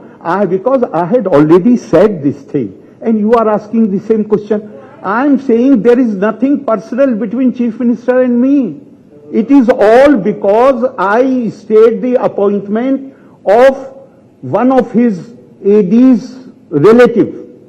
So if I take back that stay, if I sign the university bill, if I sign the Lok Ayukt bill, relations will become okay. So you must also, as a citizen, have an opinion that whether government controlling the universities is okay or not. You should also have an opinion. You should also have an opinion whether any citizen of India can be given the right to be judged in his own cause. Will that be acceptable to the courts? You should also have an opinion on that. Okay. So you have not arrived at a decision whether to give assent to these bills or not? I have not even seen the bills. So where is the question of coming? But I have made it clear. As long as I am Chancellor, I will not allow the government interference in the universities. I shall not allow the basic principle of jurisprudence, which totally, not any iota of doubt, does not allow a person to sit in judgment in his own cause. I am not going to make any compromise on these basic principles. As far as personal relations are concerned, even on Onam there was exchange of gifts between the Chief Minister and me. Where is the problem? No, I will not. I have already told you, I have constitutional powers. I don't want to exercise my legal powers. I will rather go to the people of Kerala and let them know what is happening in Trivandrum.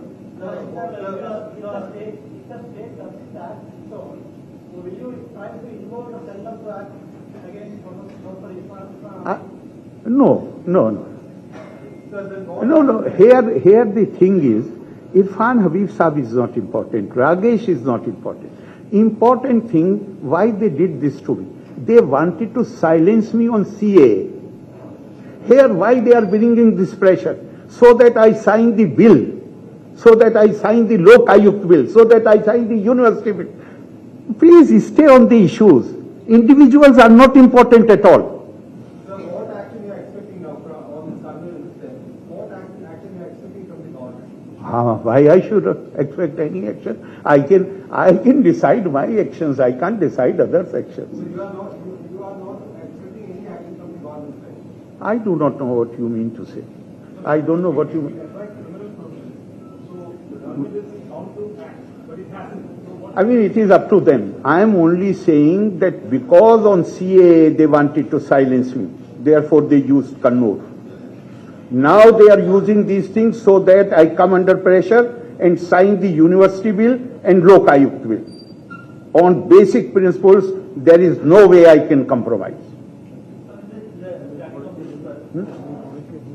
Yes.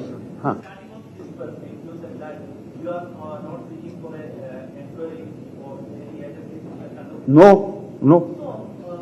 You look at the video yesterday. I did not ask any agency. Yeah. You can say that, but a cognizable offense, if a murder happens on the road and police does not act, and if you speak against it, is that politicization? What happened in Kannur is in the category of cognizable offences where no report is needed. And I am not ready to accept that police would not have acted. Police did not act because they were told not to act. I want to bring it to the knowledge of the people of Kerala. I am not demanding any action. No, not at all. The omission of duty is as wrong as commission of some offense. Remember it. I won't take any action. My action is to like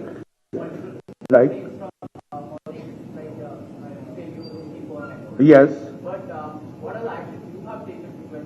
I have taken the action. I have stayed the appointment at Kannur.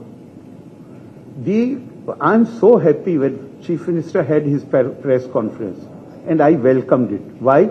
Because so far he was using his proxies to attack me, to undermine the office of the governor. Now he has come out openly, publicly. Therefore, he will receive the reply. But he has also charged that you have been.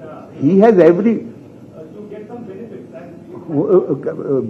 Give the example. Give the example. Give one example of seeking any favor. Give one example. You can't talk in the air. Here there is a concrete case where Kerala University Vice Chancellor is instructed to defy the Chancellor. You have all published in your papers. Where another university Vice Chancellor is given instruction to defy the Vice Chancellor, the order of the Chancellor. Here is a concrete case where the relatives of the personnel staff of the Chief Minister was being given appointment. If he is making any charge against him, let him give the example. Some instance. So you said that certain pressure tactics are being. Only pressure tactics. To sign these two bills, I mean. That is all. That is all. And that is why I'm on CA. They wanted to silence me. Therefore, they organized Kannur. How can Vice Chancellor who has invited me can say that I am not in a position to write report of the incident because I am no security expert? Tell me. These are the pressure tactics. You are trying to intimidate me. Not through press conference, not just through press conference. Have you not seen the number of articles which have appeared in the paper? Governor's power are going to be curtailed. They are in the habit of using their cadre, their party office bearer. Do you know what had happened to Mr. Gawai when he had given sanction to prosecute Mr. Pinarayi Vijayan in that case? There was a vicious campaign against the then Governor Gawai. There is nothing new. These tactics are very old. They are because their ideology permits use of force. Therefore, they feel no hesitation to bring down the dignity of the office. പൂർണ്ണമായും ദുരുപയോഗപ്പെടുത്തുകയാണ്. വാർത്താ സമ്മേളനം വിളിച്ചു ചേർത്ത് ഒരു RSS പ്രചാരകന്റെ ദൗത്യം നിർവഹിക്കുകയാണ് അദ്ദേഹം ചെയ്തത്. എന്തോ ഒരു മഹാത്ഭുതം, എന്തോ വലിയ രേഖ അവതരിപ്പിക്കാൻ പോകുന്നുണ്ട്, എന്തോ ചില വെളിപ്പെടുത്തലുകൾ വരാൻ പോകുന്നു എന്നൊരു പ്രതീതി ഇന്നലെ മുതൽ ഉണ്ടാക്കിയിട്ടാണ് ഇന്ന് വാർത്താ സമ്മേളനം അദ്ദേഹം വിളിച്ചു ചേർത്തത്. യഥാർത്ഥത്തിൽ ആ വാർത്താ സമ്മേളനം കണ്ടിട്ടുള്ളവരെല്ലാം അദ്ദേഹത്തിന് എന്തോ സംഭവിച്ചിട്ടുണ്ട്, അദ്ദേഹത്തിന് വലിയ നിലവാര തകർച്ച സംഭവിച്ചിരിക്കുകയാണ്, പ്രായത്തിനനുസരിച്ചിട്ടുള്ള പക്വതയോ വിദ്യാഭ്യാസത്തിനനുസരിച്ചിട്ടുള്ള പാകതയോ ഒരു ഭരണതന്ത്രജ്ഞൻ എന്നുള്ള നിലയിലുള്ള ഉത്തരവാദിത്വ ബോധവും ഒന്നും നിർവഹിക്കാതെ അദ്ദേഹം ഒരു വികാരജീവിയായി വിക്ഷുബ്ധനായി എന്തൊക്കെയോ വിളിച്ചു പറയുന്നതായിട്ടാണ് അദ്ദേഹത്തിൻ്റെ പത്രസമ്മേളനത്തിൽ കണ്ടത്. ആ പത്രസമ്മേളനം നിരീക്ഷിക്കുന്നവർക്കെല്ലാം അറിയാം, പുതുതായിട്ടൊന്നുമില്ല. അദ്ദേഹം ആക്ഷേപിക്കുന്നത് 90 വയസ്സ് കഴിഞ്ഞിട്ടുള്ള ചരിത്ര പണ്ഡിതനാണ് ഇർഫാൻ ഹബീബ്. അദ്ദേഹം വിദേശ സർവകലാശാലകളിലെ പ്രഭാഷകനാണ്, ലോകപ്രശസ്ത ചരിത്ര പണ്ഡിതനാണ്. അദ്ദേഹത്തെയാണ് ഗവർണർ തെരുവ് ഗുണ്ട എന്ന് വിളിച്ചത്. എന്താണ് അദ്ദേഹത്തിന് സംഭവിച്ചത്? ഇതാണ് കേരളത്തിലെ ജനങ്ങൾ ഇന്ന് നിരീക്ഷിച്ചുകൊണ്ടിരിക്കുന്നത്. അദ്ദേഹത്തിൻ്റെ പത്രസമ്മേളനത്തിൽ അദ്ദേഹം, ഞാനൊരു RSSകാരനാണ്, ഞാൻ RSSുമായിട്ട് 1986 മുതൽ തന്നെ നല്ല ബന്ധമുണ്ട് എന്ന് പറഞ്ഞാൽ 10-35 വർഷക്കാലത്തെ RSS ബന്ധമുള്ളവനാണ് എന്ന് അദ്ദേഹം സ്ഥാപിച്ചിരിക്കുകയാണ്. ഇങ്ങനെ ഒരു RSS വളണ്ടിയറായി, RSSകാരനായി ഒരു ഗവർണർ പോലുള്ള പദവിയിൽ ഇരിക്കാൻ യഥാർത്ഥത്തിൽ അദ്ദേഹം ഒരിക്കലും യോഗ്യനല്ല. അദ്ദേഹത്തിൻ്റെ അപക്വമായ വികാരങ്ങൾ കടിമപ്പെട്ടുകൊണ്ടുള്ള അദ്ദേഹത്തിൻ്റെ സമീപനങ്ങളെല്ലാം ഇത്തരമൊരു ഉയർന്ന സ്ഥാനത്തിരിക്കാൻ യോഗ്യനല്ല എന്ന്, അയോഗ്യനാണ് എന്ന് അദ്ദേഹം തെളിയിച്ചിരിക്കുകയാണ്. അതുകൊണ്ട് ഇന്ന് അദ്ദേഹത്തിന് സംഭവിച്ചിട്ടുള്ള മാനസിക വിഭ്രാന്തിയാണ്. ഞാനിത് പത്രസമ്മേളനത്തിൽ തന്നെ അദ്ദേഹം വല്ലാത്ത വിഭ്രാന്തിയാണ്. ഒന്നും ഒരു പക്വതയോടുകൂടി കേട്ട് സഹനശക്തിയോടുകൂടി ഒരു പാകതയെത്തിയ ഒരു ഭരണകർത്താവിൻ്റെ ഒരു സമീപനവും അദ്ദേഹത്തിൻ്റെ സമീപനത്തിൽ കാണാൻ സാധിച്ചില്ല. അദ്ദേഹത്തിന് മാനസികമായി എന്തോ സംഭവിച്ചിട്ടുണ്ട്. ചിലപ്പോൾ അദ്ദേഹം എന്തോ പ്രതീക്ഷിച്ചിട്ടുണ്ടാകും. അദ്ദേഹം ആ പ്രതീക്ഷക്കനുസരിച്ച് RSSനെ തൃപ്തിപ്പെടുത്താൻ കഴിയാത്തത് കൊണ്ട് എന്തെങ്കിലും സ്ഥാനമാനങ്ങൾ ലഭ്യമാകാതിരുന്നിട്ടുണ്ടോ എന്നുള്ളതൊക്കെ ഒരുപക്ഷെ അദ്ദേഹത്തെ അസ്വസ്ഥനാക്കിയിട്ടുണ്ടാകും. പറഞ്ഞ് എന്തും പറയുക എന്നുള്ള നിലയിലേക്കാണ് അദ്ദേഹം എത്തിച്ചേർന്നിട്ടുള്ളത്. അദ്ദേഹത്തിൻ്റെ പരാമർശങ്ങളിൽ തന്നെ പലരെയും പരാമർശിച്ചതായി കാണും. യഥാർത്ഥത്തിൽ ഒരു ഭരണകർത്താവിന് യോജിച്ചതല്ല കേരളം പോലുള്ള വിദ്യാസമ്പന്നരായിട്ടുള്ള ഒരു സാംസ്കാരിക കേരളത്തിൻ്റെ ഗവർണർ പദവിയിൽ ഇരിക്കാൻ ഒരിക്കലും അദ്ദേഹം യോഗ്യനല്ല. അതുകൊണ്ട് ഇന്നത്തെ അദ്ദേഹത്തിന് സംഭവിച്ചിട്ടുള്ള മാനസിക അസ്വാസ്ഥ്യം എന്താണെന്നുള്ളത് ബന്ധപ്പെട്ട ആളുകൾ പരിശോധിക്കുന്ന, ഭരണകർത്താക്കൾ പരിശോധിക്കുന്നത് നല്ലതാണ്. അദ്ദേഹം ഇന്നത്തെ നിലയിൽ സ്വമേധയാണ് ഈ ഗവർണർ പദവിയിൽ നിന്ന് രാജിവെച്ച് പോകുന്നതാണ് ഉചിതമായിട്ടുള്ളത്. ഈ നാടിനും നാട്ടാർക്കും ജനങ്ങൾക്കും അതായിരിക്കും ഗുണകരം. ഒരിക്കലും ഇത്തരമൊരു സ്ഥാനത്തിരിക്കുന്ന ഒരു ഭരണകർത്താവിൽ നിന്നുണ്ട് ഉണ്ടാകാൻ പാടില്ലാത്ത നിലയിലുള്ള സമീപനങ്ങളാണ് അദ്ദേഹത്തിൽ നിന്നും ഉണ്ടായത്. വ്യക്തിഹത്യകൾ, അതുപോലെ തന്നെ വ്യക്തിവിരോധങ്ങൾ, എവിടെയെങ്കിലും അദ്ദേഹത്തെക്കുറിച്ച് എതിരായി പരാമർശിച്ചിട്ടുണ്ടെങ്കിൽ അതിൻ്റെയൊക്കെ വിരോധം തീർക്കാനുള്ള വ്യക്തിവിരോധങ്ങൾ, ഇതെല്ലാം പ്രയോഗിക്കുന്നൊരു നേതാവായി ഗവർണർ അധപ്പതിച്ചു പോയി. അദ്ദേഹത്തെക്കുറിച്ച് ഇനി ദുഃഖിക്കാനേ വഴിയുള്ളൂ. അദ്ദേഹം ഗവർണറായി ഇരിക്കുന്നത് ഈ നാട്ടിലെ ജനങ്ങൾക്ക് പരിഹാസമായിരിക്കും. ജനങ്ങൾ അദ്ദേഹത്തെ പരിഹാസ്യതയോടുകൂടിയേ കാണും. അതുകൊണ്ടാണ് അദ്ദേഹത്തിൻ്റെ ഏറ്റവും നല്ലത് ഈ പരിഹാസ്യതയിൽ നിന്ന്, ജനതയുടെ പരിഹാസ്യതയിൽ നിന്ന് മോചനം നേടാൻ ഗവർണർ പദവി ഉപേക്ഷിച്ച് പോകുന്നതാണ് നല്ലത്. അത് അദ്ദേഹത്തിൻ്റെ കർമ്മം കൊണ്ട് അദ്ദേഹം തെളിയിച്ചിരിക്കുകയാണ്. അതാണ് ഇന്നത്തെ പത്രസമ്മേളനത്തിലൂടെ എനിക്ക് മനസ്സിലാക്കാൻ കഴിഞ്ഞിട്ടുള്ള കാര്യം. പ്രധാനമായിട്ടും അദ്ദേഹം പറഞ്ഞ വേറൊരു കാര്യം LDF-ന്റെ കൺവീനറായിരിക്കുന്ന ഒരാൾ അദ്ദേഹം വിമാനത്തിൽ രണ്ടുപേരെ ആക്രമിച്ച ആളാണ്. എന്നുവെച്ചാൽ ആരെയും ആക്രമിക്കും അല്ലെങ്കിൽ അത്തരക്കാരെ പ്രൊമോട്ട് ചെയ്യും ഈ പാർട്ടി അല്ലെങ്കിൽ ഈ മുന്നണി എന്നതിന്റെ തെളിവാണ് അങ്ങേപോലെ ഒരാളെ LDF-ന്റെ കൺവീനറാക്കിയതെന്നാണ് അദ്ദേഹം ആരോപിക്കുന്നത്. അദ്ദേഹത്തിന്റെ നിലവാര തകർച്ചയാണത് കാണിക്കുന്നത്. അദ്ദേഹത്തെ പോലെയുള്ള ഒരു ഗവർണർ പറയേണ്ട കാര്യമാണോ അത്? രാഷ്ട്രീയ പാർട്ടികൾ പറയേണ്ട കാര്യങ്ങൾ രാഷ്ട്രീയ പാർട്ടികൾ പറഞ്ഞാൽ മനസ്സിലാക്കാം.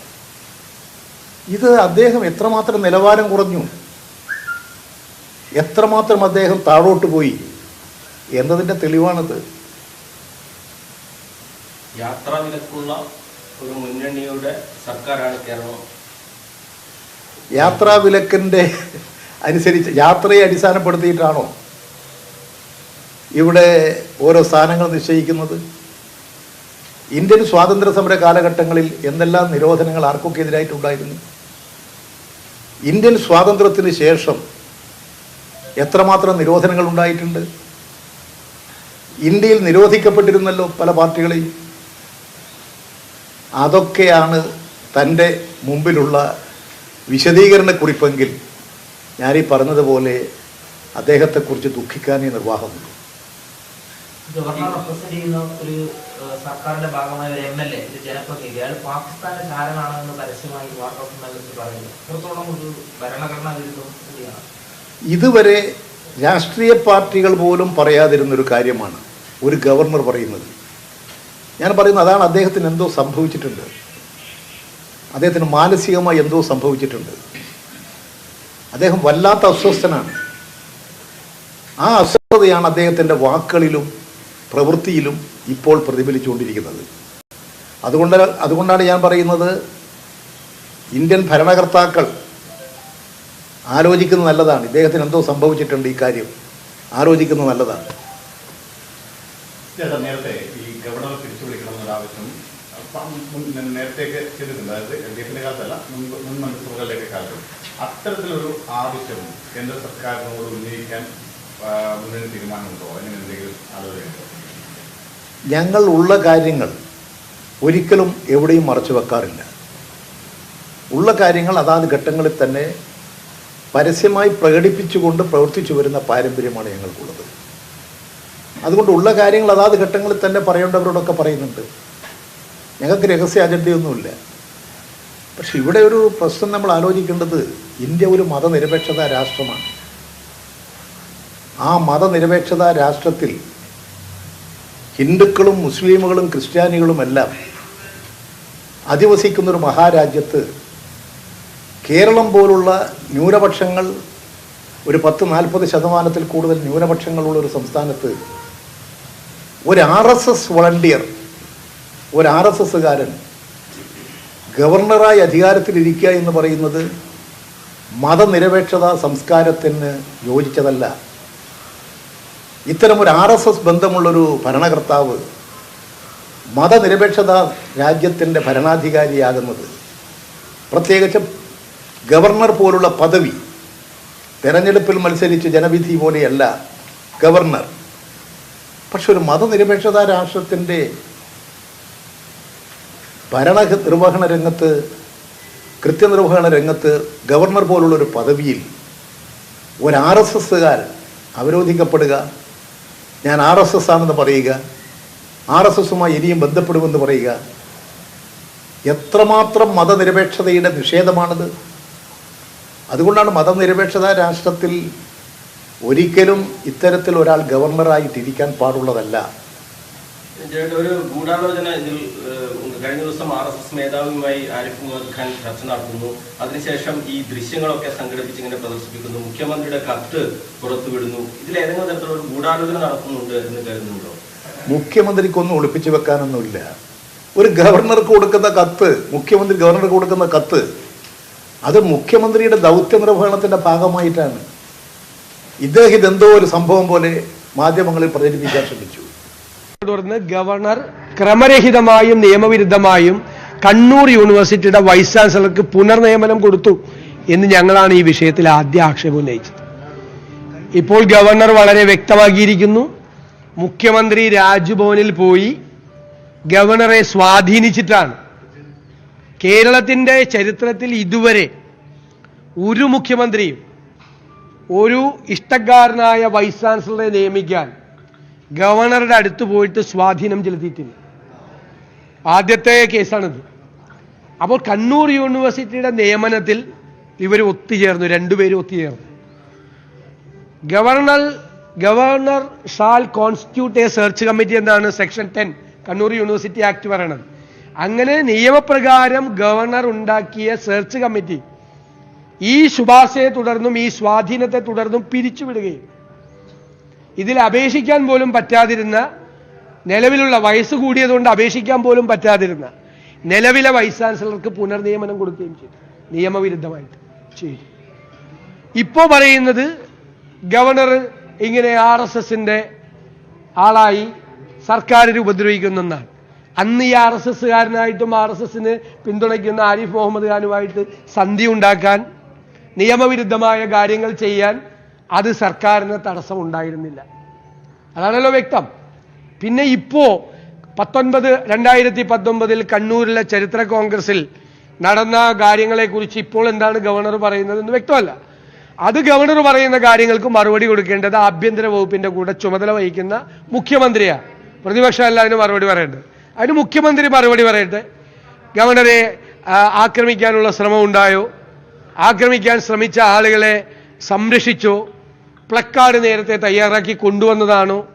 യോഗം കലക്കാൻ നേരത്തെ തീരുമാനിച്ചതാണോ എന്നൊക്കെ മറുപടി പറയേണ്ടത് മുഖ്യമന്ത്രി തന്നെയാണ്. കാരണം മുഖ്യമന്ത്രിയോടാണ് ആ ചോദ്യങ്ങളും ആ ആക്ഷേപങ്ങളും. അത് ഞങ്ങളല്ല മറുപടി പറയേണ്ടത്. അതൊന്നുമല്ല പ്രസക്തമായ കാര്യങ്ങൾ ഇതാണ്. രണ്ടാമത്തെ ഒരു കാര്യം ഗവർണർ പറഞ്ഞതിനെ ഞങ്ങൾ സ്വാഗതം ചെയ്യുന്നു. ലോകായുക്ത ബില്ലും സർവകലാശാല ബില്ലും അദ്ദേഹം ഒപ്പിടില്ല എന്ന് പറഞ്ഞു. ഗവർണർ ഇപ്പോൾ തെറ്റിതിരുത്തുന്നതിൽ ഞങ്ങൾ സ്വാഗതം ചെയ്യാം. ഞങ്ങൾ അദ്ദേഹത്തെ കണ്ട് നേരിട്ട് ലോകായുക്ത ഓർഡിനൻസ് വന്നപ്പോൾ നേരിട്ട് UDF പ്രതിനിധി സംഘം പോയി അദ്ദേഹത്തോട് അഭ്യർത്ഥിച്ചതാണ്, ഇത് നിയമവിരുദ്ധമാണ്, ഇതൊരു കാരണവശാലും അനുവദിക്കരുതെന്ന്. അന്ന് ഓർഡിനൻസിൽ അവർ ഒപ്പുവെച്ചു. അന്ന് ഇവർ ഒന്ന് ചേർന്നു, രണ്ടു കൂട്ടരും കൂടി ഒന്ന് ചേർന്നു, ധാരണയായിരുന്നു, ഒപ്പുവെച്ചു. ഇപ്പൊ ബില്ല് ഒപ്പുവെക്കില്ല എന്നുള്ള നിലപാടെടുത്തിരിക്കുന്നു. നിയമവിരുദ്ധമായ ബില്ല് ഒപ്പുവെക്കരുത് എന്ന് തന്നെയാണ് ഞങ്ങളുടെ നിലപാട്. അതുപോലെ സർവകലാശാല ബില്ലും സർവകലാശാലയുടെ സ്വയംഭരണ അധികാരത്തെ ഇല്ലാതാക്കി സർവകലാശാലയെ സർക്കാരിന്റെ ഡിപ്പാർട്ട്മെന്റാക്കി തരം താഴ്ത്തുന്ന ഇഷ്ടക്കാരെ, CPMന് ഇഷ്ടക്കാരായ ആളുകളെ വൈസ് ചാൻസലർമാരായി നിയമിക്കാനും അതുവഴി പിൻവാതിൽ നിയമനം, ബന്ധു നിയമനം നടത്താനും വേണ്ടിയിട്ടാണ് ഈ സർവകലാശാല ഭേദഗതി ബില്ല് വന്നിരിക്കുന്നത്. ആ ബില്ല് ഈ രണ്ട് ബില്ലിനെയും ശക്തിയുക്തം പ്രതിപക്ഷം നിയമസഭയിൽ എതിർത്തതാണ്. ഈ രണ്ട് ബില്ലിലും അദ്ദേഹം ഒപ്പുവെക്കില്ല എന്നുള്ള തീരുമാനത്തെ ഞങ്ങൾ സ്വാഗതം ചെയ്യുന്നു. ഇതാണ് ഞങ്ങൾക്ക് ഈ മൂന്ന് കാര്യങ്ങളാണ് പ്രധാനമായിട്ട് ഞങ്ങൾക്ക് പറയാനുള്ളത്.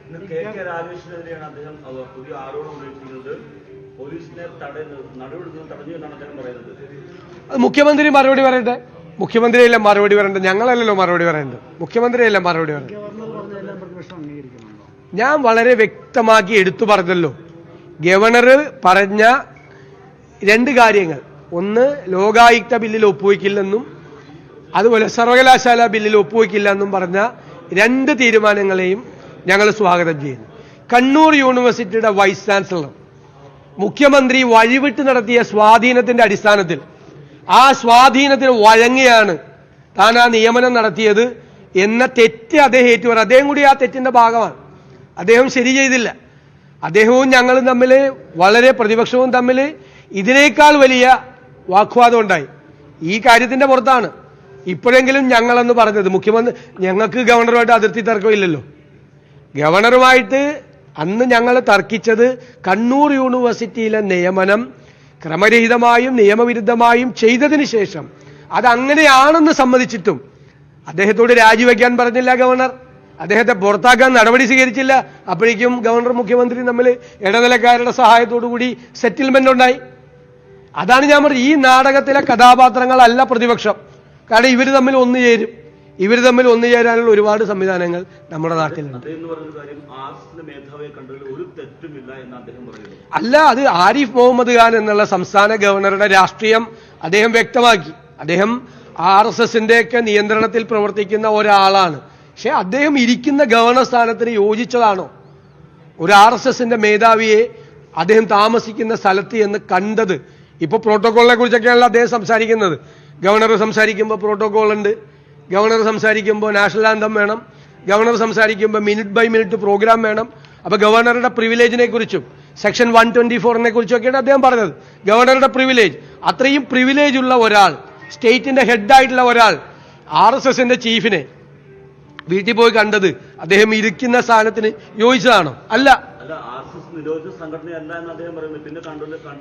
എന്നാ പിന്നെ ഈ പ്രിവിലേജിനെ പറ്റിയും ഈ ഗവർണറുടെ പദവിയെ കുറിച്ചൊക്കെ നമ്മളെ ഓർമ്മപ്പെടുത്തുന്നത് എന്തിനാ അങ്ങനെ ഓർമ്മപ്പെടുത്തുന്നത്? RSSന്റെ ചീഫിനെ ഗവർണർ സംസ്ഥാനത്തിന്റെ ഭരണത്തലവനാൾ ഇരിക്കുന്നത് പോയി കണ്ടപ്പോ എന്ത് പ്രോട്ടോകോളാണ് അദ്ദേഹം നോക്കിയത്? ഇപ്പൊ പ്രോട്ടോകോളിനെ കുറിച്ചാണല്ലോ ആദ്യം അരമണിക്കൂർ സംസാരിച്ചത്, അല്ലേ?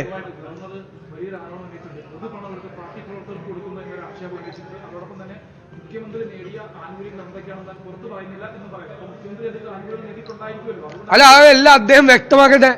പറഞ്ഞാലേ നമുക്ക് പറയാൻ പറ്റുള്ളൂ ഏത് പോയിന്റിലാണെന്ന്. ഞങ്ങൾ ഒരുപാട് ആരോപണം സർക്കാരിനെ കുറിച്ച് ഉന്നയിച്ചിട്ടുണ്ട്. ഞാൻ പറയില്ല, പ്രതിപക്ഷത്തിന്റെ പൊസിഷനിങ് നിങ്ങൾ ആദ്യം മുതൽ പരിശോധിച്ചു. നിങ്ങളുടെ കയ്യിലൊക്കെ റെക്കോർഡുണ്ടല്ലോ, അല്ലേ? വിഷ്വൽ മീഡിയയിലെല്ലാം നല്ല റെക്കോർഡുണ്ടല്ലോ നിങ്ങളുടെ കയ്യിലെല്ലാം. ഞങ്ങൾ ആദ്യം മുതലേ എടുത്തിരിക്കുന്നത് കൺസിസ്റ്റന്റ് ആയ നിലപാടാണ്, സ്ഥിരമായ നിലപാടാണ്. ഞങ്ങൾ ഇതിൻ്റെ അകത്ത് കശി പിടിച്ചില്ല. കശി പിടിച്ചിരുന്നെങ്കിൽ എന്ത് സംഭവിച്ചേനെ? ഞങ്ങൾക്ക് ആദ്യം മുതലേ ഞങ്ങൾ കശി പിടിച്ചില്ല. ഗവർണർ തെറ്റ് ചെയ്താൽ ഗവർണറെ ചോദ്യം ചെയ്തിട്ടുണ്ട്, സർക്കാർ തെറ്റ് ചെയ്താൽ സർക്കാരിനെ ചോദ്യം ചെയ്തിട്ടുണ്ട്. ഞങ്ങൾ വിഷയാധിഷ്ഠിതമായി മാത്രമാണ് ഈ വിഷയത്തോട് പ്രതികരിച്ചിട്ടുള്ളത്. ഇപ്പോഴും അതന്നെ.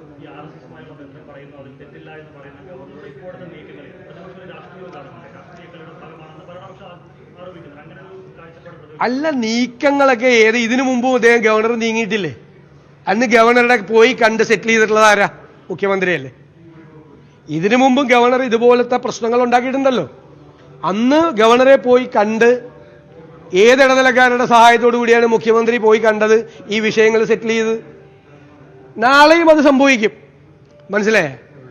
നാളെ അപ്പോ ഇപ്പോ ഒരു വിഷയം വന്ന് നിൽക്കുന്ന സമയത്ത് അത് ഒരു RSSും BJPയുടെ കളറൈന് കൊടുക്കുക, അല്ലാത്ത സമയത്ത് RSSും BJPയുടെ കളറുള്ള ആളുമായിട്ട് സെറ്റിൽമെന്റ് നടത്തുക. ഇതിങ്ങനെ മാറി മാറി നടന്നുകൊണ്ടിരിക്കുകയാണ്. ഓർഡിനൻസ് എന്നപ്പോൾ സെറ്റിൽമെന്റ് ആക്കി, ഇപ്പൊ സെറ്റിൽമെന്റ് ഇല്ല, അതുകൊണ്ട് ബില്ല് ഒപ്പിടില്ല. നാളെ മുഖ്യമന്ത്രി വേറെ ഏതെങ്കിലും ഇടനിലക്കാരുടെ സഹായത്തോടു കൂടി പോയി കണ്ട് ഓർഡിനൻസിൽ ഒപ്പിടിച്ചതുപോലെ ഈ ബില്ലിൽ ഒപ്പിടിക്കില്ല എന്ന് ആര് പറയുന്നു? ഞങ്ങളുടെ നിലപാടാണ് ഞങ്ങൾ പറഞ്ഞത്, ഒപ്പിടാൻ പാടില്ല. ഞാൻ പറഞ്ഞല്ലോ, അദ്ദേഹം വളരെ വ്യക്തമാക്കിയല്ലോ. RSS മേധാവിയെ വീട്ടിൽ പോയി അദ്ദേഹം താമസിക്കുന്ന സ്ഥലത്ത് പോയി കണ്ട ഗവർണർ അദ്ദേഹത്തിന്റെ രാഷ്ട്രീയം വ്യക്തമാക്കിയല്ലോ, ആളാണെന്ന് വ്യക്തമാക്കിയല്ലോ.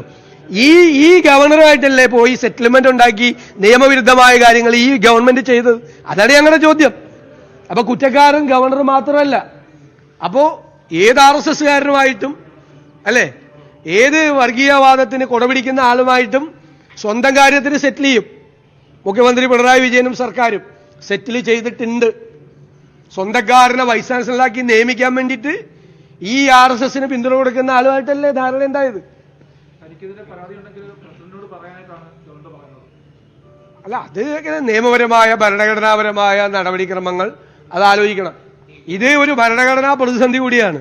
ഗവൺമെന്റും ഇങ്ങനെ ഒരു ക്രൈസിസ് ഉണ്ടാകണം. പിന്നെ ഇവിടെ ആരും അതത്ര സീരിയസ് ആയിട്ട് നിങ്ങൾ പോലും എടുക്കാത്തതിന്റെ കാരണം ഏത് സമയത്ത് സെറ്റിൽമെന്റ് ഉണ്ടാവും എന്നറിയാവുന്നതുകൊണ്ടാണ്.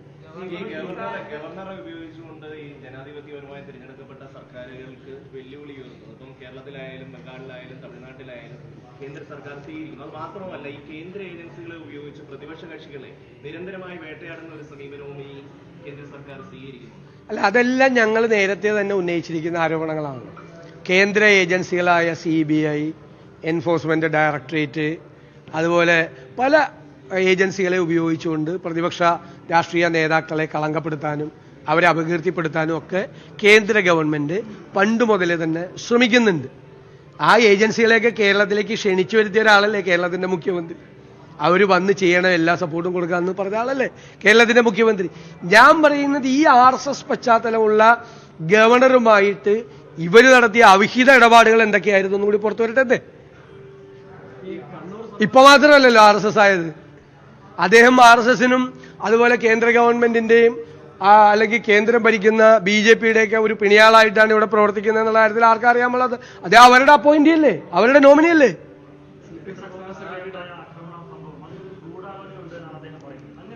അത് മുഖ്യമന്ത്രി പറയട്ടെ. 3 കൊല്ലം മുമ്പ് നടന്ന സംഭവത്തെക്കുറിച്ച് അന്ന് വാർത്താമാധ്യമങ്ങൾ പുറത്തുവിട്ട വിഷ്വൽ തന്നെയാണ് ഇപ്പോഴും ഉള്ളത്. നമുക്ക് അത് ആ അറിവല്ലേ ഉള്ളൂ.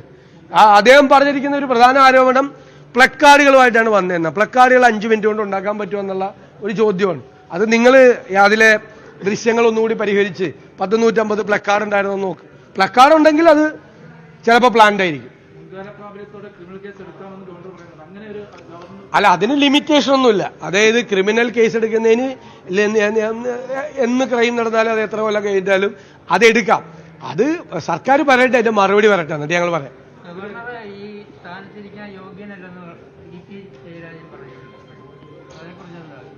അതിനൊക്കെ ഞാൻ മറുപടി പറയേണ്ട ആവശ്യമില്ല.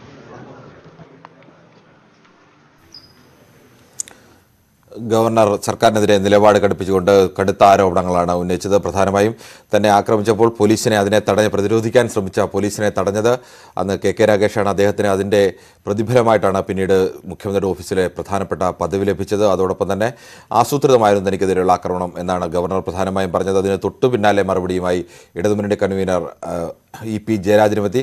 അദ്ദേഹം ഗവർണർക്ക് മാനസിക അസ്വാസ്ഥ്യമുണ്ട് എന്നുള്ള അതീവ ഗുരുതരമായ ആരോപണമാണ് ഉന്നയിച്ചത്. തൊട്ടു പിന്നാലെ പ്രതിപക്ഷ നേതാവ് VD സതീശനും ഈ കേസിൽ ഞങ്ങൾ കക്ഷിയല്ല, പക്ഷേ കണ്ണൂർ VC നിയമനത്തിൽ ആദ്യം തന്നെ UDF ആരോപണം ഉന്നയിച്ചിരുന്നു. ഈ VC നിയമനത്തിൽ അനധികൃതമായ ഇടപെടലുകൾ ഗവർണറും സർക്കാരും ചേർന്ന് മുഖ്യമന്ത്രിയും ചേർന്ന് നടത്തിയിട്ടുണ്ട്.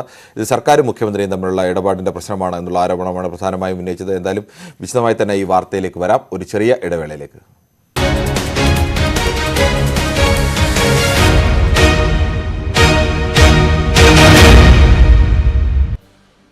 തികച്ചും അസാധാരണവും കേരള ചരിത്രത്തിലില്ലാത്തതുമായ നീക്കമാണ് ഗവർണർ ആരിഫ് മുഹമ്മദ് ഖാൻ നടത്തുന്നത്. അദ്ദേഹത്തിൻ്റെ വാർത്താ സമ്മേളനം 11:45 സർക്കാരിനെതിരെ മുഖ്യമന്ത്രിക്കെതിരെ തെളിവുകൾ സമർപ്പിക്കാൻ, സർക്കാരിനെതിരെ ആരോപണങ്ങൾ ഉന്നയിക്കാൻ ഇത്തരമൊരു വാർത്താ സമ്മേളനം ഒരുപക്ഷെ രാജ്യചരിത്രത്തിൽ തന്നെ അത്യപൂർവമെന്ന് വേണം പറയേണ്ടത്. അത്തരമൊരു നീക്കമാണ് ഗവർണർ നടത്തുന്നത്.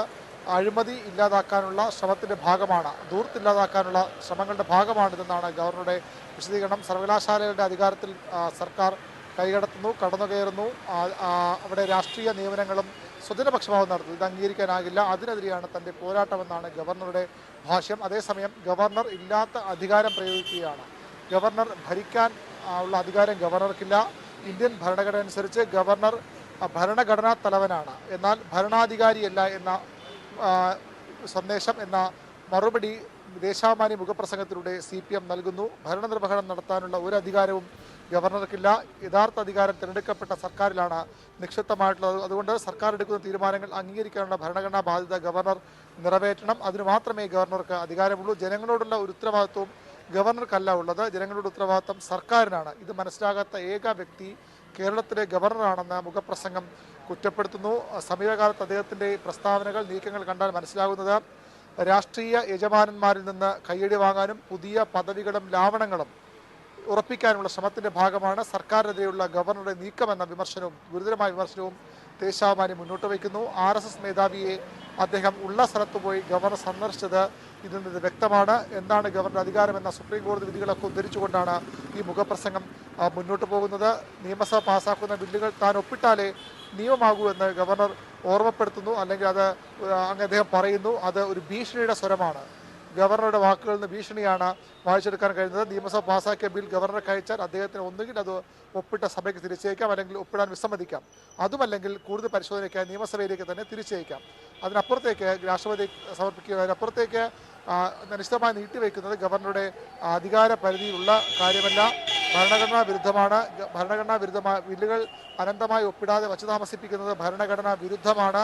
അത് എങ്ങനെയാണ് ഒരു ഗവർണർ സ്വീകരിക്കുക തുടങ്ങി വളരെ രൂക്ഷമായ നിശ്ചിതമായ വിമർശനങ്ങളാണ് ഗവർണർക്കെതിരെ ദേശാഭിമാനി ഉയർത്തുന്നത്. അതിന് പിന്നാലെ ഇന്ന് ദേശാഭിമാനി തന്നെ പാർട്ടി സംസ്ഥാന സെക്രട്ടറി പുത്ര ദിനേശിൻ്റെ ഒരു ലേഖനമുണ്ട്. ഈ ചരിത്ര കോൺഗ്രസ് സംബന്ധിച്ച കാര്യങ്ങളും അതുമായി ബന്ധപ്പെട്ട കാര്യങ്ങളും പരാമർശിച്ചുകൊണ്ട് ഗവർണറെ അവിടെയും വിമർശിച്ചുകൊണ്ടുള്ള ലേഖനം പുത്രത്തെ ദിനേശനും എഴുതിയിട്ടുണ്ട്. ഇതിനുള്ള ഒക്കെയുള്ള ഒരു മറുപടി എന്ന രീതിയിലും വിഷയത്തിലേക്ക് ഇടപെട്ടുകൊണ്ടും വീക്ഷണവും ഇന്നൊരു മുഖപ്രസംഗം പ്രസിദ്ധീകരിച്ചിട്ടുണ്ട്. അതായത് സംസ്ഥാന സർക്കാരും ഗവർണറുമായി തമ്മിൽ തല്ലുന്നു, തെരുവിൻ്റെ ഭാഷയിൽ നടത്തുന്ന പോര് ഭരണഘടനയ്ക്ക് യോജിച്ചതല്ല, അടുക്കള പോര് തെരുവിലേക്കെന്നാണ് വീക്ഷണത്തിൻ്റെ മുഖപ്രസംഗത്തിൽ പറയുന്നത്. ഗവർണർ ഇരിക്കുന്ന പദവിയുടെ അന്തസ്സ് മറന്ന് പ്രവർത്തിക്കുന്ന വിമർശനവും അതിലുണ്ട്. ഇരു വിഭാഗങ്ങളും സർക്കാരും ഗവർണറും ഭരണഘടനയുടെ തത്വങ്ങളും കടമകളും മറക്കരുത്, അടുക്കളപ്പോര് തെരുവീതികളിലേക്ക് വലിച്ചിട്ട് തെരുവ് മാലിന്യം പോലെ സമൂഹത്തിന് ദുസ്സഹമായി തീർന്ന കുറ്റപ്പെടുത്തലും ഭീഷണി നടത്തുന്നു. അങ്ങനെ സംസ്ഥാനത്തെ രാഷ്ട്രീയ അന്തരീക്ഷം അത്യന്തം കലുഷിതമാവുന്ന സാഹചര്യത്തിലേക്ക് സർക്കാർ ഗവർണർ പോര് മാറുകയാണ്. നേരത്തെയൊക്കെ ഗവർണറുടെ വിമർശനങ്ങളെ കാര്യമായി മറുപടി പറഞ്ഞു പോയിരുന്നില്ല CPM സർക്കാരും. കുറച്ചെങ്കിലും മറുപടി നൽകിയത് CPM നേതൃത്വമായിരുന്നു. പക്ഷേ അത് മാറ്റിവെച്ചുകൊണ്ട് മുഖ്യമന്ത്രി തന്നെ നേരിട്ട് രംഗത്തെത്തുന്നു. കഴിഞ്ഞ ദിവസം CPMന്റെ സംസ്ഥാന സെക്രട്ടറി MV ഗോവിന്ദൻ പറഞ്ഞത് ഗവർണർ പറയുന്നതിന് അപ്പോൾ മറുപടി പറഞ്ഞു പോകാൻ തന്നെയാണ് CPMന്റെ തീരുമാനം. ഇനി കാര്യങ്ങൾ ആ രീതിയിൽ വൈകിപ്പിക്കില്ല. ഗവർണർ ഏത് രീതിയിൽ നീങ്ങുന്നു അതേ രീതിയിൽ തിരിച്ചടിക്കാനാണ് CPMന്റെയും സർക്കാരിൻ്റെ തീരുമാനം. അതായത് ഗവർണർക്കെതിരെ രാഷ്ട്രീയ വിമർശനം ശക്തമാക്കും, രാഷ്ട്രീയ പ്രചരണം ശക്തമാക്കും. അതിനപ്പുറത്തേക്ക് മറുപടികൾ പാർട്ടി നേതൃത്വവും സർക്കാരിലെ പ്രമുഖരും മുഖ്യമന്ത്രി അടക്കമുള്ളവർ മറുപടി പറഞ്ഞു പോകും. നിയമപരമായി നേരിടേണ്ട കാര്യങ്ങൾ, കാരണം ഈ ബില്ലുകളൊക്കെ അനിശ്ചിതമായി നീണ്ടുപോയാൽ അവിടെ നിയമവഴികൾ തേടാനും CPM ആലോചിക്കുന്നുണ്ട്. ആ രീതിയിൽ ഗവർണർക്കെതിരെ ഏത് രീതിയിലാണോ ഏത് ലൈനിലാണോ ഗവർണർ പോകുന്നത് അതേ ലൈനിൽ അതേ നാണയത്തിൽ തിരിച്ചടിക്കാനാണ് സർക്കാരിനും CPMന്റെയും തീരുമാനം. തികച്ചും അസാധാരണവും കേരള ചരിത്രത്തിലില്ലാത്തതുമായ നീക്കമാണ് ഗവർണർ ആരിഫ് മുഹമ്മദ് ഖാൻ നടത്തുന്നത്. അദ്ദേഹത്തിൻ്റെ വാർത്താ സമ്മേളനം 11:45 സർക്കാരിനെതിരെ മുഖ്യമന്ത്രിക്കെതിരെ തെളിവുകൾ സമർപ്പിക്കാൻ, സർക്കാരിനെതിരെ ആരോപണങ്ങൾ ഉന്നയിക്കാൻ ഇത്തരമൊരു വാർത്താ സമ്മേളനം ഒരുപക്ഷെ രാജ്യചരിത്രത്തിൽ തന്നെ അത്യപൂർവമെന്ന് വേണം പറയേണ്ടത്. അത്തരമൊരു നീക്കമാണ് ഗവർണർ നടത്തുന്നത്. അഴിമതി ഇല്ലാതാക്കാനുള്ള ശ്രമത്തിൻ്റെ ഭാഗമാണ്, ധൂർത്തില്ലാതാക്കാനുള്ള ശ്രമങ്ങളുടെ ഭാഗമാണിതെന്നാണ് ഗവർണറുടെ വിശദീകരണം. സർവകലാശാലകളുടെ അധികാരത്തിൽ സർക്കാർ കൈകടത്തുന്നു, കടന്നുകയറുന്നു, അവിടെ രാഷ്ട്രീയ നിയമനങ്ങളും സ്വജനപക്ഷമാവും നടത്തുന്നു. ഇത് അംഗീകരിക്കാനാകില്ല. അതിനെതിരെയാണ് തൻ്റെ പോരാട്ടമെന്നാണ് ഗവർണറുടെ ഭാഷ്യം. അതേസമയം ഗവർണർ ഇല്ലാത്ത അധികാരം പ്രയോഗിക്കുകയാണ്. ഗവർണർ ഭരിക്കാൻ ഉള്ള അധികാരം ഗവർണർക്കില്ല. ഇന്ത്യൻ ഭരണഘടന അനുസരിച്ച് ഗവർണർ ഭരണഘടനാ തലവനാണ്, എന്നാൽ ഭരണാധികാരിയല്ല എന്ന സന്ദേശം, എന്ന മറുപടി ദേശാഭിമാനി മുഖപ്രസംഗത്തിലൂടെ CPM നൽകുന്നു. ഭരണനിർവഹണം നടത്താനുള്ള ഒരു അധികാരവും ഗവർണർക്കില്ല. യഥാർത്ഥ അധികാരം തിരഞ്ഞെടുക്കപ്പെട്ട സർക്കാരിലാണ് നിക്ഷിപ്തമായിട്ടുള്ളത്. അതുകൊണ്ട് സർക്കാർ എടുക്കുന്ന തീരുമാനങ്ങൾ അംഗീകരിക്കാനുള്ള ഭരണഘടനാ ബാധ്യത ഗവർണർ നിറവേറ്റണം. അതിന് മാത്രമേ ഗവർണർക്ക് അധികാരമുള്ളൂ. ജനങ്ങളോടുള്ള ഒരു ഉത്തരവാദിത്വവും ഗവർണർക്കല്ല ഉള്ളത്, ജനങ്ങളുടെ ഉത്തരവാദിത്വം സർക്കാരിനാണ്. ഇത് മനസ്സിലാകാത്ത ഏക വ്യക്തി കേരളത്തിലെ ഗവർണറാണെന്ന് മുഖപ്രസംഗം കുറ്റപ്പെടുത്തുന്നു. സമീപകാലത്ത് അദ്ദേഹത്തിൻ്റെ പ്രസ്താവനകൾ, നീക്കങ്ങൾ കണ്ടാൽ മനസ്സിലാകുന്നത് രാഷ്ട്രീയ യജമാനന്മാരിൽ നിന്ന് കയ്യടി വാങ്ങാനും പുതിയ പദവികളും ലാവണങ്ങളും ഉറപ്പിക്കാനുള്ള ശ്രമത്തിൻ്റെ ഭാഗമാണ് സർക്കാരിനെതിരെയുള്ള ഗവർണറുടെ നീക്കമെന്ന വിമർശനവും, ഗുരുതരമായ വിമർശനവും ദേശാഭിമാനി മുന്നോട്ട് വയ്ക്കുന്നു. RSS മേധാവിയെ അദ്ദേഹം ഉള്ള സ്ഥലത്ത് പോയി ഗവർണർ സന്ദർശിച്ചത് ഇതിൽ നിന്ന് വ്യക്തമാണ്. എന്താണ് ഗവർണർ അധികാരമെന്ന സുപ്രീം കോടതി വിധികളൊക്കെ ഉദ്ധരിച്ചുകൊണ്ടാണ് ഈ മുഖപ്രസംഗം മുന്നോട്ട് പോകുന്നത്. നിയമസഭ പാസ്സാക്കുന്ന ബില്ലുകൾ താൻ ഒപ്പിട്ടാലേ നിയമമാകൂ എന്ന് ഗവർണർ ഓർമ്മപ്പെടുത്തുന്നു. അല്ലെങ്കിൽ അത് അദ്ദേഹം പറയുന്നു, അത് ഒരു ഭീഷണിയുടെ സ്വരമാണ്. ഗവർണറുടെ വാക്കുകളിൽ നിന്ന് ഭീഷണിയാണ് വായിച്ചെടുക്കാൻ കഴിയുന്നത്. നിയമസഭ പാസ്സാക്കിയ ബിൽ ഗവർണർക്ക് അയച്ചാൽ അദ്ദേഹത്തിന് ഒന്നുകിൽ അത് ഒപ്പിട്ട സഭയ്ക്ക് തിരിച്ചയക്കാം, അല്ലെങ്കിൽ ഒപ്പിടാൻ വിസമ്മതിക്കാം. അതുമല്ലെങ്കിൽ കൂടുതൽ പരിശോധനയ്ക്കായി നിയമസഭയിലേക്ക് തന്നെ തിരിച്ചയക്കാം. അതിനപ്പുറത്തേക്ക് രാഷ്ട്രപതി സമർപ്പിക്കുക, അതിനപ്പുറത്തേക്ക് നിശ്ചിതമായി നീട്ടിവെക്കുന്നത് ഗവർണറുടെ അധികാര പരിധിയിലുള്ള കാര്യമല്ല. ഭരണഘടനാ വിരുദ്ധമാണ്. ഭരണഘടനാ വിരുദ്ധമായ ബില്ലുകൾ അനന്തമായി ഒപ്പിടാതെ വച്ചു താമസിപ്പിക്കുന്നത് ഭരണഘടനാ വിരുദ്ധമാണ്. അത് എങ്ങനെയാണ് ഒരു ഗവർണർ സ്വീകരിക്കുക തുടങ്ങി വളരെ രൂക്ഷമായ നിശ്ചിതമായ വിമർശനങ്ങളാണ് ഗവർണർക്കെതിരെ ദേശാഭിമാനി ഉയർത്തുന്നത്. അതിന് പിന്നാലെ ഇന്ന് ദേശാഭിമാനി തന്നെ പാർട്ടി സംസ്ഥാന സെക്രട്ടറി പുത്ര ദിനേശിൻ്റെ ഒരു ലേഖനമുണ്ട്. ഈ ചരിത്ര കോൺഗ്രസ് സംബന്ധിച്ച കാര്യങ്ങളും അതുമായി ബന്ധപ്പെട്ട കാര്യങ്ങളും പരാമർശിച്ചുകൊണ്ട് ഗവർണറെ അവിടെയും വിമർശിച്ചുകൊണ്ടുള്ള ലേഖനം പുത്രത്തെ ദിനേശനും എഴുതിയിട്ടുണ്ട്. ഇതിനുള്ള ഒക്കെയുള്ള ഒരു മറുപടി എന്ന രീതിയിലും വിഷയത്തിലേക്ക് ഇടപെട്ടുകൊണ്ടും വീക്ഷണവും ഇന്നൊരു മുഖപ്രസംഗം പ്രസിദ്ധീകരിച്ചിട്ടുണ്ട്. അതായത് സംസ്ഥാന സർക്കാരും ഗവർണറുമായി തമ്മിൽ തല്ലുന്നു, തെരുവിൻ്റെ ഭാഷയിൽ നടത്തുന്ന പോര് ഭരണഘടനയ്ക്ക് യോജിച്ചതല്ല, അടുക്കള പോര് തെരുവിലേക്കെന്നാണ് വീക്ഷണത്തിൻ്റെ മുഖപ്രസംഗത്തിൽ പറയുന്നത്. ഗവർണർ ഇരിക്കുന്ന പദവിയുടെ അന്തസ്സ് മറന്ന് പ്രവർത്തിക്കുന്ന വിമർശനവും അതിലുണ്ട്. ഇരു വിഭാഗങ്ങളും സർക്കാരും ഗവർണറും ഭരണഘടനയുടെ തത്വങ്ങളും കടമകളും മറക്കരുത്, അടുക്കളപ്പോര് തെരുവീതികളിലേക്ക് വലിച്ചിട്ട് തെരുവ് മാലിന്യം പോലെ സമൂഹത്തിന് ദുസ്സഹമായി തീർന്ന കുറ്റപ്പെടുത്തലും ഭീഷണി നടത്തുന്നു. അങ്ങനെ സംസ്ഥാനത്തെ രാഷ്ട്രീയ അന്തരീക്ഷം അത്യന്തം കലുഷിതമാവുന്ന സാഹചര്യത്തിലേക്ക് സർക്കാർ ഗവർണർ പോര് മാറുകയാണ്. നേരത്തെയൊക്കെ ഗവർണറുടെ വിമർശനങ്ങളെ കാര്യമായി മറുപടി പറഞ്ഞു പോയിരുന്നില്ല CPM സർക്കാരും. കുറച്ചെങ്കിലും മറുപടി നൽകിയത് CPM നേതൃത്വമായിരുന്നു. പക്ഷേ അത് മാറ്റിവെച്ചുകൊണ്ട് മുഖ്യമന്ത്രി തന്നെ നേരിട്ട് രംഗത്തെത്തുന്നു. കഴിഞ്ഞ ദിവസം CPMന്റെ സംസ്ഥാന സെക്രട്ടറി MV ഗോവിന്ദൻ പറഞ്ഞത് ഗവർണർ പറയുന്നതിന് അപ്പോൾ മറുപടി പറഞ്ഞു പോകാൻ തന്നെയാണ് CPMന്റെ തീരുമാനം. ഇനി കാര്യങ്ങൾ ആ രീതിയിൽ വൈകിപ്പിക്കില്ല. ഗവർണർ ഏത് രീതിയിൽ നീങ്ങുന്നു അതേ രീതിയിൽ തിരിച്ചടിക്കാനാണ് CPM-ന്റെയും സർക്കാരിൻ്റെ തീരുമാനം. അതായത് ഗവർണർക്കെതിരെ രാഷ്ട്രീയ വിമർശനം ശക്തമാക്കും, രാഷ്ട്രീയ പ്രചരണം ശക്തമാക്കും. അതിനപ്പുറത്തേക്ക് മറുപടികൾ പാർട്ടി നേതൃത്വവും സർക്കാരിലെ പ്രമുഖരും മുഖ്യമന്ത്രി അടക്കമുള്ളവർ മറുപടി പറഞ്ഞു പോകും. നിയമപരമായി നേരിടേണ്ട കാര്യങ്ങൾ, കാരണം ഈ ബില്ലുകളൊക്കെ അനിശ്ചിതമായി നീണ്ടുപോയാൽ അവിടെ നിയമവഴികൾ തേടാനും CPM ആലോചിക്കുന്നുണ്ട്. ആ രീതിയിൽ ഗവർണർക്കെതിരെ ഏത് രീതിയിലാണോ, ഏത് ലൈനിലാണോ ഗവർണർ പോകുന്നത് അതേ ലൈനിൽ, അതേ നാണയത്തിൽ തിരിച്ചടിക്കാനാണ് സർക്കാരിനും CPM-ന്റെയും തീരുമാനം. തികച്ചും അസാധാരണവും കേരള ചരിത്രത്തിലില്ലാത്തതുമായ നീക്കമാണ് ഗവർണർ ആരിഫ് മുഹമ്മദ് ഖാൻ നടത്തുന്നത്. അദ്ദേഹത്തിൻ്റെ വാർത്താ സമ്മേളനം 11:45 സർക്കാരിനെതിരെ, മുഖ്യമന്ത്രിക്കെതിരെ തെളിവുകൾ സമർപ്പിക്കാൻ, സർക്കാരിനെതിരെ ആരോപണങ്ങൾ ഉന്നയിക്കാൻ ഇത്തരമൊരു വാർത്താ സമ്മേളനം ഒരുപക്ഷെ രാജ്യത്തിൽ തന്നെ അത്യപൂർവമെന്ന് വേണം പറയേണ്ടത്. അത്തരമൊരു നീക്കമാണ് ഗവർണർ നടത്തുന്നത്. അഴിമതി ഇല്ലാതാക്കാനുള്ള ശ്രമത്തിൻ്റെ ഭാഗമാണ്, ധൂർത്തില്ലാതാക്കാനുള്ള ശ്രമങ്ങളുടെ ഭാഗമാണിതെന്നാണ് ഗവർണറുടെ വിശദീകരണം. സർവകലാശാലകളുടെ അധികാരത്തിൽ സർക്കാർ കൈകടത്തുന്നു, കടന്നുകയറുന്നു, അവിടെ രാഷ്ട്രീയ നിയമനങ്ങളും സ്വജനപക്ഷമാവും നടത്തുന്നു. ഇത് അംഗീകരിക്കാനാകില്ല, അതിനെതിരെയാണ് തൻ്റെ പോരാട്ടമെന്നാണ് ഗവർണറുടെ ഭാഷ്യം. അതേസമയം ഗവർണർ ഇല്ലാത്ത അധികാരം പ്രയോഗിക്കുകയാണ്. ഗവർണർ ഭരിക്കാൻ ഉള്ള അധികാരം ഗവർണർക്കില്ല. ഇന്ത്യൻ ഭരണഘടന അനുസരിച്ച് ഗവർണർ ഭരണഘടനാ തലവനാണ്, എന്നാൽ ഭരണാധികാരിയല്ല എന്ന സന്ദേശം, എന്ന മറുപടി ദേശാഭിമാനി മുഖപ്രസംഗത്തിലൂടെ CPM നൽകുന്നു.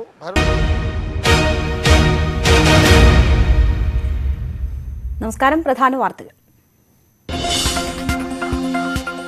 സർക്കാരിനെതിരെ നിലപാട് കടുപ്പിച്ച് governor. And prevented police from acting against those who were creating disturbance. Has he been appointed in the Chief Minister's office because of that great thing which he did? ലക്ഷ്യം മുഖ്യമന്ത്രിയുടെ ഓഫീസും പ്രൈവറ്റ് സെക്രട്ടറി KK രാഗേഷും. ചരിത്ര കോൺഗ്രസിലെ അക്രമത്തിൽ arrest തടഞ്ഞത് രാഗേഷ്. 7 വർഷം തടവ് ശിക്ഷ ലഭിക്കാവുന്ന കുറ്റം. ഉണ്ടായത് ആസൂത്രിത പ്രതിഷേധമെന്നും ഗവർണർ. കണ്ണൂർ VC പുനർനിയമനത്തിൽ മുഖ്യമന്ത്രി നേരിട്ടിടപെട്ടെന്ന് governor. Why I was forced to write that letter? Chief Minister personally came to Raj Bhavan and requested me that in the matter of the appointment of Kannur University Vice Chancellor, that is his home district, and I agreed with him that I will give weightage to your opinion. You are democratically elected leader. Yes, I shall give weightage to your opinion. മുഖ്യമന്ത്രി അയച്ച കത്തുകൾ പുറത്തുവിട്ട് ഉന്നത ഉദ്യോഗസ്ഥൻ കാണാനെത്തി. KT ജലീലിനും EP ജയരാജനും Saji ചെറിയാനും ഗവർണറുടെ വിമർശനം.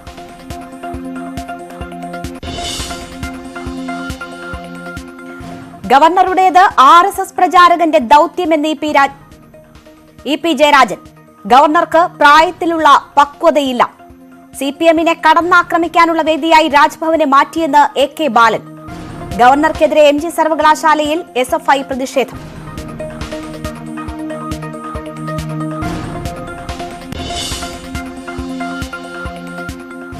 ഗവർണറും മുഖ്യമന്ത്രിയും നടത്തുന്നത് രാഷ്ട്രീയ നാടകമെന്ന് പ്രതിപക്ഷം. രണ്ടുപേരും ഒരുമിച്ച് ചെയ്യുന്നത്. ഗവർണർ ഏത് സമയത്തും സെറ്റിൽമെന്റിന് വഴങ്ങുന്നയാളെന്നും VD സതീശൻ. RSS നേതാവിനെ ഗവർണർ കണ്ടത് ഉചിതമായില്ലെന്നും പ്രതിപക്ഷ നേതാവ്. മുഖ്യമന്ത്രിക്കെതിരെ EDയെ സമീപിച്ച് HRDS. ഡോളർ കടത്തിൽ മുഖ്യമന്ത്രിയെ ചോദ്യം ചെയ്യണം. ഡൽഹിയിലെ ED ആസ്ഥാനത്ത് പരാതി നൽകി അജി കൃഷ്ണൻ. KM ബഷീറിനെ വാഹനമിടിച്ചു കൊന്ന കേസിൽ വിടുതൽ ഹർജിയുമായി ശ്രീറാം വെങ്കിട്ടരാമൻ. പ്രോസിക്യൂഷൻ വാദം അടുത്ത മാസം 14-ന്. മദ്യപിച്ച് വാഹനം ഓടിച്ചതിന് തെളിവില്ലെന്ന് ശ്രീറാം. ശ്രീനിവാസൻ വധക്കേസിൽ പോപ്പുലർ ഫ്രണ്ട് നേതാവ് കസ്റ്റഡിയിൽ. പോലീസ് കസ്റ്റഡിയിലെടുത്തത് സിദ്ദിഖ് തോട്ടങ്കരിയെ.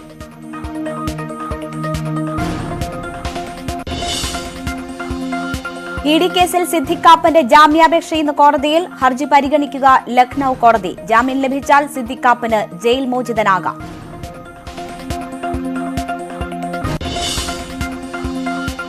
എലിസബത്ത് രാജ്ഞിക്ക് വിട നൽകാൻ ലോകം. ചടങ്ങുകൾ വൈകിട്ട് 3:30 മുതൽ. മൃതദേഹം സംസ്കരിക്കുക വെസ്റ്റ്മിൻസ്റ്റർ പള്ളിയിലെ ഗ്രാൻഡ് ഹാളിൽ.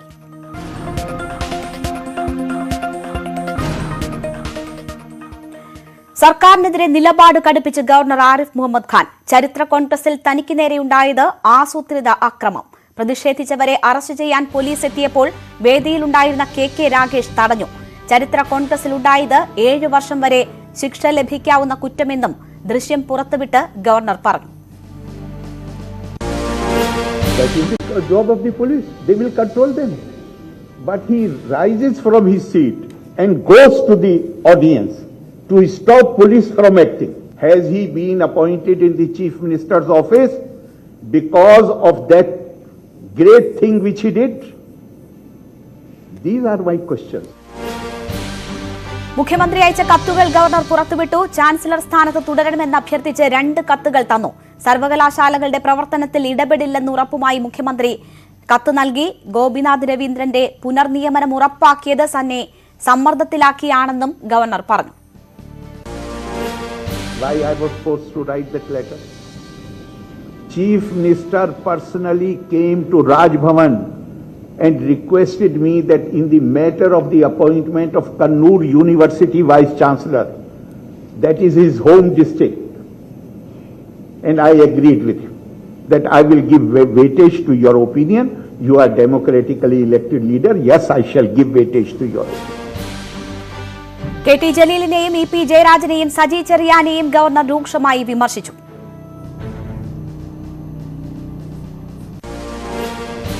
One minister trashes constitution publicly and he is removed from the Council of Ministers. Another former minister challenges the territorial integrity of India by using the language of Pakistan. Do you think these incidents are merely lapse on the part of these individuals? No. This is how they are indoctrinated in their training camps. That the convener of the ruling party is barred from flying by the airline. For what? For attacking 2 persons inside the plane. So if they attack me here, if they can attack inside the plane, what is so surprising if they attack me there on the stage? തെളിവുകൾ പുറത്തുവിട്ടായിരുന്നു ഗവർണറുടെ വാർത്താ സമ്മേളനം. ഇപ്പോൾ മുൻ പ്രതിപക്ഷ നേതാവ് രമേശ് ചെന്നിത്തല മാധ്യമങ്ങളെ കാണും. ദുർവിനിയോഗം നടത്തിയാണ് നിയമനം നേടിയെടുത്തത് എന്നുള്ള കാര്യം ഞങ്ങൾ നേരത്തെ തന്നെ ഇത് പറഞ്ഞ കാര്യമാണ്. ഞാൻ പ്രതിപക്ഷ നേതാവായിരുന്ന സന്ദർഭത്തിൽ ഈ ഗവർണറെ പിൻവലിക്കണമെന്ന് ആവശ്യപ്പെട്ടുകൊണ്ടൊരു പ്രമേയം അവതരിപ്പിക്കുകയുണ്ടായി. അന്ന് CIAയുമായി ബന്ധപ്പെട്ടായിരുന്നു ആ പ്രമേയം. അന്ന് ഈ ഗവർണറെ പരിപൂർണമായി പിന്തുണച്ച ആളുകളാണ് CPMഉം ഇടതുപക്ഷ മുന്നണിയും എന്നുള്ള കാര്യം നമ്മൾ ഓർക്കണം.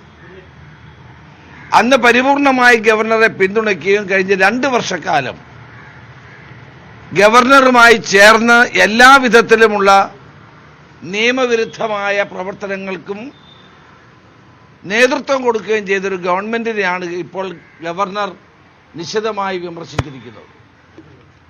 ഇവർ തമ്മിൽ എന്തുകൊണ്ടാണ് തെറ്റുന്നത് എന്ന് ആർക്കും മനസ്സിലാവുന്നില്ല. ഏതായാലും മുഖ്യമന്ത്രി നടത്തിയ അധികാര ദുർവിനിയോഗം ഞെട്ടിപ്പിക്കുന്ന ഒന്ന് തന്നെയാണ്. ഒരു വൈസ് ചാൻസലറെ തെരഞ്ഞെടുക്കാൻ നിയമപരമായ നടപടിയുണ്ട്.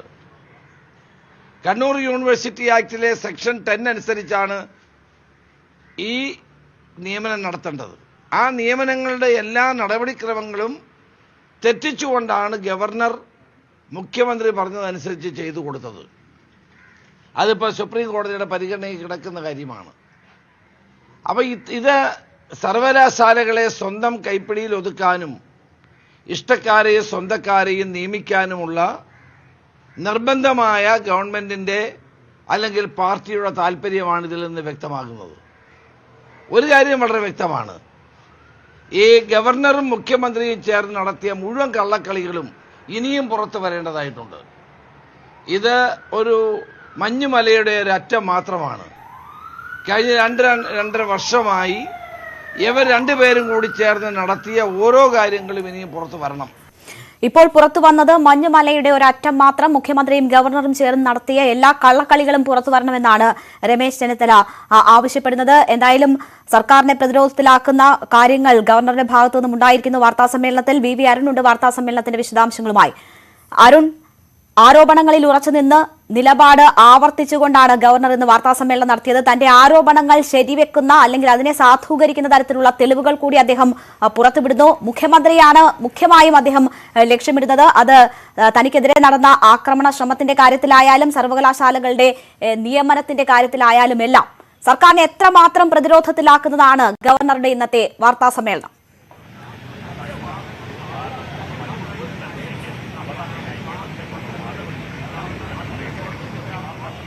ഏറ്റവും പ്രധാനപ്പെട്ടത് കണ്ണൂരിൽ നടന്ന ചരിത്ര കോൺഗ്രസിനിടെ ഉണ്ടായ പ്രതിഷേധം. അത് മുഖ്യമന്ത്രിയുടെ പ്രൈവറ്റ് സെക്രട്ടറിയും അന്നത്തെ എംപിയുമായിരുന്ന കെ രാഗേഷ് ആസൂത്രണം ചെയ്തതാണ്. അതിന്റെ ഗൂഢാലോചനയിൽ അദ്ദേഹത്തിന് പങ്കുണ്ടെന്ന ഗുരുതരമായ ആരോപണമാണ്. അദ്ദേഹം അതിന് തെളിവായി നൽകുന്നത് ആ സ്റ്റേജിൽ കെ രാഗേഷ് എഴുന്നേറ്റ് നിൽക്കുന്നു. അതിനുശേഷം ഗവർണറുടെ പ്രസംഗം തുടരുന്ന അവസരത്തിൽ തന്നെ പുറത്ത് ഈ പ്രതിഷേധക്കാരെ പോലീസ് അറസ്റ്റ് ചെയ്ത് നീക്കാൻ ശ്രമിക്കുന്നു. 100ഓളം പോലീസുകാരുടെ സാന്നിധ്യത്തിലായിരുന്നു അന്ന് അവിടെ ഈ പ്രശ്നമുണ്ടായത്. ആ സമയത്ത് എന്തിനെ കെ രാഗേഷ് സ്റ്റേജിൽ നിന്ന് ഇറങ്ങി പുറത്ത് വന്ന് അറസ്റ്റ് തടയുന്നു?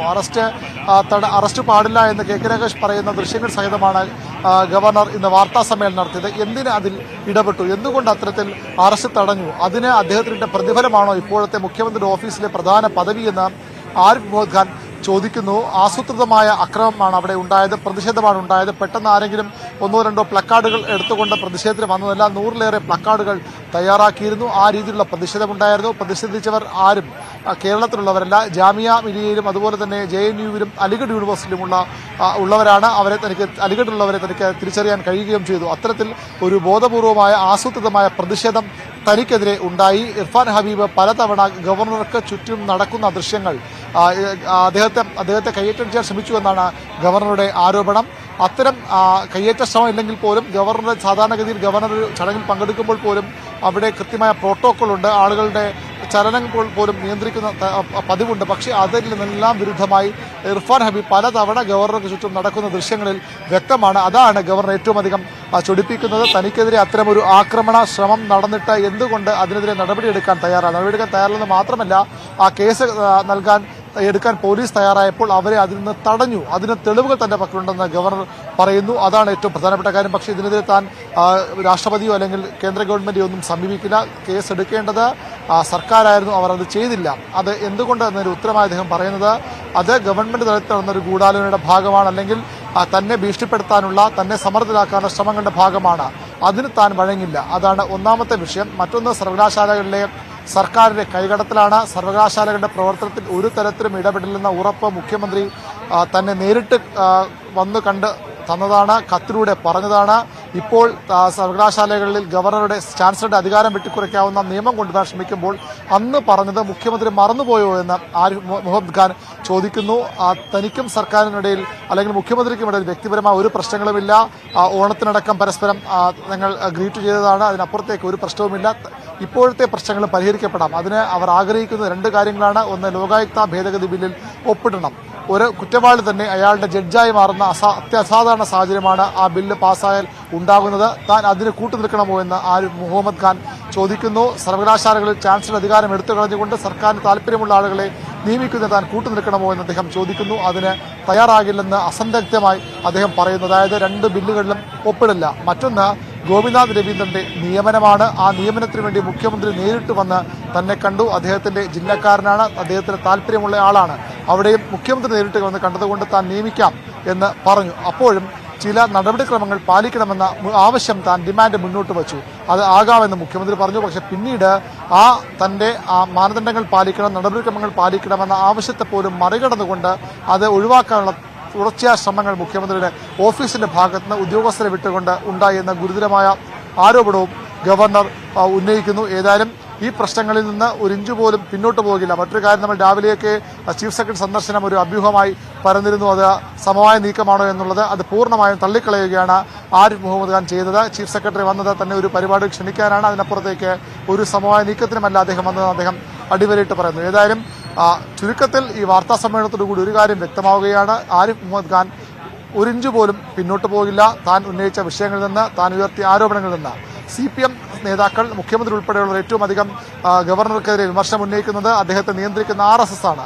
RSS മേധാവി മോഹൻ ഭഗവതിനെ അദ്ദേഹം ഒരു സ്വകാര്യ വസതിയിൽ പോയി കണ്ട വിഷയത്തിൽ ശക്തമായ വിമർശനമുണ്ട്. അദ്ദേഹം അതിനെ ന്യായീകരിക്കുന്നു. എന്തുകൊണ്ട് അത് പാടില്ല എന്ന് അദ്ദേഹം ചോദിക്കുന്നു. അത് താൻ തലവനായ ഒരു സംസ്ഥാനത്തേക്ക് RSSന്റെ മേധാവി വരുമ്പോൾ അദ്ദേഹത്തെ കണ്ടു, അദ്ദേഹത്തിന്റെ സുഖവിവരങ്ങൾ അന്വേഷിച്ചു. അതിലെന്താണ് തെറ്റ്?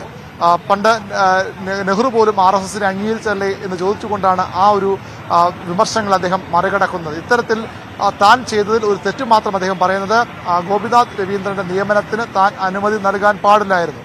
അത് തന്റെ ഭാഗത്തുനിന്നുണ്ടായ തെറ്റു തന്നെയാണ്. പക്ഷേ അത് നിയമവിരുദ്ധമായി താൻ അവിടെയും ഒന്നും ചെയ്തിട്ടില്ല. താൻ നടപടിക്രമങ്ങൾ പാലിക്കാൻ നിർദ്ദേശം നൽകുകയായിരുന്നു. ആ തെറ്റ് മാത്രമാണ് തന്റെ ഭാഗത്ത് ഉണ്ടായത്. അതും തന്നെ സമ്മർദ്ദത്തിലാക്കി സർക്കാർ ചെയ്തിട്ടുണ്ട്. അതായത് സർക്കാർ നിരന്തര സമ്മർദ്ദത്തിലൂടെ ആ പുനർനിയമനം നേടിയെടുക്കുകയായിരുന്നു എന്ന ഗുരുതര ആരോപണമാണ് ഗവർണർ ഉന്നയിക്കുന്നത്. അരുൺ, ഇപ്പോൾ മുഖ്യമന്ത്രി നേരിട്ട് കണ്ടു, തന്നെ സ്വാധീനിച്ചു കണ്ണൂർ VCയുടെ നിയമനത്തിലെന്ന ഗുരുതരമായ ആരോപണം അദ്ദേഹം ആവർത്തിക്കുന്നുണ്ട്. മുഖ്യമന്ത്രി അയച്ച കത്തുകൾ പുറത്തുവിടുന്നുണ്ട്. ഈ ഗവർണറുടെ വാർത്താ സമ്മേളനം കഴിഞ്ഞ ഉടൻ തന്നെ EP ജയരാജൻ അതിന് മറുപടിയുമായി എത്തുന്നു. അദ്ദേഹത്തിന് മനോവിഭ്രാന്തി എന്ന തലത്തിൽ ഉള്ള കാര്യങ്ങൾ, അതിഗുരുതരമായ വിമർശനം ഗവർണർക്കെതിരെ ഉന്നയിക്കുന്നു. ഇവിടെ മുഖ്യമന്ത്രിയെ ലക്ഷ്യമിട്ടുകൊണ്ട് തന്നെയാണ് ഗവർണർ ഇന്ന് വാർത്താ സമ്മേളനത്തിൽ സംസാരിച്ചത്. സ്വാധീനിക്കാൻ ശ്രമിച്ചെന്ന് പറയുന്നത് മുഖ്യമന്ത്രിയാണ്. മുഖ്യമന്ത്രിയുടെ ഓഫീസിലെ ഉന്നതൻ അന്ന് ഇടപെട്ട് പോലീസിനെ നിയന്ത്രിച്ചു. അതിനുള്ള പ്രത്യുപകാരമാണ് അദ്ദേഹത്തിന്റെ ഇപ്പോഴത്തെ സ്ഥാനലബ്ധി എന്നതുൾപ്പെടെയുള്ള കാര്യങ്ങൾ പറയുമ്പോൾ ഇക്കാര്യത്തിന് മുഖ്യമന്ത്രിക്ക് മറുപടി പറയേണ്ടി വരുമോ? അദ്ദേഹം ഈ കാര്യങ്ങളിൽ കഴിഞ്ഞ ദിവസം സംസാരിച്ചതുപോലെ മാധ്യമങ്ങളെ കണ്ടു തന്നെ ഈ കാര്യങ്ങളിൽ വ്യക്തത വരുത്തേണ്ടി വരുമോ? അരുണിലേക്ക് വരാം. ഇപ്പോൾ കോൺഗ്രസ് നേതാവ് M ലിജു നമുക്കൊപ്പം ടെലിഫോൺ ലൈനിൽ ചേരുകയാണ്. ശ്രീ ലിജു, അതിഗുരുതരമായ ആരോപണങ്ങൾ ഗവർണർ കഴിഞ്ഞ ദിവസം ഉയർത്തിയിരുന്നു. അതിന് ഇപ്പോൾ കൂടുതൽ തെളിവുകൾ കൂടി നൽകി അദ്ദേഹം വിശദീകരിച്ചിരിക്കുന്നു എന്താണ് സംഭവിച്ചത് എന്നതുൾപ്പെടെയുള്ള കാര്യങ്ങൾ. അതിൽ ചരിത്ര കോൺഗ്രസിൽ സംഭവിച്ച കാര്യങ്ങളുണ്ട്, കണ്ണൂർ VCയുടെ നിയമനവുമായി ബന്ധപ്പെട്ടുള്ള കാര്യങ്ങളുണ്ട്. എങ്ങനെയാണ് നിങ്ങൾ ഇന്നത്തെ ഗവർണറുടെ വാർത്താ സമ്മേളനത്തെ കാണുന്നത്? ഈ കണ്ണൂർ VCയുമായി ബന്ധപ്പെട്ട വിഷയങ്ങൾ മറ്റും അതീവ ഗൗരവതരം തന്നെയാണ്. പക്ഷെ ഞങ്ങൾ ഇതിനെ കാണുന്നത് തീർച്ചയായിട്ടും ഒരു ഒത്തുകളി എന്ന തരത്തിൽ, ഒരു മാച്ച് ഫിക്സിംഗ് ആണെന്ന കാര്യത്തിൽ ഞങ്ങൾക്ക് യാതൊരു സംശയവുമില്ല. ഇപ്പൊ കേരളത്തിൽ അതിശക്തമായി BJPക്കെതിരായ അല്ലെങ്കിൽ രാഷ്ട്രത്തിന്റെ ഐക്യത്തെ തകർക്കുന്ന സംഘപരിവാർ രാഷ്ട്രീയത്തിനെതിരായി രാഹുൽ ഗാന്ധി മുന്നോട്ട് പോകുമ്പോൾ അത് ഈ മതേതര ചേരിയിലുള്ള മുഴുവൻ ആളുകളെയും സംബന്ധിച്ച് കോൺഗ്രസ് കൊടിക്കീഴിൽ അണിനിരക്കും എന്ന് വന്നതുകൊണ്ടും കഴിഞ്ഞ കുറെ നാളുകളായി ശ്രീ പിണറായി വിജയൻ ചെയ്തുകൊണ്ടിരിക്കുന്ന പ്രവർത്തികൾ അദ്ദേഹം കേരളത്തിലെ സംഘപരിവാറിന്റെ B ടീം ക്യാപ്റ്റനാണ് ബോധ്യപ്പെട്ടതുകൊണ്ടും അപ്പൊ അതിൽ നിന്നും രക്ഷപ്പെടാൻ വേണ്ടി നടത്തുന്ന നാടകങ്ങൾക്ക് അപ്പുറം വലിയ കാര്യങ്ങളൊന്നും ഉണ്ടെന്ന് ഞാൻ അതിൽ വ്യക്തിപരമായി കരുതുന്നില്ല. കഴിഞ്ഞ ദിവസമൊക്കെ നടത്തിയ ഇപ്പം കർണാടകത്തിൽ റാലി നടത്തുന്നു. എന്താണ് കാര്യം? ഒരു കാര്യമില്ല. ഇവിടെ കോൺഗ്രസ് ജയിച്ചൊരു സ്ഥലത്ത് BJPക്ക് 1-2% വോട്ടുകളെടുത്ത് പോയി BJP വിരുദ്ധ റാലി നടത്തുന്നു എന്ന് പറഞ്ഞൊരു പ്രതിച്ഛായ നിർമ്മാണം നടത്താനാണ് പിണറായി വിജയൻ കഴിഞ്ഞ ദിവസം ശ്രമിച്ചത്. കേരളത്തിൽ റാലി നടത്തിയാണല്ലോ നിങ്ങൾ BJPക്കെതിരെ പ്രതിരോധിക്കുന്നു എന്ന് പറയുന്നത്. നമുക്ക് ഇതിലേക്ക് തന്നെ വന്നാൽ ശ്രീ ലിജു, സർക്കാരിനെ അങ്ങേയറ്റം പ്രതിരോധത്തിലാക്കുന്ന കാര്യങ്ങളല്ലേ ഗവർണർ ഇന്ന് പറഞ്ഞിട്ടുള്ളത്? അത് തെളിവ് സഹിതം പറയുമ്പോൾ എങ്ങനെയാണ് അതൊരു ഒത്തുതീർപ്പാണ് എന്ന് നിങ്ങൾക്ക് വിമർശിക്കാൻ കഴിയും? അതൊക്കെ ഞാൻ ഒരു കാര്യം പറയാം. ഒത്തുതീർപ്പ് അപ്പൊ ഗവർണർ നേരിട്ട് സന്ദർശിച്ചു. ഗോപിനാഥ് രവീന്ദ്രന്റെ കാര്യത്തിൽ പിണറായി വിജയൻ നേരിട്ട് വന്ന് സംസാരിച്ചിരുന്നു. സ്വജനപക്ഷപാതത്തിന്റെ ആ ഒരു അംശം അതിനകത്തുണ്ട്. പക്ഷേ ഗോപിനാഥ് രവീന്ദ്രന്റെ കാര്യത്തിൽ കോടതി അംഗീകാരം വന്നതോടെ അല്ലെങ്കിൽ ഗവർണർ അന്ന് ആ കാര്യം വെളിപ്പെടുത്തിയോ? കഴിഞ്ഞു. കൺഫർമേഷൻ കിട്ടിക്കഴിഞ്ഞപ്പോ പിന്നെ അത് എന്താണ് പ്രസക്തി? ഗവർണറെ ആക്രമിച്ചതിനെതിരെ ആക്രമിക്കാൻ ശ്രമിച്ച ആളുകളെ KK രാജേഷ് തടഞ്ഞു എന്ന് പറഞ്ഞു. അതിനകത്ത് അത് രാഷ്ട്രീയമായി മുഖ്യമന്ത്രിയെ ബാധിക്കുന്ന കാര്യമൊന്നുമല്ലല്ലോ. അതാണെങ്കിൽ പോലും ഒരു ധാർമ്മിക പ്രശ്നത്തിനപ്പുറത്ത് ഒരു ക്രിമിനൽ കേസ് എടുക്കാൻ സാധിക്കുമോ മുഖ്യമന്ത്രിക്കെതിരെ അല്ലെങ്കിൽ KK രാജേഷിനെതിരെ? അതൊരു ധാർമ്മിക പ്രശ്നമാണ്. അപ്പൊ സ്വാഭാവികമായി ഇതൊന്നും തന്നെ അതീവ ഗുരുതരമായ സർക്കാരിന്റെ പ്രവർത്തനങ്ങളെ ബാധിക്കുന്നതല്ല. പിന്നെ ഓർഡിനൻസിൽ ഒപ്പിടാത്ത കാര്യം, ഓർഡിനൻസ് എത്ര കാലം ഒപ്പിടാതിരിക്കാൻ സാധിക്കും? ഒപ്പിടാതെ തിരിച്ചയച്ചാൽ വീണ്ടും ഒരിക്കൽ കൂടി അയച്ചാൽ ഗവർണർക്ക് ഒപ്പിടേണ്ടി വരും. അപ്പൊ ഇതൊക്കെ എന്ന് പറഞ്ഞാൽ നമ്മളതിനെ ആഴത്തിൽ വിശകലനം ചെയ്യുമ്പോൾ ഇത് സർക്കാരിനെ കുറച്ച് ദിവസത്തേക്ക് കേന്ദ്ര സർക്കാരും അല്ലെങ്കിൽ ഗവർണർ സർക്കാർ പോര് അത് സൃഷ്ടിക്കാനുള്ളത് രണ്ടു പേർക്ക് താല്പര്യമുള്ളൂ. കാരണം എന്താ? BJPക്കെതിരായി ഒറ്റക്കെട്ടായി നിൽക്കാനും അതിനകത്ത് വോട്ട് ചെയ്യാനും താല്പര്യപ്പെടുന്ന കേരളത്തിന്റെ മതേതര മനസ്സിൽ പിണറായി വിജയൻ എന്തോ BJPക്കെതിരെ നിലപാടെടുക്കുന്നതുകൊണ്ടാണ് ഗവർണർ ഇങ്ങനെയൊക്കെ ചെയ്യുന്നത് എന്നൊരു പ്രചരണം നടത്താൻ BJP CPM ഒരു ആയുധം. അതിനപ്പുറത്തൊന്നും തന്നെ ഇതിനകത്തില്ല എന്നാണ് എന്റെ നിരീക്ഷണം. CPM കേന്ദ്രങ്ങൾ നേതാക്കൾ ഗവർണർക്കെതിരെ ഉയർത്തുന്ന വിമർശനം, RSS നേതാവ് മോഹൻ ഭാഗവതുമായി അദ്ദേഹം നടത്തിയ കൂടിക്കാഴ്ച, അദ്ദേഹത്തിന്റെ RSS ബന്ധം വെളിപ്പെടുത്തിക്കൊണ്ടാണ് അവർ കൂടുതലും ഗവർണറെ കടന്നാക്രമിക്കുന്നത്. ഗവർണർക്ക് RSS ബന്ധമുണ്ടെന്ന് 100% ഉറപ്പല്ലേ? സംഘപരിവാർ സർക്കാർ രാജ്യം ഭരിക്കുമ്പോൾ അവർ ഗവർണറായിട്ട് വെക്കുന്ന ആൾ RSS ബന്ധം ഇല്ലാതെ നമ്മൾ കരുതേണ്ടത് കോൺഗ്രസിനെയോ അല്ലെങ്കിൽ CPM വെക്കൂ. അപ്പൊ അതൊന്നും ഒരു പുതിയ വെളിപ്പെടുത്തലല്ല. ഞാൻ ഇതിന്റെ കോർ ഇഷ്യൂ ആണ് പറഞ്ഞത്. രാജ്യത്ത് അതിശക്തമായി ഭാരത് ജോഡോ യാത്ര BJPക്കെതിരായ രാഷ്ട്രീയം കൊടുക്കുമ്പോൾ ഞങ്ങളും ഇവിടെ ഉണ്ട് എന്ന് കാണിക്കാൻ വേണ്ടി BJPക്ക് അല്ലെങ്കിൽ CPM സ്പേസ് ഉണ്ടാക്കുന്ന നാടകമാണ് ഇത് നടക്കുന്നതാണ് എന്റെ വിശ്വാസം. പിന്നെ ശ്രീ എം ലിജു, ഇവിടെ ഇപ്പോൾ ബില്ലുകളിൽ ഒപ്പിടില്ല എന്നത് ഗവർണർ ഇന്ന് വാർത്താ സമ്മേളനത്തിൽ തുറന്നു പറഞ്ഞിരിക്കുകയാണ്. അതിൽ നിങ്ങൾ എതിർക്കുന്ന ബില്ലുകൾ ഉൾപ്പെടെയുണ്ട്. അത് ലോകായുക്ത ബില്ലായാലും ചാൻസലറുടെ അധികാരം വെട്ടിക്കുറയ്ക്കുന്ന സർവകലാശാല ബില്ലായാലും അത് നിങ്ങൾ തന്നെ എതിർക്കുന്നതാണ്. അപ്പോൾ അതിൽ ഒപ്പിടില്ല എന്ന് ഗവർണർ പറയുന്ന തീരുമാനത്തെ എങ്ങനെയാണ് കാണുന്നത്?